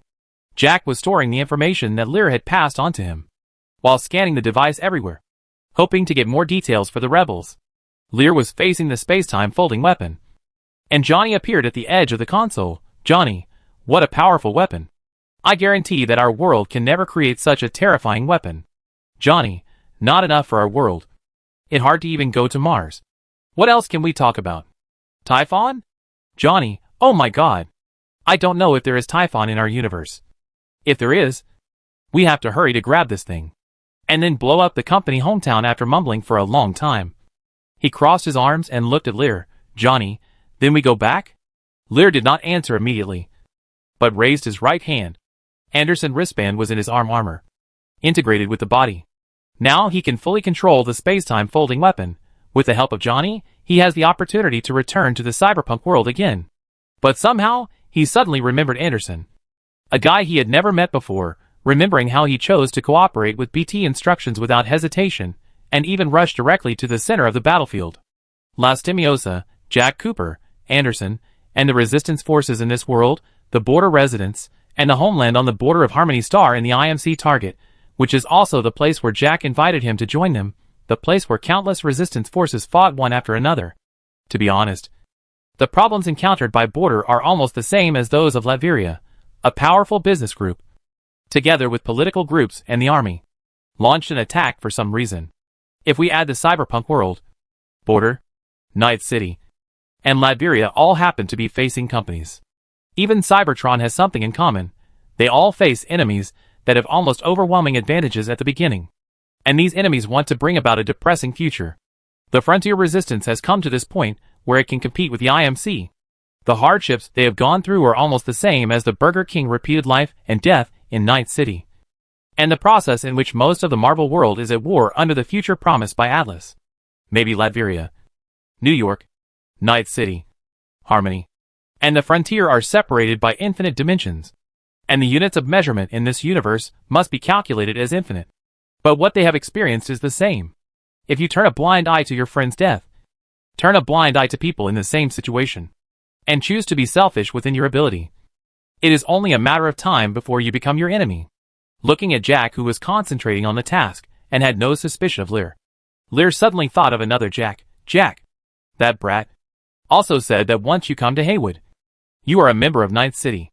Abandoning Jack here is simply rushing towards becoming a person like Johnny. Rushing towards becoming a person who curses when necessary, but still selfish when there is a chance. Not leaving now. Don't forget, I accepted Cooper's invitation before, and you were also thinking about taking a trip to another planet. If the IMC wins, you will have to pay for the trip. Johnny, haha, what bullshit are you talking about again? Johnny crossed his arms, shaking his head and laughing. Although his words were not pleasant, his expression revealed a sense of, I knew it would be like this. Johnny, you are so saintly that it makes me sick, but I support you. Cooper, I have a plan. Jack looked at Lear, who raised his arm and pointed at the time-space folding weapon. This thing. I have intercepted its energy characteristics. I can directly track its future location. Can you track it directly to the Holy Ark? Yes. Not only that, I can also use its power to send us directly to it. This made Jack stunned. Lear had just come into contact with this thing with him. But in just a few minutes, he could even control the time-space folding weapon, and even tamper with its use? Leo turned around. His mechanical body had distinct lines under the static light of the Holy Cabinet. But this body was clearly mechanical. And yet Jack felt that he was a person. At this moment, Jack suddenly noticed that Leo's appearance was completely different from when they first met, and more human. Do you know what this is? Not only do I know, but I also know that this is what I'm looking for. I need it to help me win a war. And I also need the wristband in Anderson's hand. You mean? You help me complete this mission. Defeat the IMC, and we help you win. Another war? A deal? Jack reacted quickly. and immediately took over Lear's words. Obviously, he was not stupid. However, Lear paused for a moment, looked at him and said, "It's not a deal, but mutual help between friends. You and me, the rebels and us. We are in the same situation. You help me. I help you. Friends." Jack obviously didn't expect Lear to say that, but he quickly reacted, "Friend. It's more appropriate to say that we are allies. But you are right. You and I are friends. And the Resistance can also be friends. But I can't guarantee the Resistance attitude towards the Holy Arkansas." Lear stepped over Jack and put his hand into the console. "Jack, do you remember what you said before? You are a member of the Resistance." In just 1 minute, Lear said several things in succession that Jack didn't expect at all. Jack was stunned for a moment when he heard this, then smiled and shook his head. Holding a rifle and standing next to Lear, "You are really good at making friends. Then I will take it as your agreement. I guess I should take the time to give our covenant a name, such as the Interdimensional Anti-Corporate Anti-Detonation United Front." "Huh? What did you say?" Jack was extremely shocked by Lear's joke, and even Johnny jumped out of his wits. "Lil, you may not believe it, but I have always been very humorous." "Johnny, I think what you said is quite humorous. Interdimensional communication. Lil, correct the model. Help me locate the area with the same energy characteristics in this dimension. Iron Skin, are you sure? I don't know your specific situation on the other side, but opportunities are something that can never be regained once lost. Lil, I'm sure. I made new friends here. Ironhide, got it. Buddy, I'm always confident in your ability to make friends. Ironhide, by the way, I can try to transfer some Cybertron weapons to you. These weapons refer to the database you just read. I hope it will be helpful to you. Ironhide, Optimus Prime asked me to tell you that the Autobots are never stingy in making friends." 5 minutes later, time and space began to flow slowly. The ring device began to rotate violently after the program was written. The equipment in the entire facility underwent a massive change in operation status under Leal control. A large number of equipment were overloaded to the limit in order to keep up with the speed of the Holy Ark explosion. But the speed of light seemed as slow as a turtle in such an environment. The speed of destruction could not keep up with the speed of Leal temporary control. In the flash of the explosion, a dazzling energy column suddenly sprang out. Leal raised his right hand and caught the beam of light head-on. "Iron Skin, let's help our new friend win this war." Chapter 774 Single Soldier Assault. IMC Typhon Air Force Base. The Holy Ark is here. The Holy Ark itself is not a man-made object. To humans, it is more like a natural space-time energy found on an alien planet. IMC has done a lot of research on it. There is no doubt that, in order to safely transport this energy, they need to use special blockade plates. The Air Force Base is making the final reinforcement of the Holy Ark, preparing to transport it to the recently built space-time folding weapon, loading the bullets. "General Mad, hurry up. We have to activate the space-time folding weapon before the rebels find the Holy Arkansas." The entire Air Force Base is on alert for the arrival of the Holy Ark. As a transit station for the Holy Ark, this air base has hundreds of Titans of various models, a large number of spacecraft, and various military weapons. It is the biggest reliance of the IMC in developing Typhon, and one of the frontline bridgeheads for their battle with the border rebels. However, in the core galaxy group, the IMC has just helped the government win a civil war, and a large number of troops cannot be mobilized to the border for the time being, especially the official pilots. In this case, the commander of the IMC, General Mater, chose to hire a large number of famous mercenaries, namely the Apex Hunters led by Blisk. If we only discuss combat effectiveness and combat experience, apparently, the Apex Hunters have quite good combat effectiveness among the pilots. Unfortunately, the average combat effectiveness of the pilots is actually lowered by the current IMC pilots, especially in the Frontier System cluster. Bang.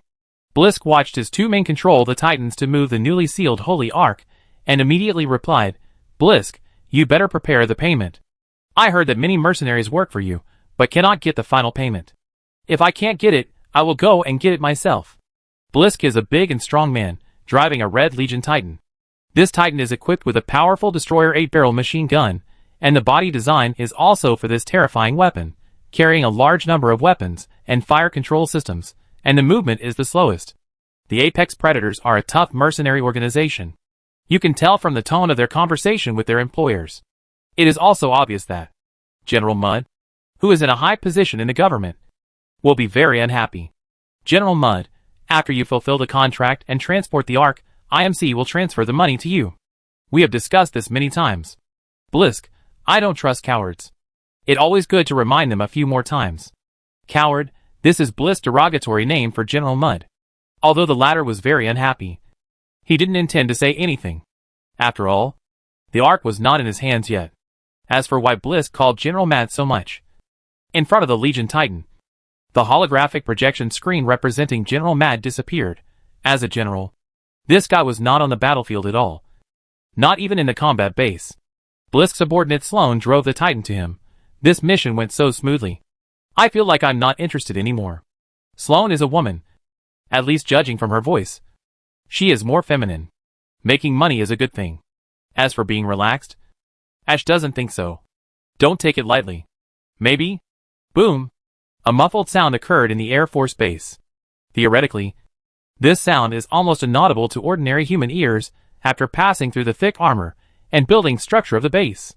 This is because their neural equipment has captured the abnormality and marked this abnormal sound. Ding. Warning! The base has been invaded. The invader has broken through the external defense system. Intruder detection, location, helipad X-ray 9, all troops immediately go to support. Target identification, SRS Vanguard Titan Unit 1. Helipad has been breached. The target is approaching Resource Library E7. All troops immediately go to support. Blisk and Sloane looked at each other. It seems to be the pilot who killed Ash. It's amazing. It actually chased here without anyone noticing. I think it's the ghosts that are still around. Finally I can move around. No, we will have others to deal with them. You and I will watch over the Ark and focus on the mission. After saying that, Blisk followed the Titan responsible for transporting the Ark. Although Sloane wanted to stretch her muscles, it was obvious that she didn't intend to disobey orders for such a stupid reason. Okay. Boom. Resource Library E7 has been breached. But this pilot sounds really powerful. Air Force Base Helicopter X-ray 9. This place is the first landing point of the Holy Ark recovery spacecraft. The Holy Ark was only initially encapsulated during the recovery, and the changes during landing caused a lot of energy to escape, leaving traces on the spacecraft used for transportation and the landing point. The newly transferred research team is studying the traces here, and the soldiers are standing guard on the side.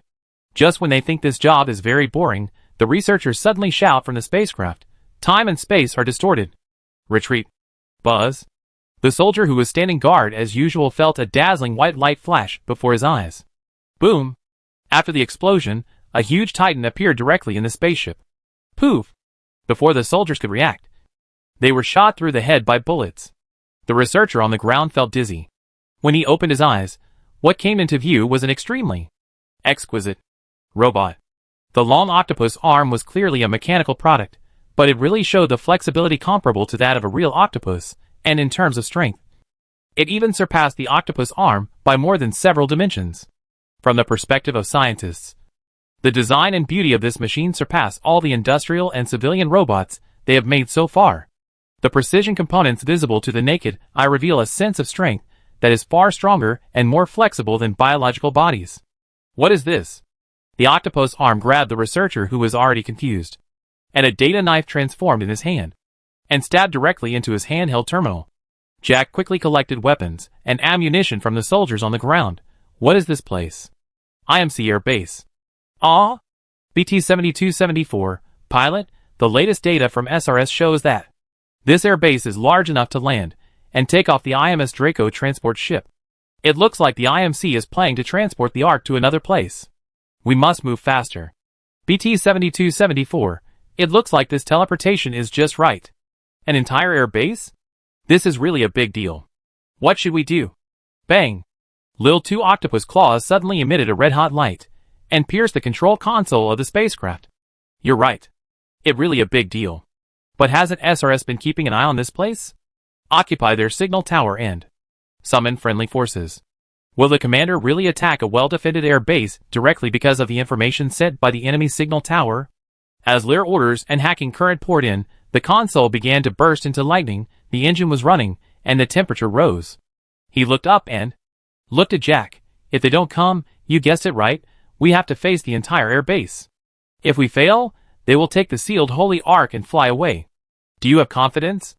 Jack's answer was very decisive, of course. EP741, enemy Titan approach detected. The data in Leo's eyes flashed. The unlucky guy is here. Iron, the thing has been transmitted. Interdimensional material transmission, Cybertron directional blasting device. Description: excellent energy guidance design, can be directly directed to detonate, to blow up the walls that transformers cannot penetrate. But it can also be used to guide huge energy sources, to induce a directional explosion. The nuclear reactor of the Goblin transport ship was pulled out of all the partition rods by Leo. The chain instantly lost control, the engine was completely exploded, the spacecraft was like a giant rocket launcher, and rushed straight to the wall. Boom! Chapter 775 Single Soldier Assault. Quick! Quick! Quick! Hold the line. I really don't know how IMC let a Titan sneak in. The enemy may be quite capable. Finally, we can move around. Don't let your guard down. IMC riflemen and Titans walked quickly in the warehouse. The footsteps of the Titans and riflemen showed the size of the troops. This is a military base after all. The moment the alarm sounded, the nearest defenders knew what to do, even when there was a situation of confusion. The deployment was carried out in an orderly manner. The resource library is next to the helipad, because it is used for unloading. There is only one way out, theoretically. As long as they guard outside the helipad, the people inside will never get out. The Titans quickly took their positions, and the riflemen were on guard. The door of the passage was half open, there was black smoke, and flickering fire. Just when the light behind the door attracted the attention of all the defenders, a loud noise came from the side. To be precise, the wall of the room was deformed by something. Boom! The pilot of an Apex Predator closest to the wall opened his mouth in panic in the cockpit. The Goblin transport is a transport aircraft that looks like an old-time fighter, shaped like a triangle, and the head of the ship is a triangular tip relative to the hull. In his eyes, the head of a spaceship smashed through the wall directly. Even though the force generated by the impact had deformed the head of the ship, he still recognized the familiar bow of the IMC Goblin transport. The transport ship has become an armor-piercing projectile. Under Leo control, the engine of the spaceship exploded a huge amount of energy in an instant. The unique shape and structure of the spaceship made the impact force more concentrated, and it completely turned into an armor-piercing bullet. The spaceship pierced the wall and came into close contact with the Hunter Titan. The explosion also hit again after most of the spaceship smashed through the wall. Boom! Flames and shock waves poured in from the hull, directly covering most of the room. In a trance, such a large-scale explosion caused all the defenders to fall into chaos. The Titan near the impact point was directly deformed by the explosion. The rest of the Titans immediately took a defensive stance. But the flames contained more than just impact. There was also a death god coming at them with flames. Being in the cockpit of BT, the heat and impact of the explosion also reached Jack's senses through the neural link. At this moment, he felt that he had a more immersive understanding of the scene he was in. The rebels, Harmony, the border, was like being in this explosion. If he didn't go in, he would be destroyed. Bang! A heavy punch hit the Titan head, which was defending on the ground with its head covered. This Ronin was completely unable to withstand the punch of the Pioneer Titan BT. In fact, due to the interference of the explosion, it was completely unexpected for this big punch and was hit and flew up. BT other hand directly pulled out the Ronin long sword from behind the enemy. When the Ronin Titan was knocked to the ground, the long sword was also thrown out by BT. Before the enemy pilot could react, the sword pierced through the cockpit cover and nailed the pilot and the Titan to the ground together. In just a moment, the two Titans in the warehouse were all killed. The IMC rifleman looked at BT in the firelight and was terrified. No one can defeat a pilot fighting with a Titan, unless it is another pilot with a Titan. But now, the two friendly pilots and their Titans have become scrap metal. Fight back. Stop him. We can't stop him. IMC rifleman, don't poof when the resource library is breached. BT sprinted at full speed and accurately controlled his stride, paving a bloody road to rush out of the resource warehouse. The scattered IMC knew they were soldiers, but their fear of the pilots and the defeat on the battlefield convinced them to hide behind the bunkers and wait for the opportunity, although this was actually just a lottery. A lottery that the huge killing machine would not step on their heads.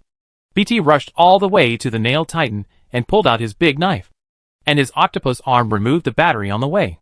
BT, I never thought of this tactic. It was very effective. Surprisingly. BT, but how did you make the spacecraft explode again? This doesn't make sense. the engine didn't pass through the wall like the armor-piercing bullet. Leal, there are more things that will surprise you. As he said that, Leal stuffed the nearly fully charged nuclear battery into BT power compartment. BT, more enemy titans detected. BT, Jack, the sword core is ready, approach the enemy pilot. The technology of the rebels may not be as comprehensive as that of the IMC, and their industrial capacity is not as strong as that of the IMC, but they have brought together talents from various fields, and a large number of pilots. The most powerful feature of the Vanguard-class Titans they created is that they can be compatible with weapons of all types of Titans. The weapon that originally belonged to the enemy Ronin Titan was reactivated in BT hands. The large blade released a blue light enemy Titan model, Ion. Description: equipped with a splitter rifle to fire energy bullets or stimulate split beams for continuous attack, the shoulder-mounted laser cannon can carry out precise and rapid attacks on enemy Titans at medium and long distances. The arm is equipped with a vortex shield to intercept and reflect the attacking bullets, equipped with anti-Titan tripwire mines as a protective measure. Equipped with an ion core, can fire a super laser cannon from the chest. The second Titan that arrived raised its weapon and hurriedly fired at the black shadow that rushed out of the black smoke, but the bullets of the plasma splitter rifle were immediately deployed by the blade. The pilot on the Titan suddenly felt something was wrong. As an ion Titan, he preferred to keep suppressing at medium and long distances. But this distance? He instinctively raised his arm, releasing a vortex shield from the center of his palm. This shield can block energy weapon bullets at medium and long distances, and even reverse the vector direction of energy weapon bullets. But the only thing he couldn't handle was the Ronin broadsword. The broadsword pierced the shield, and BT twisted his wrist and directly cut the ion Titan and the driver apart. At the same time, another Titan that rushed over saw this scene and immediately stopped, and immediately popped out two tripwire traps enemy Titan model, Polaris. Description: equipped with a rechargeable plasma railgun, a sniper-type Titan, equipped with a large number of missile bays, has extremely strong suppression power at long distances, and is equipped with a turbo engine for high-speed movement, with the lightest weight and strongest maneuverability among all Titans. Two tripwire traps are used to restrain Titans, to increase the distance from the enemy or limit the target for sniping. Equipped with a flight core, overload the thrusters for a short period of time to stay in the air, and pour rockets at the enemy. Jack and BT exclaimed, "What should we do now?" At this moment, Leal yelled, "BT, open your core connection." Bang! One of Leal's two octopus arms was inserted into BT body, and the other was inserted into the ion he destroyed. BT instantly knew what Leal was going to do. Leal wanted him to start two cores at the same time. But even if Leal could restore the half-destroyed Polaris laser core, BT computing power was only enough for him to start one core. "Trust me." BT. Jack. Seeing Leal look, Jack certainly couldn't stop and ask questions at this time. BT. BT, core right open. Huff. The enemy Polaris was already suspended in the air, and the bomb bays behind it were all opened. All IMC soldiers on the battlefield felt safer when they saw this scene. On one side was the enemy Titan that was fixed in place, and on the other side was Polaris that was already in deep space ready to launch all its missiles. They could even imagine BT being blown to pieces. No one saw that the arc reactor on Leal's chest burst out with a strong light, and some kind of exquisite mechanical parts appeared out of thin air, covered the destroyed ion Titan, and directly activated the core of this half-dead Titan. Huff. As soon as the rocket flew out, a dazzling red ray was ignited from the ground, directly destroying all the rockets flying in, and hitting Polaris without any cover. Boom! Chapter 776 Single Soldier Assault. The ion core is ready.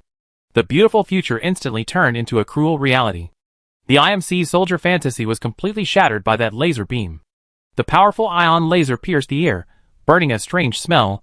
The sound of the high-frequency transmitter was extremely harsh. The red laser destroyed the rocket and triggered an explosion. The pilot of the Polaris Titan, who had just taken off, completely gave up thinking. Any pilot of a Polaris Titan knew that the core of his Titan could not be used randomly on the battlefield, otherwise being locked by other Titans with long-range attack capabilities would be a dead end. In a one-on-one situation, only against the Ronin, who was caught by the tripwire, the core of the Polaris can be fully activated. But who would have thought that this thing would suddenly turn into ions? Before the driver died, he felt what a scorching hell was. The laser destroyed the rocket and triggered an explosion, but the laser could not instantly penetrate his cockpit. It was just that the high temperature was transmitted to the interior of the cabin in an instant, turning this place into hell. Ah! Boom! A beast titan behind Polaris stopped immediately. This time it was not a tactical adjustment, but it was confused. This setback was entirely because the pilot saw something he could not understand at all. But just this pause, it cost him his life. The laser core stopped outputting, Polaris exploded into pieces under the effect of the laser, but the Ion Titan was equipped with a small laser. On the silent battlefield, another super small, high-energy laser was instantly fired like a sharp sword, and directly hit the hand joint of the Beast Titan. Boom! The weapon fell from the Beast Titan hand with its joints destroyed. The vortex shield was completely ineffective. The pilot in the cockpit woke up from his confusion. But BT had already rushed over. He looked at his target, at the Pioneer Titan of the rebels, but what he saw made them even more confused. On BT's shoulders, for octopus arms used a strange way to move the remains of the Polaris Titan closer to the Pioneer Titan. The fragmented mechanical structure was surging as if it had life. The knife in BT's hand had long been put away by the weapon rack behind him. Now he was holding the Polaris split gun. Whoosh! The sound of the turbo engine rang out, BT's speed suddenly increased, and he ran towards it with the gun raised. Fuck! The Beast Titan raised his hand to block, every time the split gun fired. 5 high-temperature energy bullets hit his arm, the armor and arm structure of the body continued to melt under the continuous shooting, the high temperature and impact continued to trigger small-scale explosions. Boom! When all the bullets were emptied, the surviving Beast Titan Iron pilot found that his Titan arms had all been blown up. Bang! The split gun, which had already emptied its magazine, was emitting flames. It smashed through the Beast Titan fragile arm like a fire stick. The butt of the gun fiercely pried open the cockpit. This set of movements was smooth and flowing.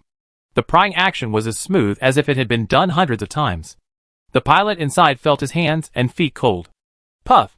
The big gun directly smashed the pilot in the cockpit. Taking advantage of this contact, Leo Octopus arm unplugged the Beast Titan battery again and pried away the rockets in the bomb bay. The transformation components of Cybertron were gradually reinforced. Jumping back onto BT's shoulder, Leo replaced the new battery with the ion core on BT's shoulder and stuffed the rocket into its bomb bay. BT, the ion core is ready. BT, this modular technology is very powerful. How did you do it? I feel that the newly added modules did not increase the system load at all. It runs very well. Others, friends friendly sponsorship to you. Leo had already carried out the first interdimensional material transmission with Ironhide, and sent a directional blasting bomb using Cybertron technology. However, active weapons and bombs consume a lot of energy. After absorbing the energy of the explosion of the Holy Ark, Leo core was already 100% full. But transmitting a bomb like that consumed 5% at once. So the tactics changed. Ironhide and his team provided the improved design of the Titan. To be precise, a transformation design. And then transmitted key components to help BT load weapons. Ironhide, it looks like it working well. The design of these robots is closer to human thinking. There are still many areas that can be improved. Jack, this is awesome. Lil, I just said it, there are even more awesome things. 1 Titan, 2 cores, and 2 sets of equipment. Jack's excitement reached its peak. Once, as a reserve pilot under Captain Lastimosa, he passed all the training and tests in the simulation training, understood all the Titans and their weapons, and imagined how he would use these weapons. But a good fighter can easily see the restraint relationship between weapons, and can clearly imagine what kind of problems he will encounter when using different weapons. So a good fighter knows the importance of teamwork. But if there is a chance, who wouldn't want to be a hero who can stand alone? Stand alone against all odds, and be unstoppable? Now is the moment when dreams come true. BT rushed out of the building and ran straight to the runway. The interstellar communication tower was at the end of the runway. But on the way, a total of 12 powerful Titans have activated their swarm course. Enemy Titan detected, powerful Titan. Description, equipped with 40mm tracking machine guns. One-way particle barriers. Launch positioning sonar. Tracking rockets. Huh? The rocket swarm is coming like a storm. Lear yelled, start phase assault. Jack, but you quick. Richter, breaking into a military base alone, I really don't know whether to say he is brave or brainless. Blix, the several Titans that went in were defeated, don't take it lightly. Richter, I know Richter is not a fool. In fact, there are no fools among the top hunters. Even if we don't mention how the invaders sneaked in, even if they sent the Titans in without anyone noticing, they defeated the Titans, and riflemen sent in at the first encounter, this combat capability is indeed a bit beyond the standard. That a Titan, not a child toy, nor one of those useless death robots made by IMC. How can he face a volley of 72 tracking rockets per round? 12 powerful Titans are already waiting outside the door, and the core of the missile group has been fully opened, waiting for him to come out. 72 rockets per round, for rounds of continuous shooting, a total of 288 rockets. This scale of attack, let alone a Titan, even a transport ship flying out will be shot down. Richter, he out. Bang! The footsteps of the Vanguard Titan were extremely heavy, and they sounded like thunder in the ears of the IMC defenders. It not that this thing is too heavy, but that it is too strong and too weird. The overwhelming rockets covered the sky, and the sound was like a storm. Under such an attack, BT seemed particularly small. Richter clearly saw that when the swarm of rockets was about to attack BT, this Titan turned into nothingness and disappeared on the spot. Only black and white energy was revealed in the Titan sensor. The phase rate of the photoelectric Ronin can give the Titan the ability to shuttle to another phase, which is very useful for both raiding and avoiding attacks. But the time to enter the phase is very short. If you exceed the safe time, you can forget about coming back. Richter, expand the attack range. Ronin does have a very strong ability to evade attacks. But if my men continue to carpet bomb, how will you deal with it? But if you think about it carefully, this Titan looks very different. It carries the Ronin sword. A powerful tracking rocket pod is mounted behind it. And there seems to be a turbo thruster behind it. And on the shoulder, that thing looks a bit like an ion core. Huh? No, where did the Ronin Titan get its rocket pods and turbo thrusters? Just when I thought of this, Ronin appeared at the edge of the bombardment, raised its arms in the face of the overwhelming missiles, created a vortex shield. The rockets hit the vortex shield and floated as if they were stationary in it, and then all of them were returned. The overwhelming rockets were now hitting them. Chapter 777 Single Soldier Assault. The rocket accelerated by the vortex shield sped up and attacked the Titan position on the left. The attack forced these Titans to prioritize defense. No one would risk their lives when they have an advantage. But Jack and his men really risked their lives. Richter was shocked. He did not slow down at all. He immediately raised the machine gun in his hand. But what was more shocking was yet to come. The Ronin sword flashed blue electric light in BT hand. This sword was swung hard and released a powerful arc of electricity. Richter knew that he could not let the Ronin get close to him. He immediately cast a light blue particle shield in front of him. The arc slashed hard on the shield and tore it apart. But Richter was just about to counterattack when BT shoulder cannon laser hit him. Alarm. Shield generator was hit, recovering. Richter, why are you standing there? Hit him. In fact, even he was shocked by this strange weapon set, but if he didn't shake his head at this time, would he be chopped into pieces? But something even more terrifying happened. This Titan holding the Ronin sword, which had obviously activated the sword core, suddenly shot out a powerful red laser. He also activated the ion core. Buzz. The red laser swept directly over the beast Titan that was about to fire. The laser retreated to other Titans as BT rotated and moved, as if entering an empty space. Then the turbo thruster crushed countless IMC riflemen under his feet and rushed to Richter before his body recovered. Bang! At the critical moment, Richter chose to abandon the cannon in his hand, letting the Titan choose to take the blow with his arm. The big knife directly cut off one of his arms. The force of the swing was greatly reduced, but it was still deeply embedded in his Titan left shoulder. But he can still fight. The blade was stuck in the body. The powerful Titan clenched his fist and gathered strength, preparing to smash BT cockpit with one punch. Warning. Enemy pilot is landing on the body. Bull taming warning. Bull taming is a term exclusive to combat between pilots, referring to the enemy pilot boarding the plane without driving the Titan, directly opening the battery shield to remove the battery that powers the body.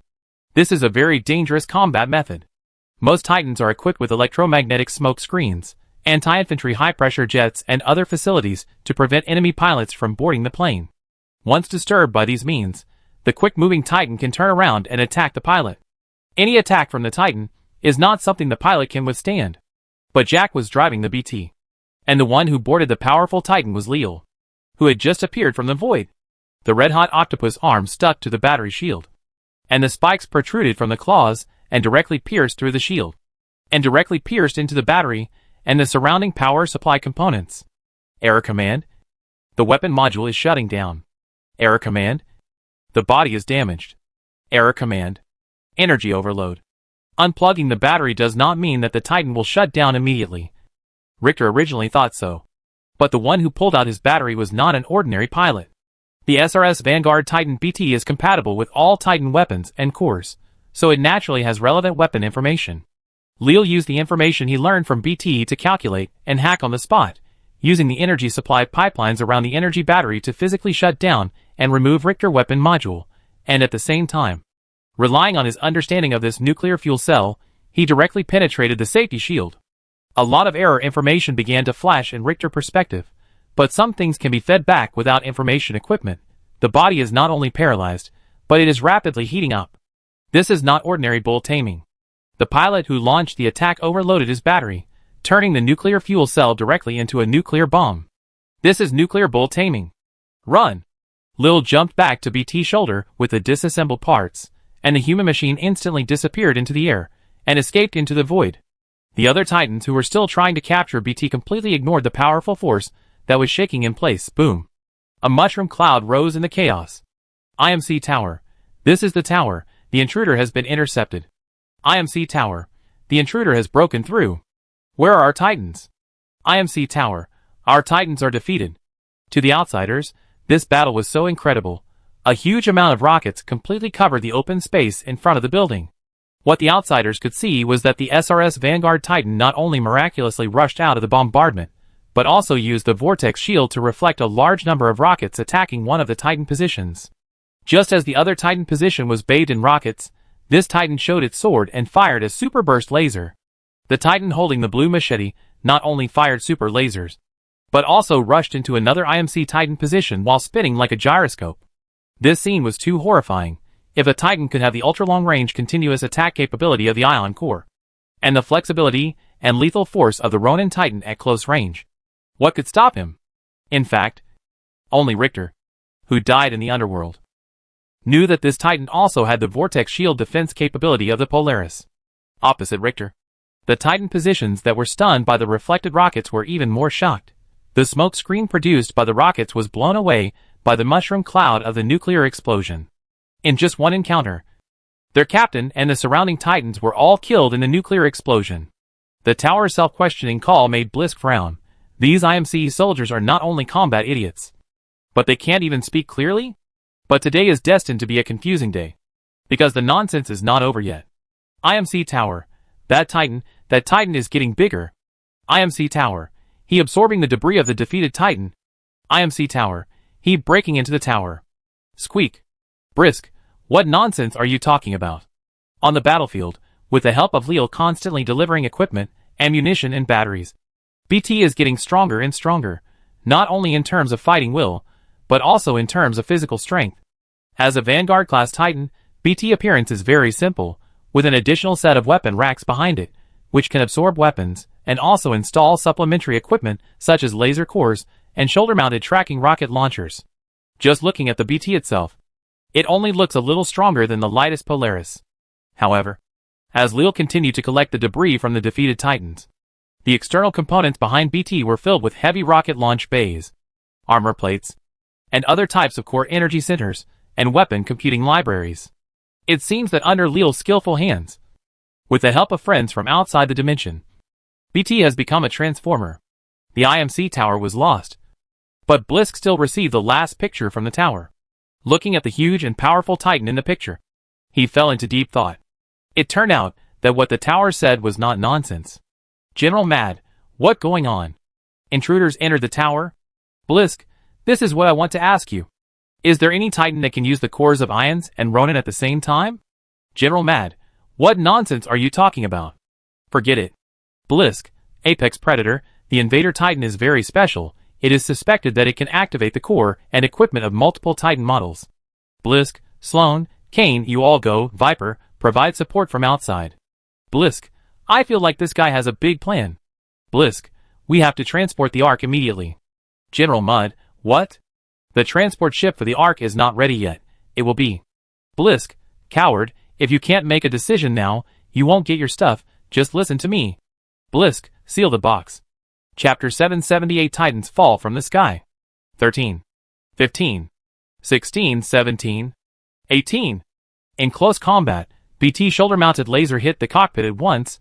The intense heat affected the sensor data, the enemy Titan hesitated and was knocked down by BT's swing of his arm.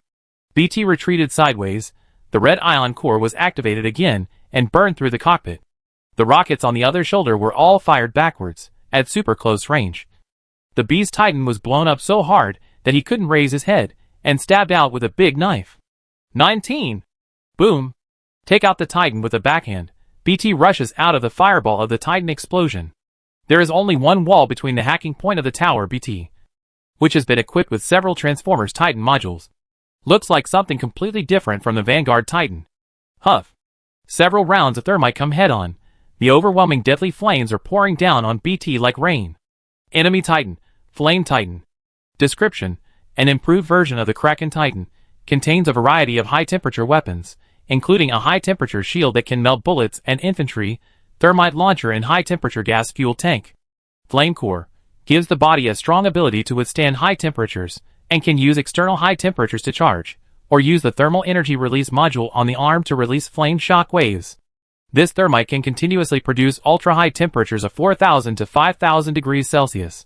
Although it will not cause fatal damage to the Titan in a short contact, the components of the thermite are very easy to stick to the Titan body. The long-term high temperature will greatly reduce the strength of the Titan body, making it vulnerable and slow in movement. However, such a deadly flame can be avoided by the phase shift of Ronin Titan. BT disappeared in the air in an instant.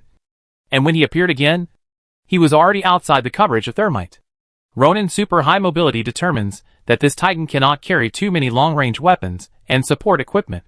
In theory, when he appears again, he can only run wildly on his two legs. If the phase ray does not close the distance with the enemy Titan, he can only find cover or be smashed into pieces by firepower. But this Titan is different. This Titan has rich power and equipment. The modules on BT's shoulders began to deform as if they had life. The rockets looted by Leal were fed into the ammunition supply system by these flexible machines, and then all attacked the Flame-class Titan that fired thermite. The Flame-class Titan felt uncomfortable. He was indeed a heavy Titan, and could withstand many attacks. But it was impossible to catch rockets with his face. If he was dragged like this, he would have to stop retreating. And if he paused too long, he would be stabbed. Kane, what kind of Titan is that? Do the rebels have such advanced technology? Sloan, don't care what it is. Fight first and retreat. BT forward momentum was blocked by a red ion laser, and it stopped its forward momentum and turned to hide in the bunker, and trampled to death several IMC riflemen hiding behind it. In the past, Ronin would retreat and look for opportunities at such times. But in fact, when facing multiple Titans and being forced into a dead end, Ronin had already lost the ability to resist. Sloan thought so too, and her body was very honest. Even if she thought this Titan was strange, she still had this kind of thinking inertia. As a result, BT only dodged for a moment, and then turned around and ran out. The rocket launcher on her shoulder had been put away, and instead, two large guns with destroyer machine guns were mounted under her armpits.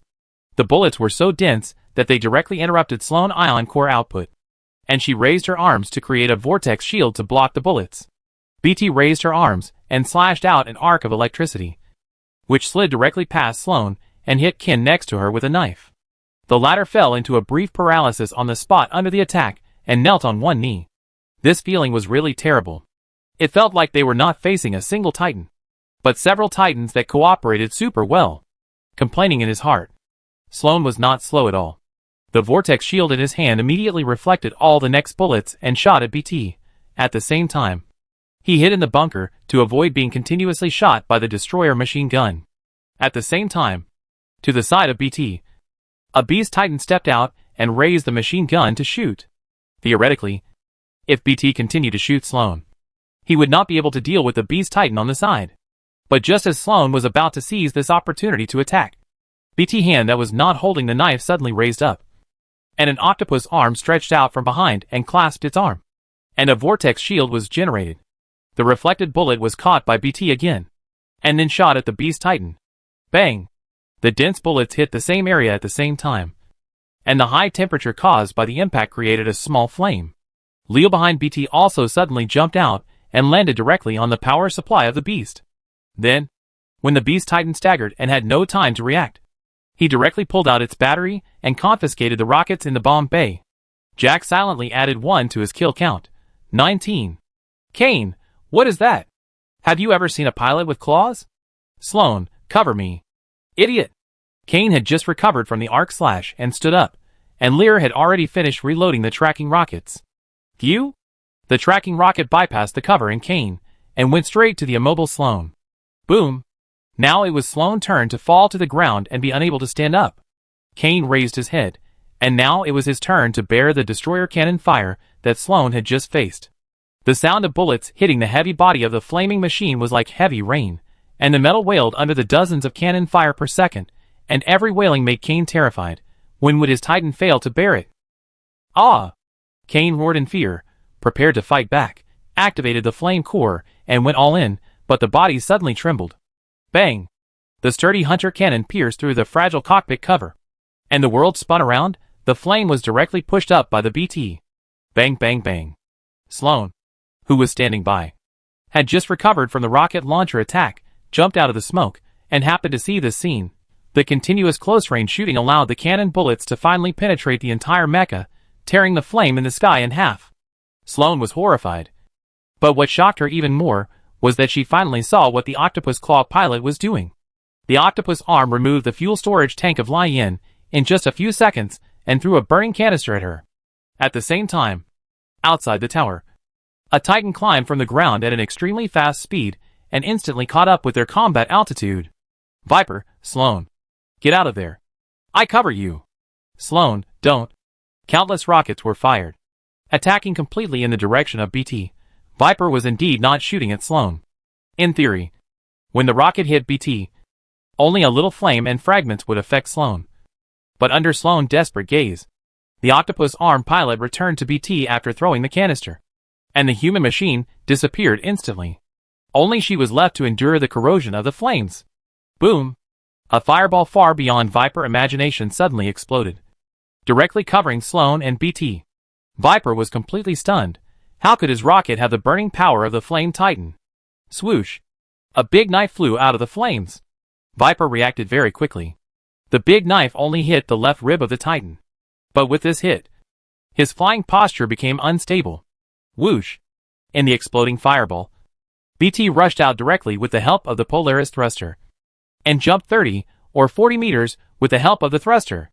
Seeing this, Viper wanted to fly, but it was too late. BT grabbed his leg directly. The octopus arm grabbed Viper body and climbed up. Fuck. Warning, enemy pilots are boarding. Warning, bull taming warning. The anti-bull taming device on Viper was about to spray high-temperature steam and electromagnetic smoke, but the laser on BT's shoulder directly penetrated his transmitter. Not only that, as a flying body, Viper can't beat BT at all. Even if we only consider the original version of BT, its weight is more than twice that of Viper. The Viper kicked down hard, but was kicked by BT. He grabbed it with his backhand. The weapon in his hand could not be aimed at the foot in this situation. The panicked Viper had no way to resist the big and small guys crawling on him. Leo climbed onto the back of the Viper in an instant, and the octopus arm suddenly stabbed in. Warning, aircraft failure. The overloaded battery core brought unimaginable power. The Viper aircraft, with the safety device removed, was completely overloaded. The trend that had already begun to fall stopped instantly. The Viper thrusters burst into a dazzling light. Suicidal light. Whoosh! The meteor rushed directly to the top floor. Chapter 779 Titan's Fall. Boom! The flying Viper crashed into the IMC tower like a meteor. The huge explosion even saved Lear the trouble of thinking about how to get in. BT's huge body hit the floor with a loud noise. Lear rolled a few times and immediately stabilized his body with the help of the octopus arm. Jack, 23. Jack, it really thrilling. How can they still have a flying Titan? BT, with Lear technology, their advantage is our advantage. If it weren't for them, we wouldn't have saved the trouble on the road. BT words are true. The tower is full of IMC infantry and Titans. There must be even more people in the elevator. If the IMC chooses to blow up the elevator, they will have to climb the stairs. In that case, who knows how long it will take to climb? Johnny, I think BT means we have to thank him. Ironhide, I don't know where you got such advanced thrusters. It must have saved you a lot of trouble. Brushing off the flames and debris on his body, BT stepped on the wreckage of the Viper and stood up. Lil has already connected to the tower. They can now control some of the facilities of this air base, especially the interstellar communication function and jump guidance. 6 hours after the first IMC airborne arrived at Typhon. On the Rebel SRS Predator command ship, Commander Sarah looked at the combat hologram without saying a word. There are rebels on this planet, and IMC garrisons. Just like other planets with direct conflicts on the border, it is the front line of the war. However, the time span of interstellar wars is often very long. Although both the IMC and the rebels have facilities on this planet, most of the time, they only test each other at the information level. Direct, large-scale conflicts will not always occur. After all, on an interstellar scale, a mistake in troop mobilization may turn into a fatal mistake, leading to strategic setbacks. Such a large-scale operation was entirely due to the discovery of a very unique energy feature in the area, which she directly deployed to Anderson for exploration. As a result, just when they were about to send a large force to land on the planet, IMC responded quickly and gave them a blow. However, this also shows that the energy fluctuations on this planet are not simple. The garrison here is far more powerful than the previous intelligence description. Anderson Sarah unconsciously muttered the name of her subordinate. Anderson lost contact, and the troops sent to meet him also lost contact. Looking at the icon on the holographic tactical map that symbolizes the ground signal tower, it was completely gray, which meant that the local signal facilities on Typhon had entered silence. Not to mention knowing the situation of the soldiers who fell into the atmosphere. Even the local garrison could not send any information. In this case, the Navy could only wait outside the atmosphere. Waiting without intelligence was the most tormenting. At this moment, the signalman suddenly sent a message, SRS communication, Commander. A communication signal encrypted with SRS was received. Sarah immediately put her hand to her ear, and her body took 2 steps uncontrollably. Sarah, then bring them in. What are you waiting for? SRS communication. But the source of the message is a bit strange. According to our equipment, this message comes from the IMC Air Force Base. Now it was Sarah's turn to be stunned. The IMC Interstellar Communication Station sent a signal to them? Still using the SRS communication method? Even if the coding method used in interstellar communication is different from the communication protocol of network equipment, it is basically impossible to receive information and cause the network to be hacked. But listening to the signal from the enemy position? If she listens, how can she judge whether it is true or false? Sarah, let me listen. Sarah, this is Sarah Briggs of the SRS Predator Corps of the Rebels. Please verify. BT-7274. Commander Briggs, this is BT-7274. Protocol 2. Stick to the mission. Report to the affiliated SRS fleet. BT-7274. IMC discovered a powerful spacetime energy on Typhon, the Holy Ark, and used it to create a folded spacetime weapon. BT-7274. Once successfully launched, the Rebels' Harmony will be destroyed. The function of this weapon has been verified, and a satellite of Typhon has been destroyed. BT-7274. We have captured the tower of Sierra Air Force Base. Request to jump immediately to launch a raid. Sarah, your pilot is. BT-7274. Captain Lastimosa has been killed. The current acting pilot is Jack Cooper. Commander Sarah Brain was working rapidly. She immediately caught the keyword Special Operation 217. This special operation is the reason why SRS is attracted here. But this mission should belong to Anderson. Even if Anderson died, Lastimosa should be his successor. Sarah immediately retrieved the files of BT-7274 and Jack Cooper from the database. The more she looked, the more confused she felt. BT-7274 was indeed Lastimosa Titan, but Jack Cooper, he was just a rifleman. The wait without news was tormenting, and the information that was completely unpredictable made people feel irritated and scared. Especially when faced with such important intelligence, IMC might directly attack Harmony. Wrong pilot, wrong location, wrong transmission signal. The only correct information is the code name of Titan and a small rifleman. If this is false information, then she who is deceived by this false information to Typhon will become one of the stupidest commanders in history. But if this is true, Sarah, SRS, prepare to attack target. IMC Air Base Sarah on Typhon. Navigator, Commander, jumping to position. Navigator, there is an IMC Air Base in the system. For safety reasons, we'd better jump to it. Sarah, locate above Typhon. The closer the better. We have an insider. Johnny, do you think the commander of SRS will deploy a large force just because of the intelligence from the enemy base? Johnny, if it were us, if it were the army of the new United States, no one would risk becoming a fool to make a decision. People would rather do nothing. Before Johnny finished his doubtful words, Lil heard another warning from the Air Force Base. Warning. Detected the space-time distortion caused by the jump engine. The space-time jammer is operating. Warning. Unauthorized jump. The base has entered the first-level combat readiness state. Please contact your superior commander immediately and get the mission. Warning. The jump protection device is faulty. The atmosphere of Typhon is not dense and lacks atmospheric activity, rare clouds. The visibility is very high. Satellites are clearly visible in such weather. Also clearly visible, there are giants in space.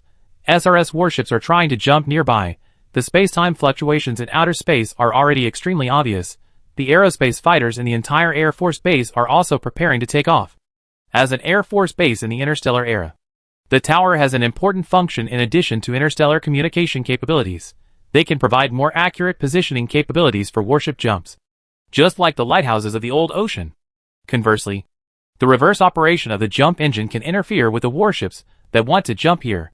But this function has been completely blocked by Lil. Now this place is a shining lighthouse.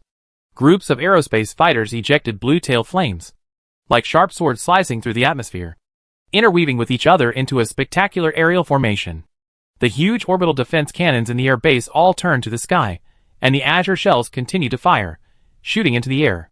Boom! Squeak BT communication device received the SRS signal again, but this time, there was no need to use the interstellar communication tower. Sarah, prepare for Titan airdrop.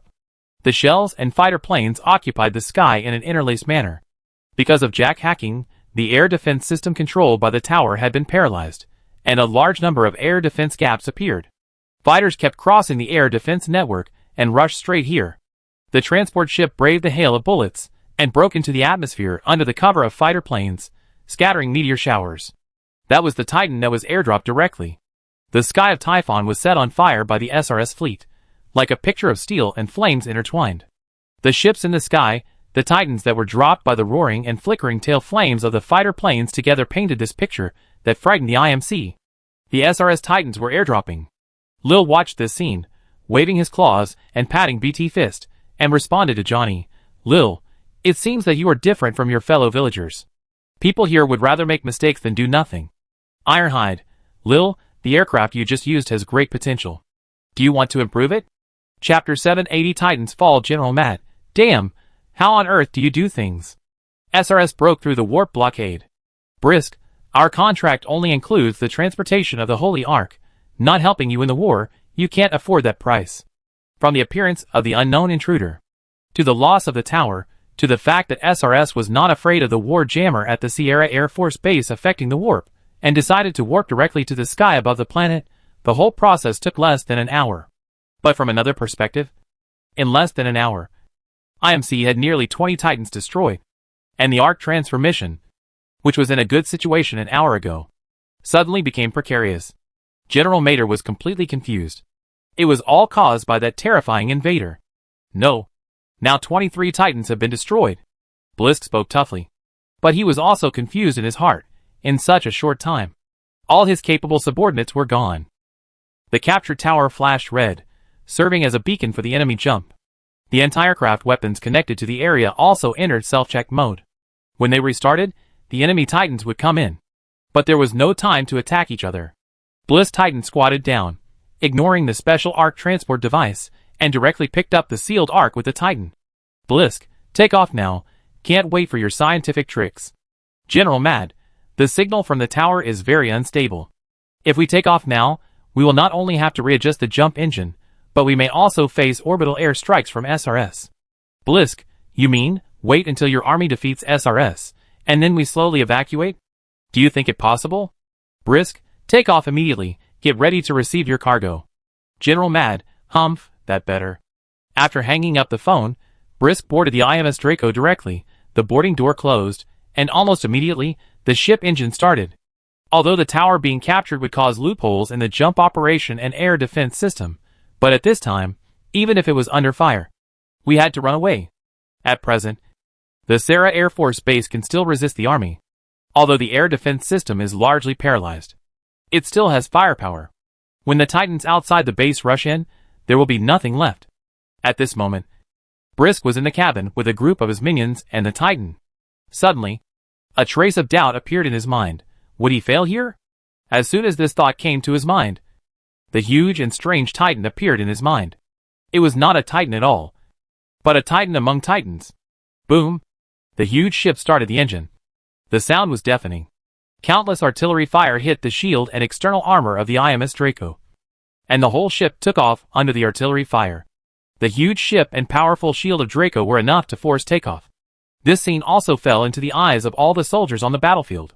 Sarah, Predator Core, the enemy is preparing to escape. Increase the intensity of the attack.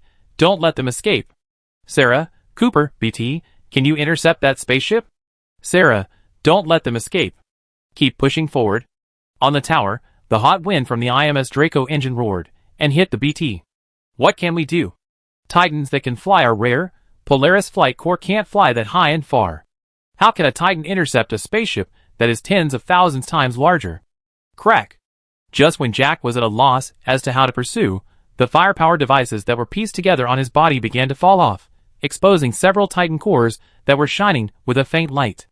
The octopus arm quickly disassembled the parts on the ground, and continued to assemble new modules, with the deformation module that had been fixed on BT. Titans that can fly are rare, and there is one here. The Viper body was cut in half. Although the engine was overloaded, it was possible to temporarily repair the engine using the transformation module strengthened by the spark source, and then transplant it to BT without any technical difficulties. Leal and the Cybertron research team, who had dismantled the power, Legion, Polaris, Ronin, and Flame Titans along the way, had designed a set of flight modules and combat equipment for BT that were truly suitable for the Vanguard Titan Cybertron plug-in components. Draco Interceptor. Description: a propulsion component that is more suitable for mechanical bodies. A masterpiece of Cybertron technology. Bonus technology points, 1,000 points. Current technology points, 55,000. The arc reactor released a dazzling light. The energy pipeline of the octopus arm could no longer suppress the dissipated quantum light. The four blue claws kept moving BT. The metal activated by the fire energy kept surging. Finally, the Viper thruster was repaired and upgraded, and firmly installed on BT. The three completely overwritten Titan cores contained a large amount of energy injected by Lear. The jet holes began to emit a strong blue light. The surrounding air was baked and deformed under the high temperature, distorted into faint lines. Bang! Lear 4 claws completely locked the safety lever on BT body that provided the pilot with a grip. The engine roared. He could only communicate through the communication channel. Lear, prepare to take off. Directly attack the ship. BT and Jack had witnessed Lear's almost magical assembly ability of his claws along the way. Even though they knew that the thruster behind him was disassembled from a scrap Titan, they fully believed in Lear's technical ability. BT, connecting to a flight module that has never been touched. Jack, let's shoot down that spaceship. Huh? The blue light of the jet hole instantly turned into a dazzling white, accompanied by a deafening roar, and a strong ion stream gushed out. Dust, gravel and metal debris were lifted up by the huge thrust. The shock wave even formed a rapidly spreading shock ring under BT feet. The defenders in the tower had just reached the top control console, and saw the shocking scene of this lightning breaking through the battlefield in the thunder. That Titan not only killed their Titan and Iron pilot, but now, it was going to stop IMS Draco. The beam of light from the ion jet cut through the air like a sword, dragging out a brilliant blue-white tail flame, rushing towards the flames gushing out of the Draco. Like an unstoppable steel meteor, all the soldiers on the battlefield were attracted by this scene. Brisk in the ship lost all his calmness and composure when he saw this scene. The blazing sword cut through the sky, and went straight to the Draco ship, which was 10,000 times larger than it. This 10,000 times difference in size made BT look like a mayfly shaking a tree. In the eyes of the rebels, it looked so determined. But in the eyes of the IMC, this Titan just shook the tree of the Sarah Air Force Base in this way. Boom! The meteor hit the Draco engine, and the ship takeoff trend suddenly stopped, making a whine. They really did it. Chapter 781 Titans Fall from the Sky. The plasma-covered super-high temperature Ronin sword pierced into the engine of the Draco, causing a huge explosion.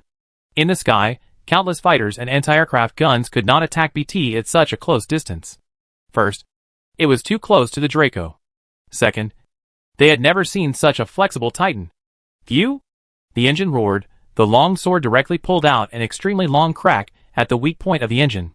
On such a huge ship, a little crack would expand infinitely during flight, not to mention such a crack. BT drew out his long sword and flew towards the next target. The rocket launcher behind him launched another round of attacks at the crack. Boom! The engine stopped completely, and it was about to fall off. This is the third engine destroyed. Leal, that enough. The flying posture of the Draco will be completely unbalanced. Forced takeoff will damage the ship's structure. Prepare to charge. Jack, BT. BT, the ion core is ready. What the hell is that? Blisk could clearly see from the outside observation angle that, on the top of the captured tower, the Titan took off. Boom! The ship shook violently, and Blisk controlled the Titan and grabbed the bumper beside him tightly. Why haven't you gotten rid of him yet? I want to know how such a large transport ship of the IMC can't fly. Captain, we can't fly. They destroyed 3 of our engines. Blisk, this ship has nearly 20 engine groups of various sizes. You tell me that 3 engines can't fly? Captain, their choice of destruction is very tricky. If we continue to force takeoff, the stress generated by the thrust will tear the ship's structure apart internally. We can only take off at a low speed. Brisk, take off at a low speed to be a target? Boom! Another violent tremor. But this time it was not a Titan attack. The ship was hit by artillery fire. Warning, the C-23 section of the ship was hit by artillery fire. The seal was damaged, and the section has been isolated. Please ask maintenance personnel to deal with it immediately. Brisk looked at the Holy Ark and felt extremely absurd. Since the SRS troops arrived at Typhon, they have always taken the initiative. Whether it was recovering the Holy Ark, ambushing the SRS, or secretly transporting the Holy Ark, everything went very smoothly, until the Titan suddenly appeared at the air base. Now all his men were destroyed. The enemy army also appeared directly above the air base. Even the evacuating ships were blocked by a small Titan. Damn, IMC are all ZZ. The boarding bridge of the spacecraft suddenly made a high-frequency sharp sound. The metal became redder and hotter under the high temperature. Brisk heart trembled. That guy is here. He was just nervous. Some IMC riflemen were directly defeated by fear. It the enemy pilot. We are finished. Brisk, shut up. Are you brainless? We have it too. And we have more people. Hold on to your weapons. Boom. Under high temperature heating, the metal strength is greatly reduced. A round of rockets directly blew the red-hot part into pieces. Brisk and his men instinctively pulled the trigger and shot at the gap. The dense bullets even filled the entire gap. Out of fear and dread of BT, this round of shooting was unreserved, even widening the gap a bit. Even Blisk felt that keeping firing was the best countermeasure at this moment. But he soon thought, this Titan seems to have a vortex shield? Bang! As soon as this thought came to mind, Blisk stepped sideways and hid behind the bunker. Almost at the same time, the Titan next to him was hit by the rain of bullets that bounced back, and a huge flame broke out. This round of shooting was conservatively estimated to have hundreds of machine guns per second. And in an instant, all hit this unfortunate subordinate. Boom! The sudden counterattack made everyone's brains work frantically, and the shooting weakened for a moment. During this moment of weakening, the black smoke of melted metal covered the front, and no one noticed a shadow wrapped in gray-white light and electricity, and broke into the cabin, and rushed directly to the second floor of the cargo hold. When the Legion Titan guarding the second floor discovered the phase assault, BT had already appeared, and with a wave of the long sword, he directly cut off the Titan. BT grabbed the Legion Hunter cannon with one hand, and the Cybertron components on his body were immediately connected, while pouring all his firepower on an exposed Titan, while raising the sword with one hand, blocking the bullet attack from the other side. Before the rest of the defenders adjusted their positions to attack BT, the exposed Titan was completely paralyzed by the Hunter cannon. Boom!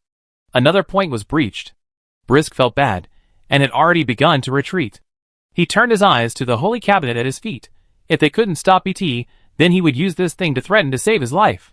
BT engine jumped to the point where the Titan was defeated just now. It defeated 2 Titans in one encounter. Such a terrifying combat capability has made all the top hunters extremely nervous. They fired madly in the direction where BT was hiding, and didn't notice that behind them, which was the gap where BT came in, a metal figure quietly fell from the sky. Warning, enemy pilots are boarding, bull taming warning. When this line of words appeared in the eyes of a pilot, his battery had been removed by Lear, and even the power supply module was pierced by Lear Octopus arm. Caw, Blisk saw this scene quickly, and immediately shouted in the combat channel, "Blisk, the enemy pilot and Titan are fighting separately. Be careful of the bull tamer, maintain suppression, prioritize the enemy pilot." Blisk's reminder was very useful, but 3 Titans in the cargo hold were gone in one encounter. If he wanted to maintain the suppression of the BT, he must not split the firepower. So he could only walk out of the bunker by himself, looking at Leal, who was flying around with the battery under the aim of the IMC rifleman. Although he had already begun to retreat, how could he let go of such an opportunity? Sure enough, there is strength in numbers. What kind of pilot are you? Exposed to Blisk's gun, Leal knew what it felt like to face a Titan with a pilot head-on. The bigger the size, the dumber it is. This is people inertial thinking. But Titans are definitely large combat robots that are much faster than humans. Their aiming speed is even faster than humans. It only takes the nerve speed and combat experience of the pilot to keep up. Aiming and shooting is the most basic ability of a soldier, but it is definitely the most important and effective ability. When the muzzle of the Blisk Titan moved, Leal felt that his 4 octopus arms could not help him escape the lock. The metal bunker was constantly deformed under the attack of the machine gun, and it would be penetrated in an instant. Leal's escape space was getting smaller and smaller. Fragments and debris had already flown to his face, and the force was even getting stronger. In less than 3 seconds of shooting, Leal even thought he had seen the god of death, Brisk, and thought he had seen victory. At this moment, a warning popped up in his vision. Warning, enemy pilot boarding, bull taming warning. On his body, Jack's figure emerged from optical invisibility, and his hand had already grabbed Brisk's battery. When it comes to pilot combat, Jack is still better. Jack knows what the visual and field of vision habits of the pilot in Titan combat may be like, and can instinctively infer the combat habits and defensive efficiency of the enemy pilot. Although the route he takes will not be the shortest one, it is definitely the most concealed. Brisk, fuck don't. Jack didn't know whose battery he pulled out, nor did he know Brisk's status. He only knew that this was another pilot and Titan he killed. 30. Chapter 782 Titans Fall. Brisk Titan lost all power and fell to the ground. As the most legendary mercenary leader of this era, after the battery was unplugged, he could do very limited things, especially facing the enemy at this moment. In a battle, the experience, skills, fighting will of the warriors, and the adaptability and power of the weapons will greatly affect the result of the bomb. A crushing battle, which shows that the defeated side is almost completely behind the other side. This is the first time that Brisk has been the defeated side. BT, which has all the core functions, is fully fired. It doesn't even need too many extreme operations to suffocate the soldiers in the cargo hold. 2 pilots, who came from nowhere, disassembled the batteries just like eating and drinking. The disassembled batteries were set into the core of BT, which allowed the Titan to continue to maintain its suppression. Brisk named his mercenaries as top hunters.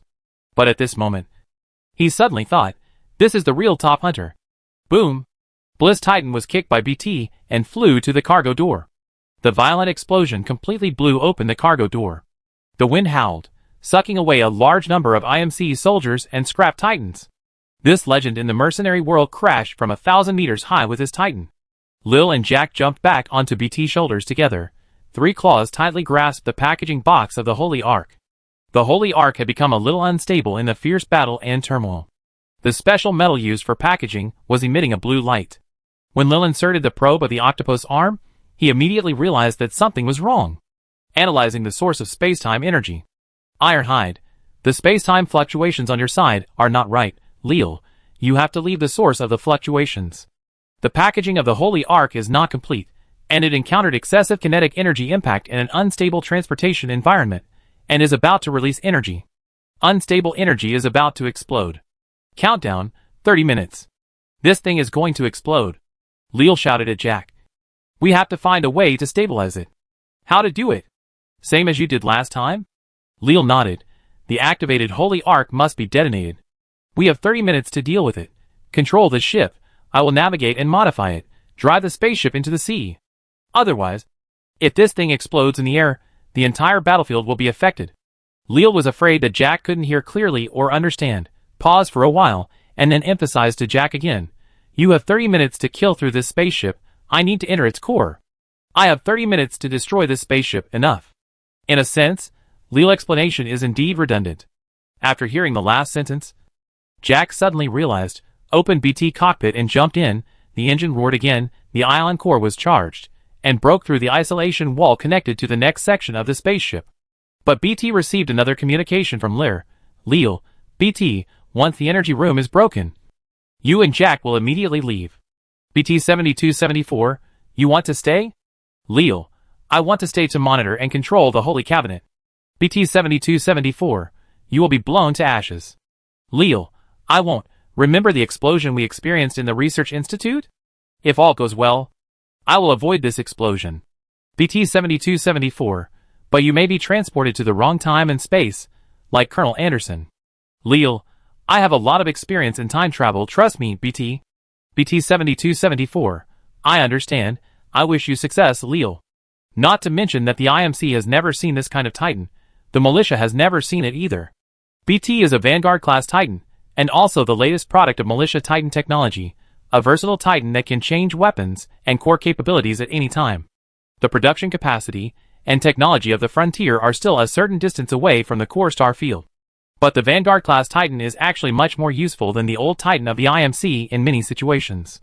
However, useful does not mean that such an exaggerated thing can be done. BT took off on the spot and directly caught up with the IMS Draco in flight. This technology is a technical capability that the Resistance does not have at all. Even in the IMC, there is basically no Titan with such strong flying ability and super air combat capability. The huge ship was exploded repeatedly by the small BT, after the explosion of 3 engines. The big ship obviously could not fly. The battle situation on the ground was also encouraging, when the operation of the air base itself was disturbed.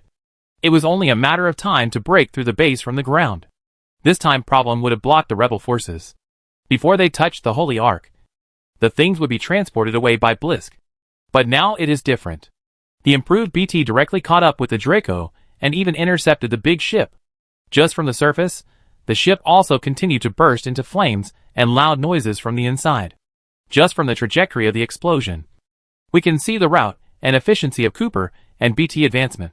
They completely killed the ship. BT 7274, Commander, Dragon is crashing. The Ark is in an extremely unstable state. Once an explosion occurs, it will affect the entire battlefield. BT 7274, we will control the ship to crash on the sea. The coordinates have been transmitted to the combat network. BT 7274, please avoid the explosion point and immediately recover the Ark after the explosion. Sarah, what? You want to use the Draco as a blast shield? What will you do? BT 7274, don't worry about us. We will evacuate and ensure that the Ark does not fall into the hands of the IMC. Buzz. The Draco engine suddenly overloaded. The entire hull suddenly gained a huge propulsion force. The unbalanced stress twisted the steel. The huge hull made a harsh low hum in the air. This large ship, that was originally going to escape to another time-space folding weapon base, suddenly smashed towards the sea. BT, covered in flames, escaped from the crashed and split hull. Sarah knew the time had come. Sarah, Predator Core, prepare for the explosion. In an instant, the incandescent light filled the entire sea. Within the limited 30 minutes, Jack completely completed the task of destroying this large space transport ship. Leal and the Cybertron research team also perfectly executed this time to connect the core of the spacecraft to the surrounding of the Holy Ark to make a simple explosion suppression. Thanks to Anderson wristband, Leal still recorded the explosion data in detail. At the moment of the explosion, the Ark reactor, which had already emptied its energy along the way, absorbed the energy of the explosion again and activated the wristband device. Everything around stopped at the moment of the explosion. In front of Leal's eyes, it was the energy center of the Draco constellation. The Azure fusion reactor was running here, providing energy for power facilities, including the jump engine.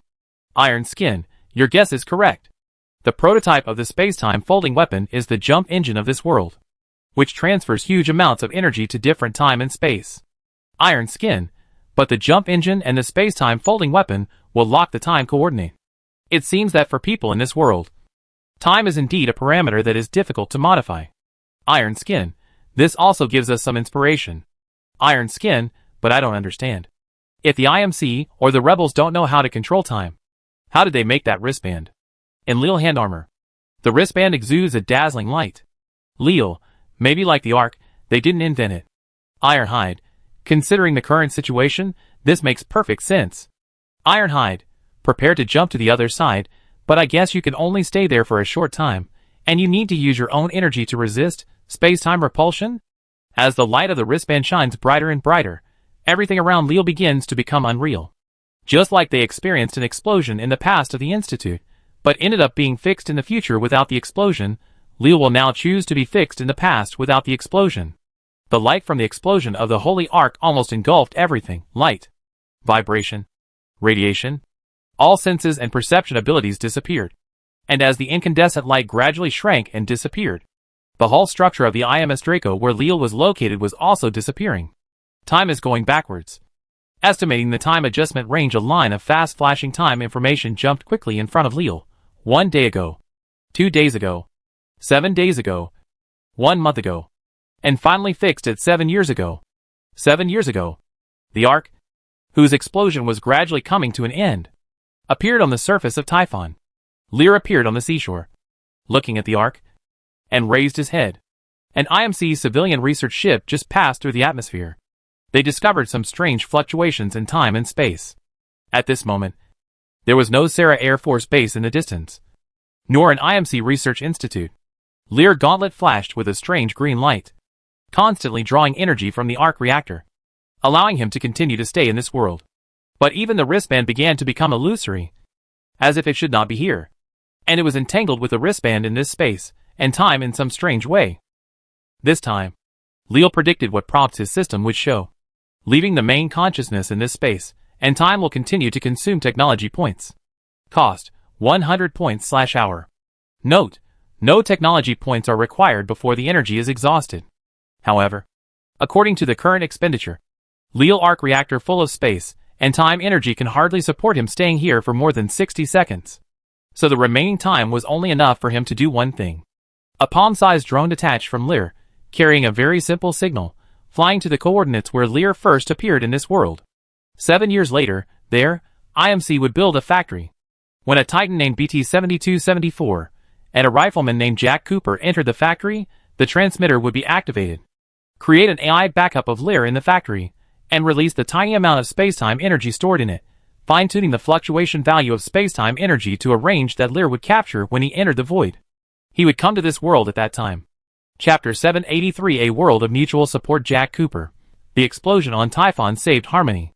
The explosion evaporated that ocean, changed the climate characteristics of Typhon for a long time, and changed the geographical characteristics of Typhon on a large scale, making it a planet with high colonization costs. Researchers believe that this planet will be controlled by storms, an active crustal movement in the next 500 to 1,000 years. Based on our understanding of time-space folding weapons, the upper limit of the energy that the Ark can explode is much greater than this explosion. I guess our halfway friend Lear changed this result. The good news is that the extreme winds and continuous storms will only last for a few years, after which we can try to land on Typhon. According to the information left by Lear, we will try to land on Typhon at that time and recover the Ark. Now is the 3rd year. Iron pilot Jack Cooper has finished recording. Jack, I still don't quite believe your story. Sarah holographic projection frowned. Still thinking about the battle on Typhon 3 years ago. A mysterious autonomous robot, or rather a person who looked like a robot, became friends with you, was invited by you to join the frontier, and helped us agree to that battle, saving Harmony.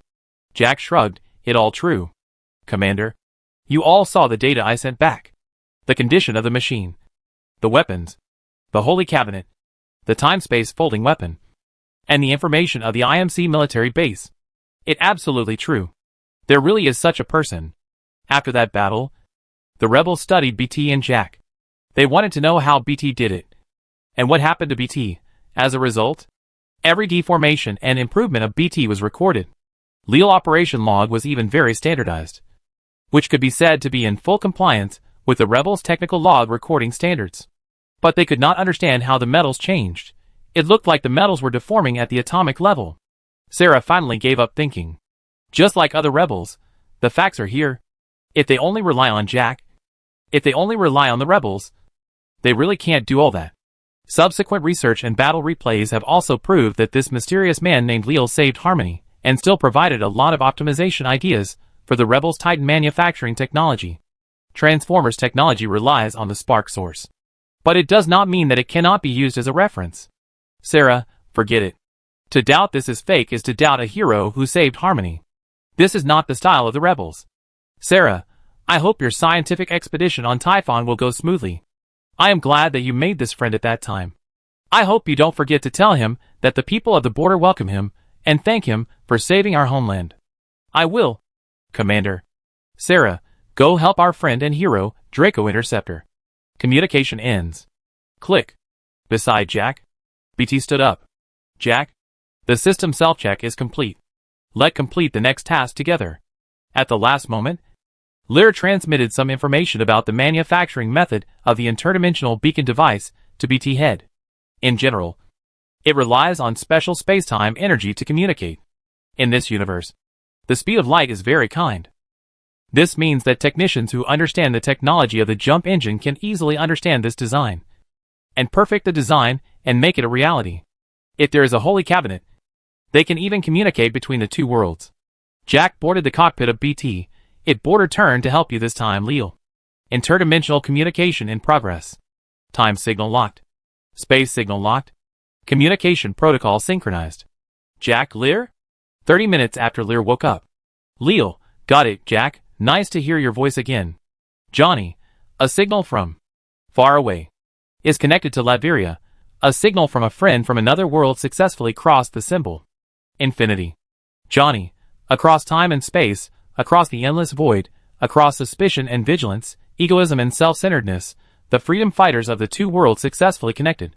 Johnny, I want to say, I never thought your idea would succeed. Johnny's tone revealed an inexplicable taste. Although this is a good thing, he always felt that he was slapped hard.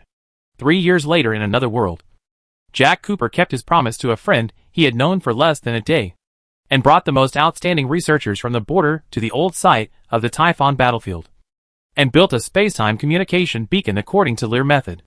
There was no plot in which the rebels showed greed for powerful energy, and took the Holy Ark for themselves. No, Jack Cooper forgot the promise, and gave up the promise for various reasons. And there was no complicated political struggle. Lear felt Johnny's thoughts. Leo, maybe. But they were all overcome by Jack. But you didn't see it. Johnny, yes. They were also overcome by the rebels. Is there really such an organization in the world? Leo, maybe it's just because they all truly love their homeland. Johnny, haha. Just a polite remark. It was indeed a polite remark. How can such a thing be explained in just 1 or 2 sentences? But it turns out that Leo didn't trust the wrong person. Latveria and the border rebels can defend their homeland together. Jack, I can't believe you are really communicating with me in another time and space. Leo, it's true. I am communicating with you in my homeland. Has the Holy Ark been salvaged? Jack, no. The situation here is too bad. But there is a lot of time and space energy escaping near the atomic bomb. Thanks to your technology, we can build a stable time and space base here. Jack, this energy can be used to support communication. If it is stored for a long time, it will be like solar energy, hydropower, or wind energy. We can try the technology of transmitting matter and energy in advance. Jack, the situation on the border has stabilized. IMC cannot send more people to attack in a short time. Jack, how is the situation over there? What do you need? What do you need? The capital of Latveria is still in the construction stage, and the people are still living in tents and prefabricated steel houses. Food, housing, clothing, basically everything you can think of is needed. Leo honestly sent the situation of Latveria over. Although the gap between different worlds surprised Jack, there are such things as cross-dimensionality. It is not difficult to accept a world similar to the Earth society hundreds of years ago. More importantly, when Jack quickly extracted the key point, a group of people who occupied a rich and prosperous world launched an attack and oppression on a country with nothing just because the order they wanted to establish was ruthlessly rejected by these poor people. No wonder Lear said they should unite as a team. The army is approaching. The poor people are still looking up at the sky in the ruins. They can't defend this country without weapons. Jack, you need it. Lil, we need pilots. Lear said what Jack wanted to say, and they thought the same thing. Latveria needs pilots. Chapter 784, War is Burning. The name of the pilot is mainly derived from Titan, which directly means pilot of Titan. But in the worldview of Titanfall, the earliest batch of Titans are of course scarce, and businessmen, especially super-military industrial groups like IMC, are certainly not fools.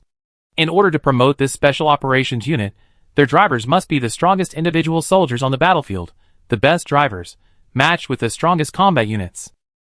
Even without Titans, the pilot must be the most deadly individual soldier on the battlefield. Jack, I can help you establish the standards for the pilot trials. But your technology level is too backward.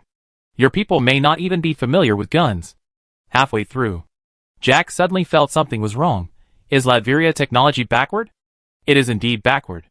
Most people's science and engineering level is at the level of medieval rural areas. But he still remembers the transformation that Leo made to BT. Even the Resistance Laboratory could not understand that kind of transformation. So he paused, waiting for Leo to reply. As for Leo, he was now in the new capital of Latveria, observing people reconstruction work. In the last war, many people who had operated the Death Warriors and Rhino mechas had their brain-computer interfaces reimplanted. And they also had engineering prostheses and exoskeletons. This kind of prosthesis was enough to give them extraordinary precision, endurance and strength. One person could do the work of several people. And all the tools were in the backpack, switching seamlessly, coupled with the adhesive mixed with spider silk. It only took a few days to build a house that could shelter from the wind and rain.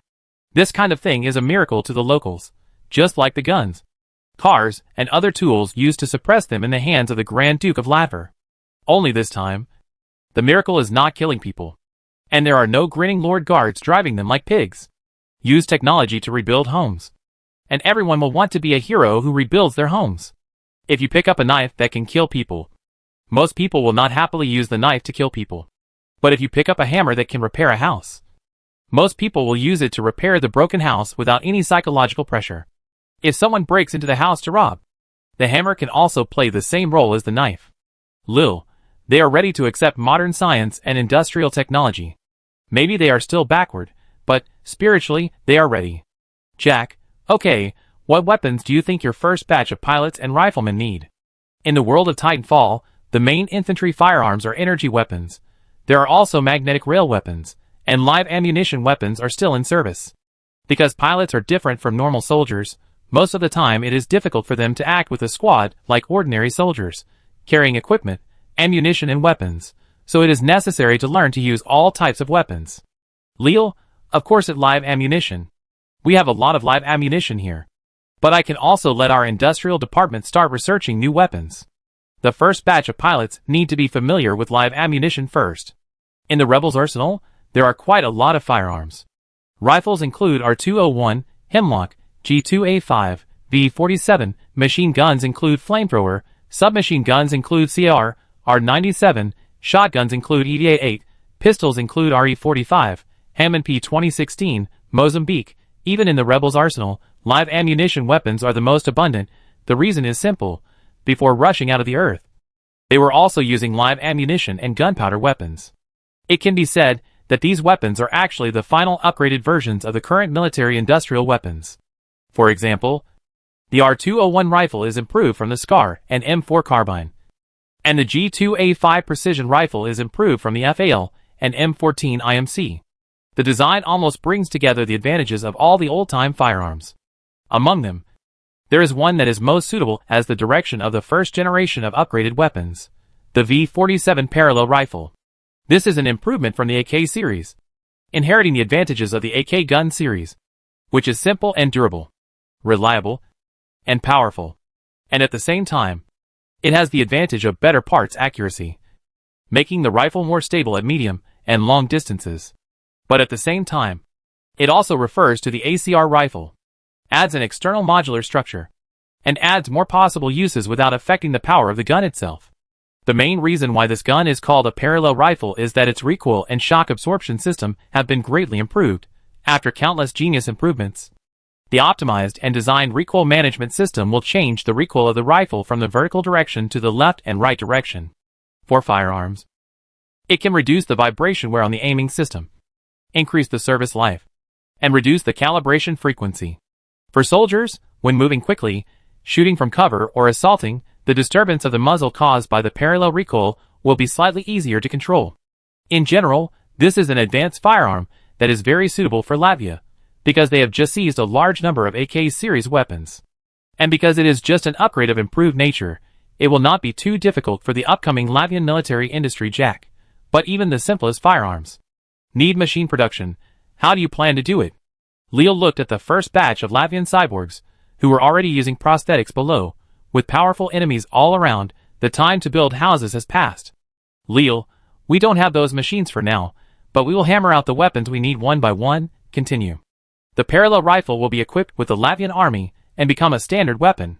And the Iron Pilot needs to complete more projects. Jack will provide the software for the first batch of Iron Pilot training projects.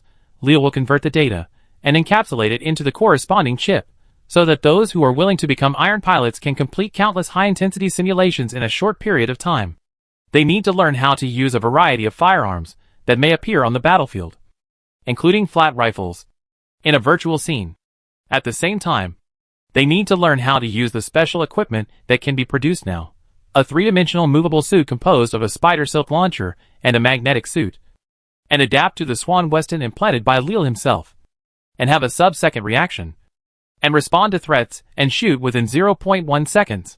The Iron Pilot needs to maintain high-speed movement in a complex battlefield while wearing 20 to 30 kilograms of combat equipment, and maintain accurate shooting at 30 to 50 meters targets while moving on a complex path at 60 kilometers per hour, with a hit rate of more than 95%. Shooting is a long-range strike capability. The coordination test under high-speed movement also includes the use of melee weapons, either their gorilla arms, or mantis knives, or their iron knees. Finally, there is psychological quality and stress resistance training interspersed in the training. Dark environment, isolated space, noise interference, everything is aimed at training a warrior who can be called a titan in spirit and combat skills. Jack, even in the virtual space training, the Iron Pilot trial has a mortality rate. Leo, I don't expect everyone to pass. Just like before the end of the war, you can never be sure that one side will win 100%. Leo, finally, I hope you can try to transmit some substances over. The Iron Pilot trial is just the beginning. To become an Iron Pilot, you need to go through the real test of blood and fire, which is not easy. But there is nothing easy in this world, especially for those who have nothing. In the distance, Christopher was training his guards. As soon as Leo's message was delivered, he stopped what he was doing. The war was approaching. Chapter 785 War is burning. Our country was destroyed by such people, but I sincerely hope that we can put aside our prejudices and have a good talk, instead of fighting fiercely for a foreigner. Think carefully. When you kill people on the battlefield, Lee, that guy is a billionaire. He even has a city in Africa. The Berry country needs unity, not division. I am here to call on all the people of the Berry country to lay down their weapons. The industry of the Berry country is recovering. A sleeping lion is awakening. Wake up, Berry people. Your country is becoming stronger. Don't resist the tide of the times. We are originally a family. President Ellis' words will be broadcast on TV tomorrow. Before the aerospace carrier was launched, the Berry people never dreamed that there would be such a day. Artillery fire would hit their houses, making their country truly divided, although they used to think that the Berry country had always been divided, but now it is really divided. At the forefront of the conflict, New York City, which was once the center of world economic trade, is now deserted. People dare not leave their homes. They only go out to buy food at fixed shopping times. In the air defense system, researchers from the Atlas Group are still resisting underground. Dr. Otto and Sky connected the circuit. Sky nodded to Anthony. They can now communicate. Anthony, Mr. President, this is New York City. There have been no accidents recently. Barnes, this is the Pentagon Hall. Well, I told a bad joke. The Pentagon has been blown up in the battle. Although Ellis was gentle in words, he was not gentle at all. For example, the aerospace carrier directly blew up the obvious target, such as this one. Of course, the aerospace carrier is more inclined to ensure the stability and order of the control area and the temporary stability of the rear. Barnes, Ellis recently issued some wartime production decrees. In summary, they want to produce more aerospace carriers. Barnes, on our side. To be honest, I think the situation is not optimistic. In the past, the deterrent power of aircraft carriers was quite strong, because this huge military unit can greatly improve the military projection capability. Wherever it goes, it is the front line. However, in front of its superior substitute, the aerospace carrier, the aircraft carrier is just a target floating on the sea. The products of the Atlas Group are indeed very good, but they are all civilian products. No matter how powerful the prosthesis is, no matter how powerful the individual soldier is. It is difficult to face the intensive bombing of the aerospace carrier. The room was silent. But soon, Martin raised his own question. Martin, Mr. President, I heard that in the illegal government-controlled areas, they are promoting unscrupulous industrialization. Barnes, there is intelligence that our aircraft have observed that there are often large-scale explosions in those places, and thick black smoke. And the air quality is also very poor. Barnes, it is so bad that we can hardly see the situation inside. Martin, what about the intelligence system we are proud of? Send a few agents? Do I need to teach you this? Barnes, the intelligence system is almost entirely made up of their people. You overestimate me. Martin frowned. Martin, it is impossible that in this day and age, with such a large territory, there is no news coming out at all? Sky thought of something and added, actually, it's not impossible. In order to let me study CTOS, my boss once showed me, some simulations, as a new type of urban control system. CTS, if promoted without restraint, can completely control the flow of information in the area, at least before people outside the system master advanced technical capabilities. Martin said firmly, Martin, it seems that LS allies have realized this system. We can't compete head-on. But we can't just sit and wait for death. Barnes, what do you think? Martin, we smuggle. If LS uses high technology to implement high-pressure rule in the controlled area, crime is an inevitable option. I remember they also like completely unmanned production. Martin, using such a drastic method to dismiss the labor force will definitely cause public outrage. But it is difficult for unarmed civilians to resist. Barnes, if it were in the past, I would definitely refute your argument about unarmed. Barnes, but I remember that Leal also advocated arms control. Martin, things are different now. You are too rigid, Mr. President. Besides, Leal's real proposition is very complicated. Let not speculate. Martin, let's go back to the topic just now. In any case, a war without intelligence cannot be won. We need intelligence. Martin, since there are no professional intelligence personnel on our side, we can only find some agents ourselves. There are no professionals present. These agents need to have strong personal abilities to break through the current situation of zero intelligence of the weak side. Coincidentally, Barnes really has such a candidate around him, and he immediately thought of this candidate. Barnes, I agree with you, you can't win the battle without intelligence. But you want Captain Carter to smuggle, to be an agent? Martin, we have no other choice, she is the best among us. Barnes, great, we will send Carter to be an agent, to smuggle. It ironic, if she is not British, we should have called her Captain America. Barnes, I will send a team to carry out this mission, to smuggle, to incite criminal behavior. Barnes, although I don't think it right. Martin, you are too rigid, Mr. President. When the law becomes a tool of systematic oppression, crime is a form of legitimate defense. Barnes, it's strange, you don't say this like a financial tycoon. Martin, we will help the LS government control the people in the state. With weapons, they will know what to do. Martin, this team still needs a technician. The prosthetics and information systems need to be handled by experts who know the subject. After saying that, Martin stopped. Two people, he had someone in mind, but he still hoped that someone would volunteer that would make him feel confident. I can do it. But what he didn't expect was that everyone in the room raised their hands. Dr. Otto, Professor Connors, Dr. Toombs, Michael, Sky, Peter, and even the intern Gwen. They could even form a team and send it out. Martin, the situation has changed. We will send 2 teams. Barnes, the more people the better. Barnes, finally, time is limited. Let's talk about Leal. Barnes, congratulations on his success in Latveria, but an agricultural country can't help us much. When can he come back? Martin, he has his own ideas. What we have to do is to do our part. Barnes, I received intelligence from an unknown source, which shows that the north of Latveria is preparing to send a formal military strike. Barnes, there may be a special operations unit similar to an aerospace carrier to cooperate in the operation. I hope Leal can receive this news. Martin, what name or organization? Barnes, Military Alliance, but according to the intelligence from this unknown source, these political changes may be influenced by a group called Red House. The communication was paused for a few seconds. And then Martin replied, Martin, is this really intelligence from an unknown source? I thought you were hiding your cards. Barnes, it really an unknown source. But I think they are friendly forces. Martin, I understand. It seems that this is really going to become a world war. Chapter 786 War is on.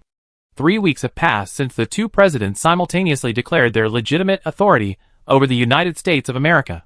We can see that the aerospace carrier has caused great damage to the communication network of the Berry country.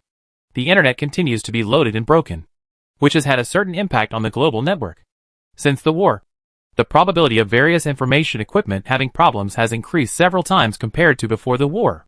Let's pay attention to the latest situation in the Berry country. The aerospace carrier continues to patrol North America, and the UN Security Council said this is normal security work. Several UN member states said that this kind of armed force has exceeded the power that the UN should have. Security Council member Alexander Pierce said that this is the necessary force to maintain world peace. Since the aerospace carrier entered North America, communications in the region have been silent for a long time, but we can see that the communication situation is recovering. Several states said that since the promulgation of President Ellis' new policy, the local GDP has soared, an increase of 10% to 25% from the previous month. The Berry country is creating an industrial miracle. On the other hand, in New York and other places, the month-on-month growth rate hit a new low, breaking through 20-70%. The economy of the former World Financial Center has experienced a super recession. The collapse of the financial system has swept the world, and a large number of investors have poured into the European market. Today, European news. Latvia rebuilds its capo. But we haven't seen anything so far. Several Nordic and Eastern European countries have reached an agreement recently. It seems that they seem to agree with President Ellis. Lil Lee. Dr. Doom is completely destructive to a stable environment. They believe that the coup in Latvia will affect their border security. Some even believe that the coup was supported by the European Union and was an act of military expansion by the European Union. In short, several countries including Sokovia announced the establishment of the Eastern European Border Security Military Agreement, referred to as the Eastern Agreement. The Eastern Agreement stated that for the territorial security of each member state, they will take all measures to prevent Dr. Doom from threatening their border security, including military means. All kinds of news are popular. In this era when the internet has collapsed, but has not completely collapsed, once cheap network traffic and communication methods have gradually become expensive, most people can only listen to the big media. Even in Europe, the price of network traffic has risen more than 5 times compared with 2 years ago, and this number continues to rise. In theory, things with high profits will attract investors to place heavy bets, but this time it won't work. Schultz, it's not that we don't want to restore communications. After our equipment has been running for a period of time, the failure rate will always increase rapidly. The maintenance cost is too high. Relying on the few communication lines, Speaker Schultz and Leal talked again. They had to talk. Now the countries in the Northeast are planning to unite to attack Latvia. It's okay to attack, but they also want to involve Europe. But before the formal conversation began, Leal first asked about the current network situation. After getting this answer, Leal instinctively felt that something was wrong. In the Cyberpunk 21st century and the 2000s, with the rapid development of AI technology, the growth rate of network equipment operation and maintenance costs continue to rise. The main reasons are as follows: social unrest, continued war, hardware and software were running at high load under open and covert battles, and the failure rate was greatly increased. But in addition to this, the maturity of AI technology is also considered to be the main reason for the increase in network operation and maintenance costs. In the past reports of network monitoring, a large number of equipment operation abnormalities and major failures are often related to roaming AI. According to the numerous reports from EU engineers, there must be something abnormal on the network. Either Hydra is causing trouble, or a dangerous critical mass may appear in this world. In just a few seconds, Leal scanned a large number of data reports. Leal, you need professionals to run and maintain the network. Speaker Schultz, your Atlas? I would like to find professionals. These engineers who eat for nothing can't even find the problem. Alas, is this problem very difficult? Leal, very difficult. Even I need time to identify the problem. This straightforward remark choked Speaker Schultz. But Leal quickly added, Leal, but if you are in a hurry, I can ask Latveria to help you with some engineers. A country that has just transformed from a backward bulk medieval world into a monarchy helps the EU. Schultz didn't say it, but Leal knew what he was thinking, because he completely skipped the topic. Speaker Schultz, let's talk about something else. The EU doesn't want to go to war, especially now. You are a smart man. so I won't beat around the bush. Speaker Schultz.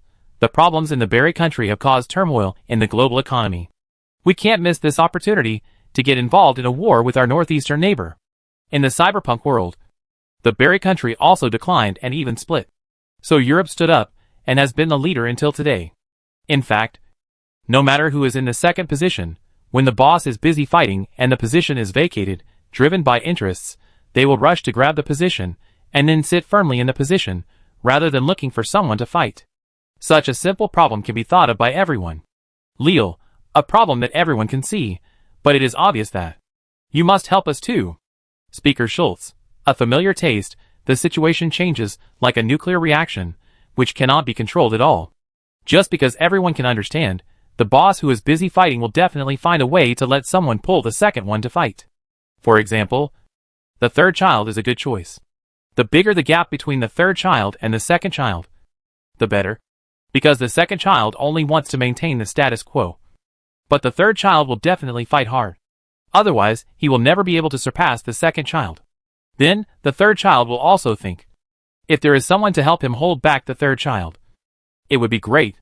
The earth is big, but it is also small. Once the war starts, no one can stay out of it. The so-called appeasement and praying for peace are just words used by politicians to comfort the people. If there is an opportunity, everyone will definitely get involved. People with resources will try their best to use people without resources. And people without resources will try their best to exchange people for resources. If you want to get to the top, there is no other way. Speaker Schultz. We can provide you with weapons and ammunition. But can your people really use these things? Speaker Schultz. Excuse me. They may not even be able to drive a tractor properly. Leal, I don't want your ready-made weapons. I need industrial materials and machines. The more the better. Leal, to the outside world, you can claim that it is disaster relief and emergency construction materials. And you can also tell your people that you are not warmongers. Leal, if you think it will affect your political career, you can broadcast the transportation live and broadcast the current situation in Latvia to the world. Simple material assistance is much easier to mobilize than direct military material assistance. And these things, most of the time there is excess capacity. Chairman Schultz, are you sure you only need these? Although I don't seem to trust you, I really don't want you to lose. Leal, the more the better and fast. Chairman Schultz, the more the better. If this is the only requirement, it's easy to do. Chairman Schultz, you will get support, Your Majesty. Chapter 787. The Flames of War Burn. It is always better to transport civilian supplies than military supplies. Transporting military supplies will largely confirm the claim of joining the war. After all, everyone is not stupid. Giving guns means supporting the war.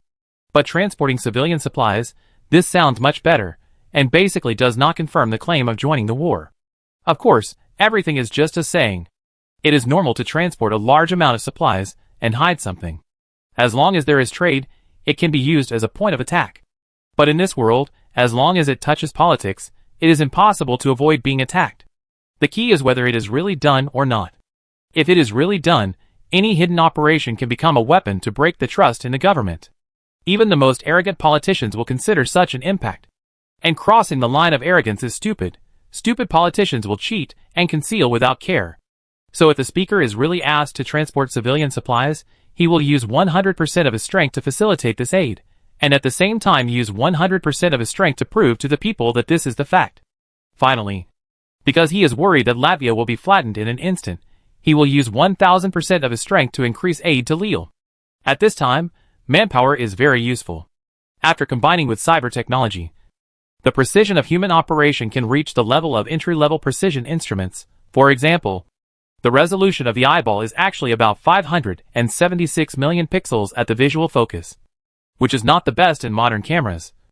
But its dynamic perception range can have a range of about 24 apertures from bright to dark, which is far beyond most optical sensors.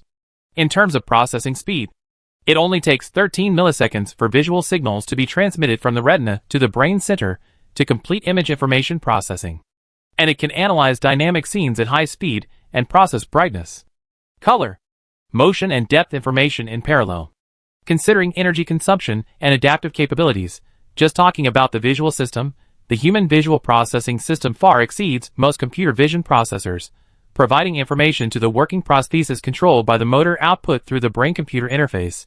It can become a humanoid high-precision machine. The first buildings built in Latvia were residential buildings, and then the combat command center. With the continuous joining of the worker group, the construction of warehouses became faster and faster. When the transport Europeans brought the first batch of supplies here, this was a capital with only a few concrete apartments. There were endless tents on the ground. And the supplies were piled on the ground. When I came here for the second time, there were combat headquarters and warehouses. And supplies were continuously delivered here. When I came here for the third time, more warehouses were built. And there were rows of Latvian workers sitting in the warehouses.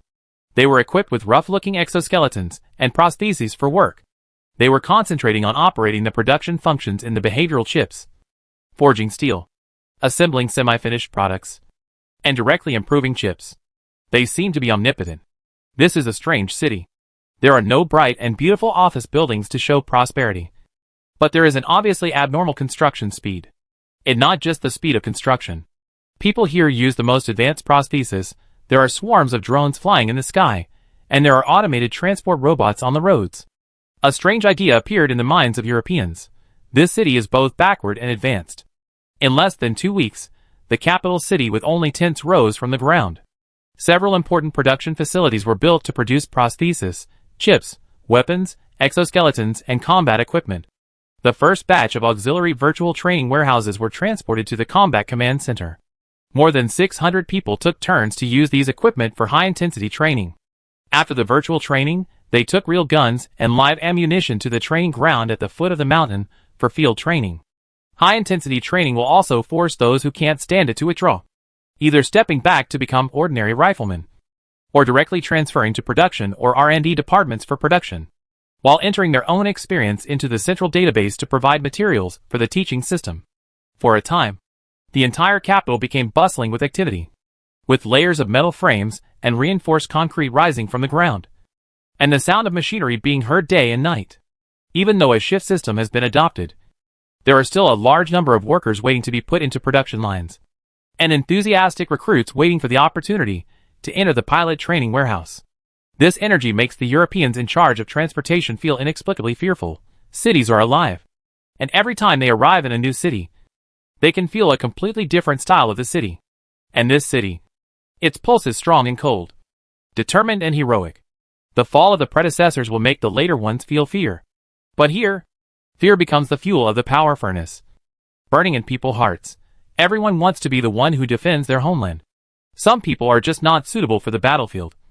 But it doesn't matter. They will be the right one. Europeans are shocked.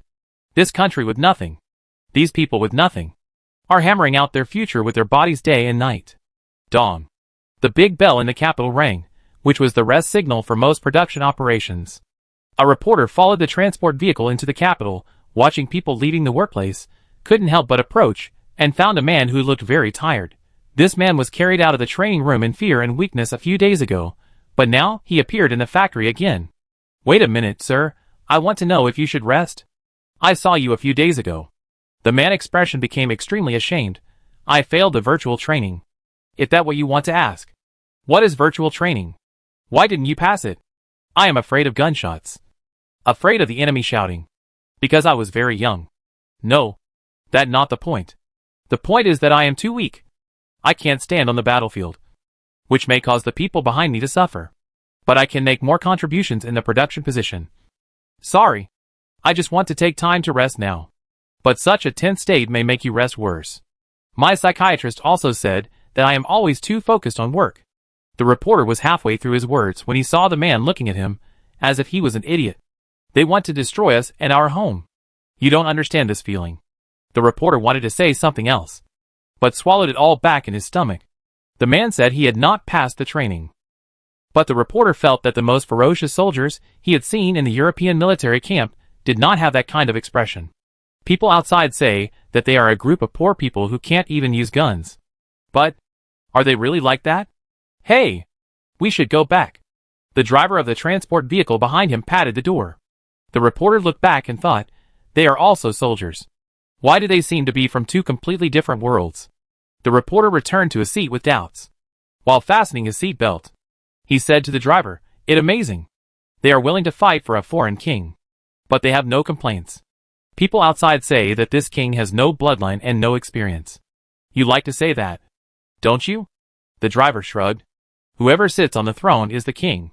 If he doesn't deserve it, he can't sit still. Besides, do you think they are really backward? We don't need those prostheses. Damn Americans.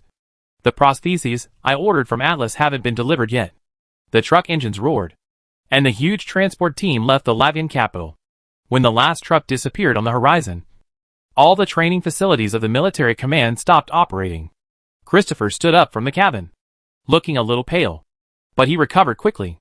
Lear stood in the middle of the aisle with his arms folded, watching a total of 344 reserve pilots who passed the virtual trial stand up from the cabin. This scene shocked these reserve pilots.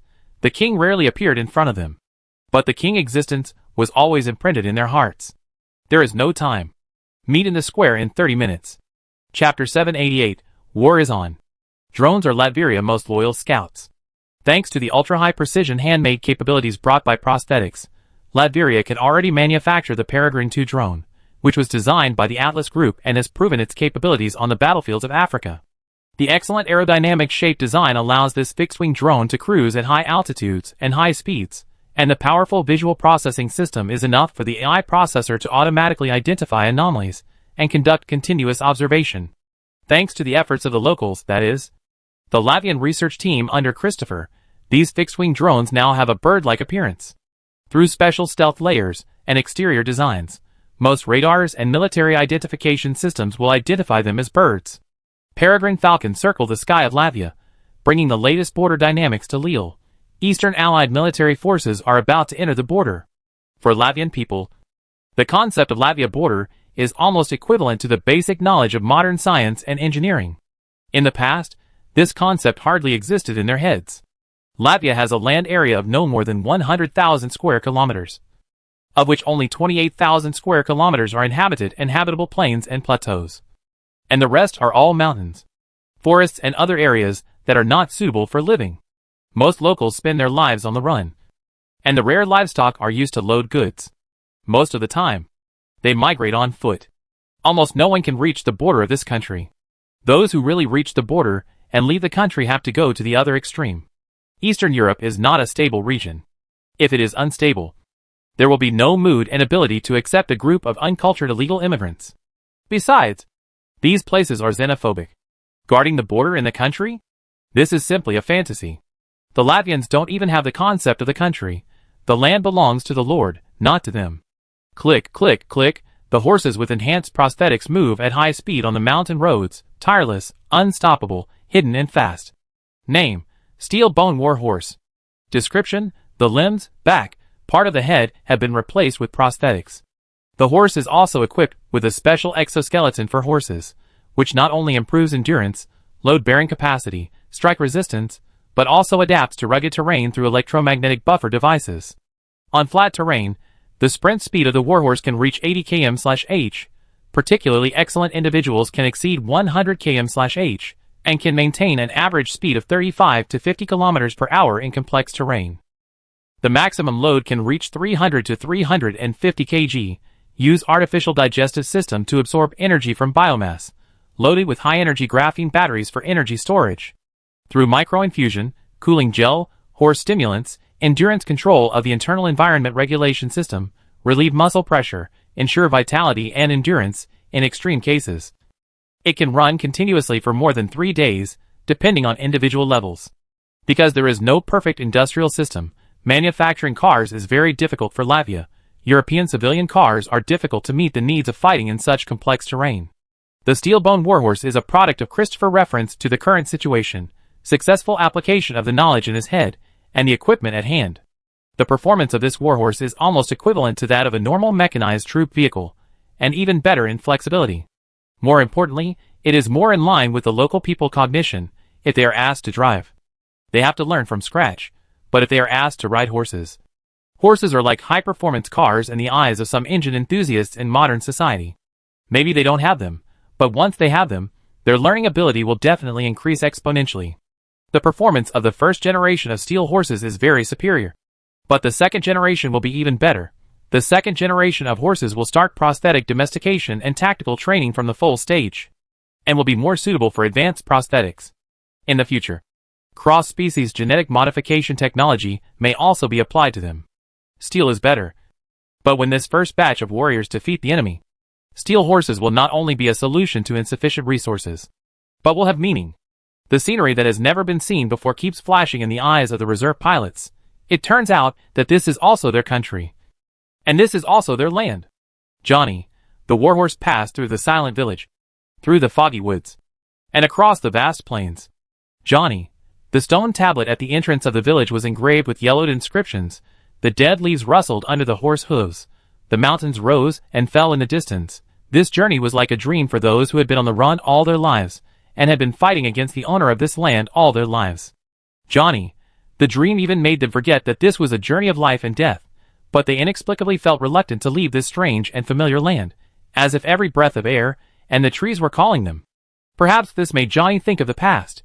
He had the opportunity to see all parts of the Berry country only after serving in the army, but unfortunately the land he saw was already scarred. The scarred land made Johnny more and more angry. He was angry that the world was rotten to the core, angry at the cruelty and brainlessness of politicians and capitalists, and even angry at the numbness of people in the city, when he was deceived into becoming a soldier and rolled in the mud. Those people were still watching Mutuo at home. Although Lil thought Johnny was an uncultured thug, he was indeed different from an artist. He was still quite skilled when he didn't swear. And I don't know if it's an illusion, this guy seems to swear less and less, or he swallowed it in his head and didn't say it out loud. There are a lot of enemies. Lil's voice was as hard as iron. Multiple countries have joined forces to attack us. This coalition includes well-trained soldiers, armored vehicles, tanks, and possibly even airplanes. From what the drones saw, the first batch of Vanguard troops had 10,000 to 12,000 regular infantry, and about 200 infantry fighting vehicles, and 300 armored personnel carriers to assist the attack. In addition, long-range firepower such as self-propelled howitzers and rocket launchers have been confirmed, which means they have artillery units, in the worst case. They are professional artillery units. Armed helicopters are visible, at least 11, and the army may be equipped with unmanned attack aircraft. In the worst case, fighters and bombers will join the battle. You have received professional virtual training. Now tell me, what do you think are your chances of winning? Lil asked a cruel question. 344 reserve pilots against tens of thousands of armored forces. What are the chances of winning? The reserve pilots have a very rich knowledge reserve, and have experienced dozens of battles in the virtual world. But now, they can only deceive themselves in their hearts. It is a virtual situation after all. Seemingly capturing the psychology of these soldiers from the setback, Lil added, the first lesson of actual combat, don't deceive yourself, don't ignore your own judgment. Don't forget that this is just the first batch of troops. In the worst case, they will use Sokovia, Polmak, and Santaka as frontline bases to continuously transport more troops. The difficult answer is about to come out. Latvia regular army is only 10,000 at most. But they can do without fighter planes, tanks and armored vehicles. This is almost a war that cannot be won. A difficult answer. A difficult opening. But they must learn to recognize the facts, and not be paralyzed by staged victories. The communication channel gave the answer, almost impossible. The atmosphere became heavy, but no one gave up because of this. The Iron Pilots would not give up. Even if they were not real Iron Pilots, they still had the king. Their homeland was behind them. They could not lose. Now let me tell you the good news. They want to completely destroy our country. The Air Force and the Army need to work together. The terrain on the border naturally slows down their march, and our Peregrine drones and Iron Beetle drones have been deployed to the right place. Once they observe the air units, they will carry out suicide attacks. We have 5 days before the army crosses the mountains and rivers. We have 5 days to take down the enemy command center. Normally this is a war that cannot be won, but excellent intelligence work will bring a glimmer of hope to Lille. Chapter 789 The Flames of War Burn. Latvia's 3 neighboring countries, Sokovia, Santaka and Polmak, have signed a military agreement, and jointly sent troops to attack Latvia. But the military level of these 3 countries is not much better than that of Latvia before Lille ascended the throne. The troops came from further north. It was the countries further north that took the lead in this military agreement. And according to the news Lille received recently, the real organization that formed this military alliance was actually an organization hidden in a further north country, The Red House, which is also the spy organization from which Black Widow came.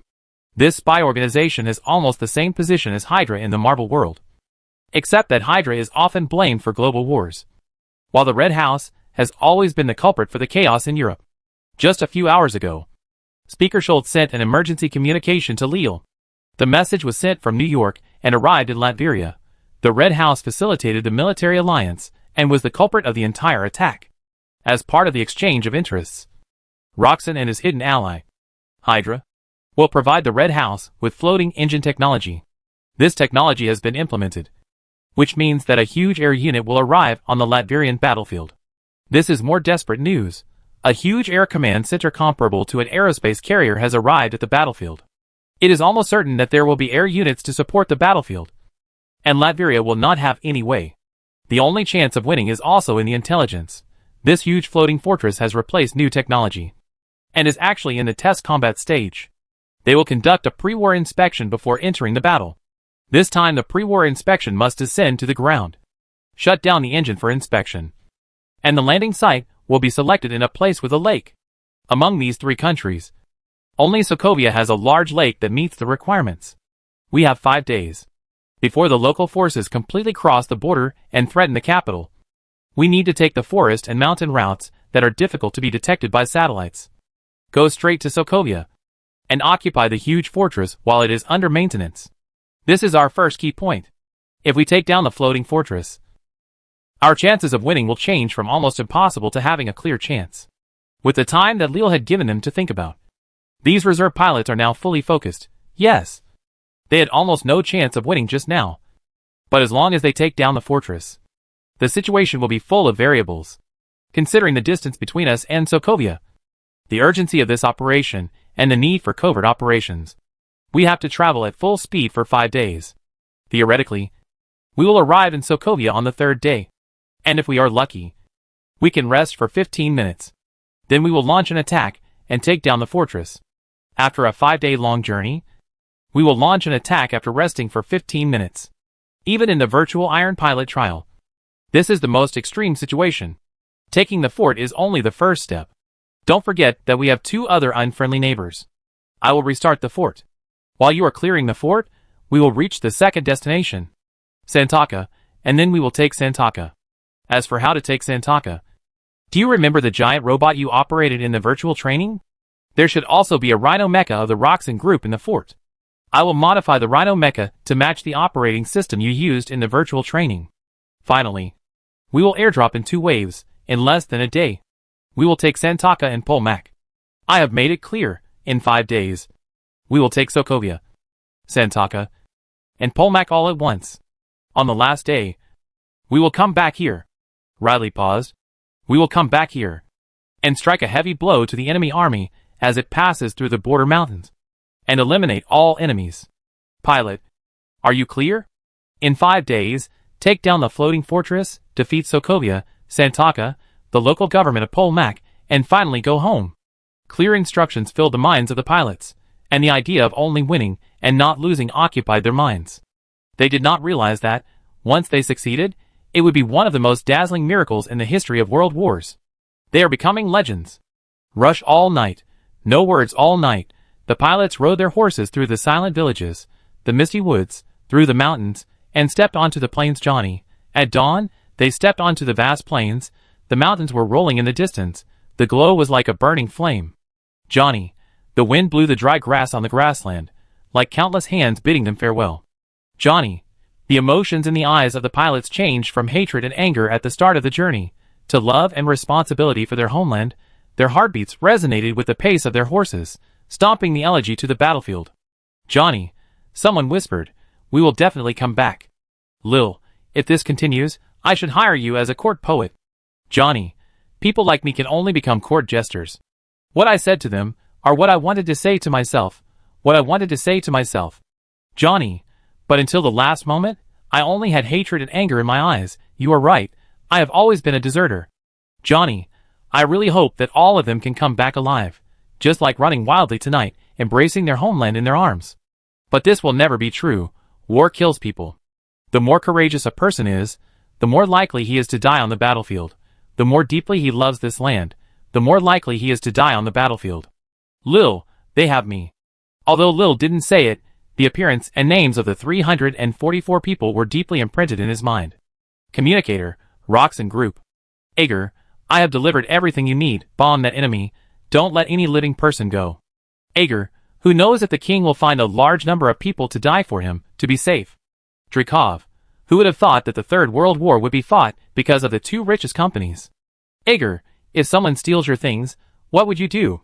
Dreykov, I will let him and his family experience the most horrible torture in the world. I am best at this. Ager, that right. This is not two companies. It's just me. I am the only greatest person of this century. The clown who calls himself the king is just a thief, a parasite. Ager, blow up Latveria, kill everyone if necessary. Ager, just right, the current internet environment makes it much easier to clean up the mess, do it more thoroughly. Dreykov, I see, you have found the right person in this regard. Phew? The roar of the engine was deafening. A giant aerospace fortress rose from the ground. Dreykov, a kind middle-aged man with glasses, looked at the increasingly smaller ground, and smiled wildly. I created all this. Finally, the opportunity has finally come. It's time to dominate Europe. Chapter 790 Blitzkrieg. Humanity's desire for a safe place is absolute. A safe place, there should be enough food, clothing, a safe and abundant place. From here, other human needs begin to grow gradually. The need for creation, the need for dignity, the need for respect, a huge mobile fortress, it can meet all the above needs. The Red House. As a huge intelligence agency organization entrenched in northeastern Europe, this organization sells intelligence to all customers, provides assassination and designated coup business, but in the past few decades, no news about them has circulated in the world. If Hydra successfully appeared on the stage through secret control, and appeared in the world with a bright and beautiful new image, and has not yet been exposed on a large scale, then the Red House has thoroughly implemented the policy of covert operations. The Red House collects orphans, mainly female orphans, and through harsh physical training and psychological manipulation, erases their personal thoughts, and even conducts primary biological enhancement transformation. In the end, these orphans with no background will become invisible killers, top spies, and become a weapon in the hands of the demagogue Dreykov. Everything started from here, from this fortress. Dreykov watched the ground moving rapidly under his feet with excitement. He could not see the details or people on the land. He saw villages, cities and countries crawling on the ground one after another. As a conspirator, Dreykov had long been aware of the activities of Hydra. It was not until President Ellis split the entire Berry country with the support of Rox and the United Nations that he realized this is the ultimate goal of the Red House. The Red House used secrets and hidden violence to threaten politicians, control Eastern Europe, and live in chaos. But how can these compare to the current Hydra? For so many years, secret control has long made Dreykov tired. Only at this moment, with his army, he really stepped on the world. And he felt the sense of accomplishment he had never felt in so many years. The huge floating fortress descended from the clouds and gradually approached Sokovia. This is an equally backward country. But the only difference is that the local politics is largely controlled by Hydra. And it is an important fortress of Hydra in Eastern Europe. Hundreds of thousands of people are concentrated in the only city. Poverty and hunger are the norm here. Under the joint intervention of the Red House and Hydra, the government here is the royal family today and the warlord tomorrow. There has never been peace and stability. A super fortress nearly 500 meters high fell from the clouds, covering the sky and the sun. It was like a miracle. The timid locals even knelt down in the street, crawling on the ground and trembling. Dreykov sat in the control room, selecting these pictures to appreciate. This was his favorite picture. A message flashed in the communication room. Communicator, Baron Strucker. Baron Strucker, you shouldn't have disabled the optical cloaking system. The locals shouldn't have seen your fortress. Dreykov, it doesn't matter. We leave after the inspection. Baron Strucker, you're too conspicuous. If the fortress is seen by Dr. Doom, you might be shot down. Dreykov, he won't see it. You and I, are there any people who are better at intelligence work than us? No information leaked, relax a little. Baron Stark, don't blame me for being blunt. If this mission fails, you're done. Dreykov, I'm here, get ready to deliver. Mom, what is that? Shh. Don't look at it. Looking directly at the miracle will bring retribution. The woman in the room closed the door, pulled her ignorant daughter back, feeling uneasy. Some people think it a miracle, like this woman, but most of the time, the miracle that appears in this place will be accompanied by war. The soldiers in this place may be hit by the butt of a rifle if they look at it for a second longer. If they are dragged away, they may disappear forever. Sokovia is not much better than the former Latveria. In fact, because of the surrounding wars, the population has gathered in the relatively survivable capital. The chaos in this place is much worse than that in Latveria. At this moment, 344 reserve pilots and Lear have arrived at the outskirts of the city, using tactical helmets for long-distance observation. The steel horses were panting on the side. The reserve pilots, who were divided into groups to carry out logistics, were adding coolants and feeding their partners. This was the 15-minute rest period. Not only would the steel horses replace the coolants and other internal injections, the prostheses of these reserve pilots were also rapidly adjusting the internal environment. During the 3-day raid, the only time they could rest was when they were on horseback. Fortunately, the prostheses could also force them to sleep, and the exoskeletons on the steel horses would fix them, but it was not very comfortable. But no one would complain because of discomfort. This was a battle of life and death. Leal eyes scanned the huge monster that appeared on the lake, although it seemed to land very slowly. But such a mass of things landing on the water still set off huge waves. The waves roared towards the residents of the lake. The people splashing water. The children living nearby and playing on the beach fled in fear. But they could not escape the waves at all. The waves rushed to the shore like a flood. A flood beast. At this moment, it really became concrete. The locals fled in all directions under the pursuit of the water. This little splash is unlikely to flood the capital of Sokovia, but there will definitely be many people injured in the flood. When the waves recede, it is not impossible that some people will be swept into the lake. It's just that. No one cares about them, because it is difficult for people here to protect themselves. A helicopter flew out of the ancient castle in the forest, making a sound in the air, and the people in the water called for help in the sky and around, but no one responded. Christopher frowned when he saw this scene, that the troops of the local noble Baron Stark. This place is richer than ours, mainly in terms of military equipment. Your Majesty, I have a question. If we blow up the facilities of the local nobles and warlords, these locals, Johnny, he is talking about a problem. The refugee issue is always a difficult issue to judge. Although the poverty of these people has nothing to do with us. Johnny, the people here are too primitive. They can't even get a logical leader. Johnny, if I leave it alone, I guess the second enemy representative will pop up soon. After all, dogs get dog food. Johnny, but if you take this place, you may become one of the most brutal warlords in the world. Without any hesitation, Leal said directly, the riflemen will take over these lands later and bring them under our control. There is no need to hesitate. There is no choice. As for the notoriety that Leal has, isn't it enough? Prepare to attack. The octopus arms behind Leal immediately transformed and merged, and eventually turned into a communication device like a communication tower. This device will transmit a signal to the nearby public radio frequency band. Initiate attack. Chapter 791 Blitzkrieg Baron Stark. These advanced anti-gravity engines come from Tony Stark. That dead guy? How interesting. His father used to build equipment for the Americans. To fight you, Baron Stark. Watch what you say. Humph. I'm not a fool. It's time, can't we be honest? Baron Stark, watch your tone. We just have the same goal. You are just employed by our partners. Baron Stark, how many air units can you mobilize? Baron Stark image on the holographic screen is even a black shadow, and the tone of his speech is even more aggressive. Dreykov actually wanted to confirm more information by getting close to him, but he was rejected. He was not angry, but secretly cursed this Stark. Indecent woman. As for fighter planes, thanks to the invention of this late billionaire and genius engineer, the Red House floating fortress air load capacity has been greatly improved. There are now 26 S-27s and 10 minutes and 24 seconds in the hangar, more than enough to blow up the tiny country of Latveria. Baron Stark, considering the needs of your employer, your force may not be enough. The rest of the space is free to load your batch of weapons. How much do you plan to contribute? Baron Strucker, 50 Rhino mechas, all improved versions. Baron Strucker, the employer needs the neural connection data of your warriors, don't forget it. Of course I remember. The Black Widows in the Red House are all special women who have undergone preliminary biological enhancement.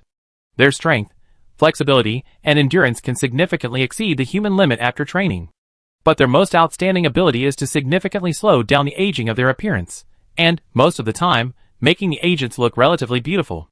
The Rocks group needs these cyborgs to use the neural data of the cyber mechas to help them further improve the mechas. However, Dreykov obviously has his own ideas. After hanging up the communication, dozens of selected young girls stood expressionlessly behind him, waiting for the next instruction like robots. All Black Widows have undergone mental brainwashing during the long training. This mental brainwashing will also be carried out with chemical drugs, which will last for several years, or even more than 10 years, until they have finished their life as tools. Let's see if the latest neuroscience equipment can make you better. Dreykov looked at the girl with an obsessed look. That kind of appreciation even surpassed the desire of biological beings. It was more of an appreciation of beautiful artificial things. He put his hand on the surface of the artificial thing, and stroked it obsessively. I will make you more perfect. Among all the Black Widows who have no thoughts of their own, there is one who is slightly different. She just feels disgusted. It was Natasha who investigated the movements of the Red House. During the secret investigation of Hydra, she went all the way back to her home, sneaked into the Red House, replaced one of the sisters, and finally came here. The current situation is very bad. The world is in chaos. The Barry nation is falling apart. The Atlas group is almost paralyzed. The elected president is struggling to avoid being hunted down in the ruins, and is even being hunted down by another army that calls itself the Barry Army. Under such circumstances, Nick Fury, the director of S.H.I.E.L.D., her immediate superior, still bases his deployment on one key point: Lear must not fail. She must provide Lear with all the help she can. The information Atlas received was transmitted to New York by her, using the Red House communication system. But she didn't know whether Leal could get the information, and what she could do after getting the information. In this case, she had to sink the floating fortress alone. Although she didn't know how to do it. Get ready to adapt to the new battle. My Black Widow. Turn left ding. A public message was detected in the public radio frequency band. Decoding completed. Launch attack. Dreykov was completely stunned when he saw the message. He didn't understand why there was such a message in the radio frequency band at this time. In Sokovia, the only one who could communicate in theory was Strucker and him. So why did Strucker send such a message? But Natasha's reaction was much faster. Long before Dreykov realized that something was wrong and there might be a traitor, Natasha realized that this was a message sent to her. In order to make this message appear in front of her quickly, immediately, Leal chose to send a public frequency band message. Since Leal was not afraid of the enemy receiving the message, it meant that he must be on the way to the raid. Natasha exerted force on her feet. Before Dreykov and other Black Widows could react, she jumped over the crowd with one leap, and jumped directly onto the console behind Dreykov, and pierced the console directly with the knife she carried with her. Detected abnormal operation. System entered self-check. Passive defense mode has been activated. Engine emergency start. Boom. The entire floating fortress was shaking. The Hydra engineers, who were conducting the final inspection of the floating engine, found in horror that the power doors behind them were all closed. They could only feel the surging temperature in despair. The flames purified them in an instant. The fortress trembled during the incorrect emergency start. The staggering takeoff made the entire fortress slowly rise above the water in a completely unbalanced way. Dreykov and the Black Widows in the control room tried their best to stabilize their bodies. The helicopters on the helipad slid one after another as the fortress tilted. The once orderly agent fortress became chaotic in an instant. It was so chaotic that Dreykov had no way to react to what happened next. Baron Stark, idiot. They are coming for you. The Hydra helicopter that was still in transit completely stopped in the air. Baron Stark saw everything that happened on the ground through the soldiers' eyes. The armored warhorses were galloping at high speed, as if they were walking on flat ground. Dust and broken tiles were flying everywhere under the impact of the team. In the buildings on the side of the road, pairs of eyes watched in shock as these Iron Knights crossed the ruins and the muddy roads. The water that had originally surged onto the land also receded, as the fortress slowly rose into the air, as if they were washed back by them. Dreykov and Stark were filled with confusion and fear. The confusion was how could the Latvian army, which was hundreds of miles away, suddenly appear here on horseback? The fear was, if Leal could destroy several aerospace carriers, then who could say for sure whether he could destroy this fortress? Leal's existence was an invincible banner for the Latvian soldiers, and a death knell for the enemy. They saw Leal leaping from his horse, and the equipment and energy that had been observed to be half dead in the Battle of New York could still emit a dazzling light. Get on board. With their order, The steel-bone warhorse has arrived at the shore. 344 reserve pilots jumped up from the warhorse and shot out spider silk at the same time, charging towards the floating fortress. The picture stopped here. After a violent tremor, Stark found Lear appeared in the picture. He was on the plane. The Hydra and the armed helicopter had all died in an instant. The octopus arm was holding the trembling picture of the soldier, who provided the picture to Stark. The soldier heavy and terrified breathing. The tooth-grinding sound of metal twisting. Lear's steel body seemed like a demon god under the reflection of the flames. Stark looked into Lear's eyes, and suddenly felt a chill climbing up his spine. It seemed that his doomsday was approaching. And it came to him. Your destruction has come. Chapter 792 Blitzkrieg. Boom! The helicopter that lost control crashed on the top of the floating fortress. A magnificent fireball exploded on the top of the fortress. Dreykov in the control room was shocked and angry. Looking at Natasha on the console, he roared, "What did you do? Kill her!" The stability of the floating fortress has completely failed. This strong sense of imbalance would theoretically make it difficult for people to stand steadily, but Natasha quickly stabilized her body. This is a talent, and also an ability, which made her feel at home in decades of intelligence work, but this time is different. The enemies she faces are all as good as her. Dozens of Black Widows stopped shaking at the same time as her, and rushed forward one after another. Dreykov grabbed the wall, and tried to activate the terminal on his arm. Dreykov, kill the enemy. That bastard king thought he could raid this fortress. Tell him he was wrong. Dreykov, a group of primitive people who can't even use farm tools properly. This is simply Dreykov wanted to say seeking death. But when the words came to his lips, he also saw the content on the terminal clearly. This small terminal is almost the final equipment of this fortress. In addition to the central control panel, this thing is the only one that can control the fortress. Similarly, this small terminal can also track the nanorobots in all Black Widows, and is used to track their physiological status, location, and mission progress. There are hundreds of mature and ready-to-use Black Widows in this fortress. As the alarm of the fortress sounded, they immediately joined the battle. But their numbers are decreasing rapidly. The Black Widow army he was proud of was being defeated. Boom! The directional blasting bomb directly blew through the surface of the wall, and the fragments hit Dreykov head hard. The sudden explosion surprised Natasha. When the wall was broken by the bomb, she could see the whole fortress falling apart from the wall. Some super soldiers with extremely fast movement speed were frantically blasting and shooting around the outside of the wall. The Black Widow in the fortress could do nothing except passively take the beating. The speed of this soldier was unimaginable, and the shooting was so accurate that almost every bullet hit the target. Every explosion, fire suppression, and point-to-point killing were coordinated exquisitely. 3 pilots suddenly broke into the hole in the control room, and bullets, grenades were sprinkled into the room at the same time as they broke in. The bullets were fired accurately in rows as if they had eyes. If the Black Widows, who had the best chance of counterattack, raised their heads, they would be exposed to the rain of bullets. But if they did not raise their heads, the grenades and hand grenades would be right next to them. Boom! The pilot crossed the battlefield, leaving the explosion behind. Natasha got up from the bunker and saw a mess.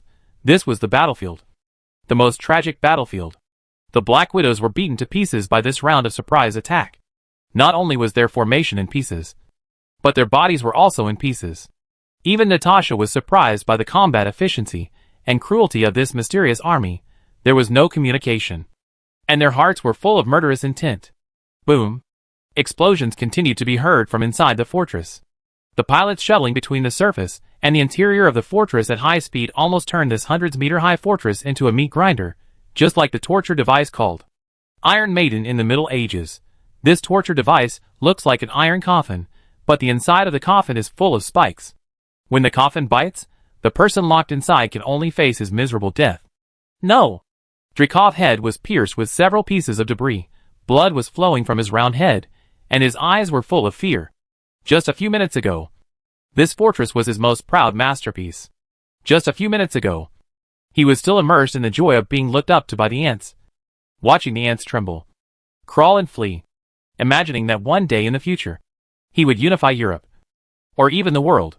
A few minutes later, everything was gone. The so-called fortress was completely penetrated within a few minutes. The so-called warrior was shattered after a few attacks, and the so-called dignity was bang. Leal's heavy mechanical body descended into the control room, making a heavy sound. Dreykov only felt that the sound seemed to step on his heart. When he stepped into the fortress, he had never made such a loud sound. Just like he asked his girls, the whole fortress was running in silence. The fortress, like his conspiracy, was running secretly without anyone knowing, controlling the situation around the world. But Lille was different. The Real King stepped on the land, and every step was sonorous. Lille glanced at the scene. He saw several black widows still lingering. Normally, he never showed mercy to his enemies, but he would not kill unarmed prisoners. Lille's eyes were not like human eyes, and faces that could read expressions. His metal body showed extraordinary combat capabilities. Natasha could feel threatened just by looking at Lille. So she hurriedly said, "Your Majesty, these black widows are just brainwashed children. I won't kill prisoners. I give you 5 minutes. After 5 minutes, I won't leave anyone alive." Natasha was anxious and bowed slightly. "Thank you for your kindness." Natasha had a lot to say. The first time he met Lille was a young entrepreneur who had just started, the most eye-catching little genius in the United States. The second time, Atlas had become a giant, New York was thriving, investors around the world were rushing to cling to Lille Thai, and politicians were no exception. The third time, she thought she would never see this young man surrounded by powerful enemies again. In a sense, she felt that she would never see that young man again. Now standing in front of her was a king who was responsible for the lives and future of hundreds of millions, or even billions of people. The world changed really fast. Natasha picked up the pistol on the ground, blew up Dreykov's head with one shot, and began to rescue the sisters who were still alive on the ground. Puff! The octopus arm pierced into the control console, and the detection current was transmitted along the circuit to every position of the fortress. In just a moment, the original information security measures of the Red House were broken. At the same time, around the power room and the engine electronic control system, Christopher had led the team to capture these areas, and together with his pilots, he stabbed the data knife into them. Unknown intrusion detected. Is being isolated. Detected. Administrator access detected. Welcome, Christopher, Your Majesty. The situation is good. There is no strong resistance. The equipment warehouse has been taken, and there are a total of 256 rhino mechas and other types of exoskeletons here. Lille, casualties? Christopher, 14 pilots confirmed dead, all recovered, and 3 seriously injured. They volunteered to continue fighting. Lille, start the intelligent core. The first batch of airborne pilots gathered at the equipment warehouse. Christopher, yes. Chapter 793 Blitzkrieg. Titan refers to a combat machine, but in fact, it is also an intelligent AI. Take BT-7274 as an example. Although its intelligence is largely limited by its design goals, and is only related to improving combat efficiency, it can actually have feelings, especially for its comrades. Although the training is basically the same, the situation on the battlefield changes rapidly, and each pilot combat habits and combat experience will change over time. A combat management AI with powerful computing power, logical ability, and self-evolution is an important partner for the pilot to gallop on the battlefield. This technology is unique to the Titanfall world. An intelligence core that is only the size of a palm can accommodate a powerful combat auxiliary AI. This is also the support that Lille asked Cooper to give him. The huge rhino mecha was cut open by the red-hot King blade. Chrony titanium is an extremely durable metal, and only Lille can cut it easily. Bang! Christopher had a blank expression on his face, but excitedly he stuffed his intelligence core directly into the groove cut by Lille. This groove channel directly reaches the brain-computer interface and central control chip of the rhino mecha. After doing all this, he knelt on one knee solemnly on the ground. Lille octopus arm then touched the core. A blue light spread from the core of these mechas, like life reviving in steel. These cores look almost the same as the command cores used exclusively by the rebels, but Lille changed the design of the command cores. These transmitted devices only transmitted a unique groove. In the groove, a part of the energy dissipated from the Holy Cabinet was stored. This part of energy will be absorbed by Lille mechanical arm and converted into fire source energy, and then transmitted back to the core. The energy flickers in the octopus arm. When this trace amount of fire source energy flows into the core, the preloaded data inside is activated, flowing from the energy output port into those tiny brain-computer interface cables, converting metal and biological materials together into brain-computer interface devices that meet Atlas standards. Not only that, these spark energies also opened a cockpit door in the cockpit of the Rhino mecha for the pilot to leave, transforming this bulky one way out biological mecha into a true neural link mecha. The excess energy will be stored in the core in a very weak way, just as a hub for cross-dimensional communication. The real Titan Core AI will operate in the Typhon camp in another world, and there will never be a risk of damage. Christy Tofu and the mech were lying on the ground together. He heard the sound of the mech starting up. He knew that the final moment of his service had come. As a pilot, their entry goal was to get a Titan of their own TT-0001. Pilot, I am glad to fight with you. This scene was like a king tapping the knight's shoulder with his sword, and finally returning the sword to his knight. Liar walked forward one by one, signing the king authority for these contracts of steel and flesh. The voice of his companion sounded in the pilot mind. One mech after another raised their heads, ready to fight. Begin the first airborne. The Titan voice rang in the minds of the pilots. Protocol 1. Stick to the mission. Defeat the Sokovian military base belonging to Baron Strucker. Idiot! Baron Strucker was completely furious. He didn't need to face Leal immediately like Drykov, so his fear and terror turned into anger. He scolded Drykov. To a certain extent, he even felt that he began to understand why Roxanne either yelled like a hyperthyroidism or whispered like a psychopath every time he spoke to them. Leal, the fleeing billionaire, the king of Latveria, Dr. Doom, the straw hat king who they thought was at the end of his rope and who played house with a group of refugees from the mountains, actually rushed to Sokovia in just a few days and launched a raid on the Red House. He didn't care even if the Red House was bombed by a nuclear bomb. But that huge floating fortress, if there is anyone in the world who does not obey Hydra and Roxanne, can instantly take over an aerospace fortress using advanced aerospace engines and break through the control system of this huge war unit. It must be Dr. Doom. Drykov has lost contact. The fortress has been breached by Dr. Doom with a 99% probability. Hurry up and shoot that thing down. That thing is flying too high. The Hydra soldiers were nervous. They are flying too high. We must use air firepower. Baron Strucker was furious when he heard this reply. That thing is flying too high. It is true that Sokovia is the base of Hydra, but this place is used for human experiments.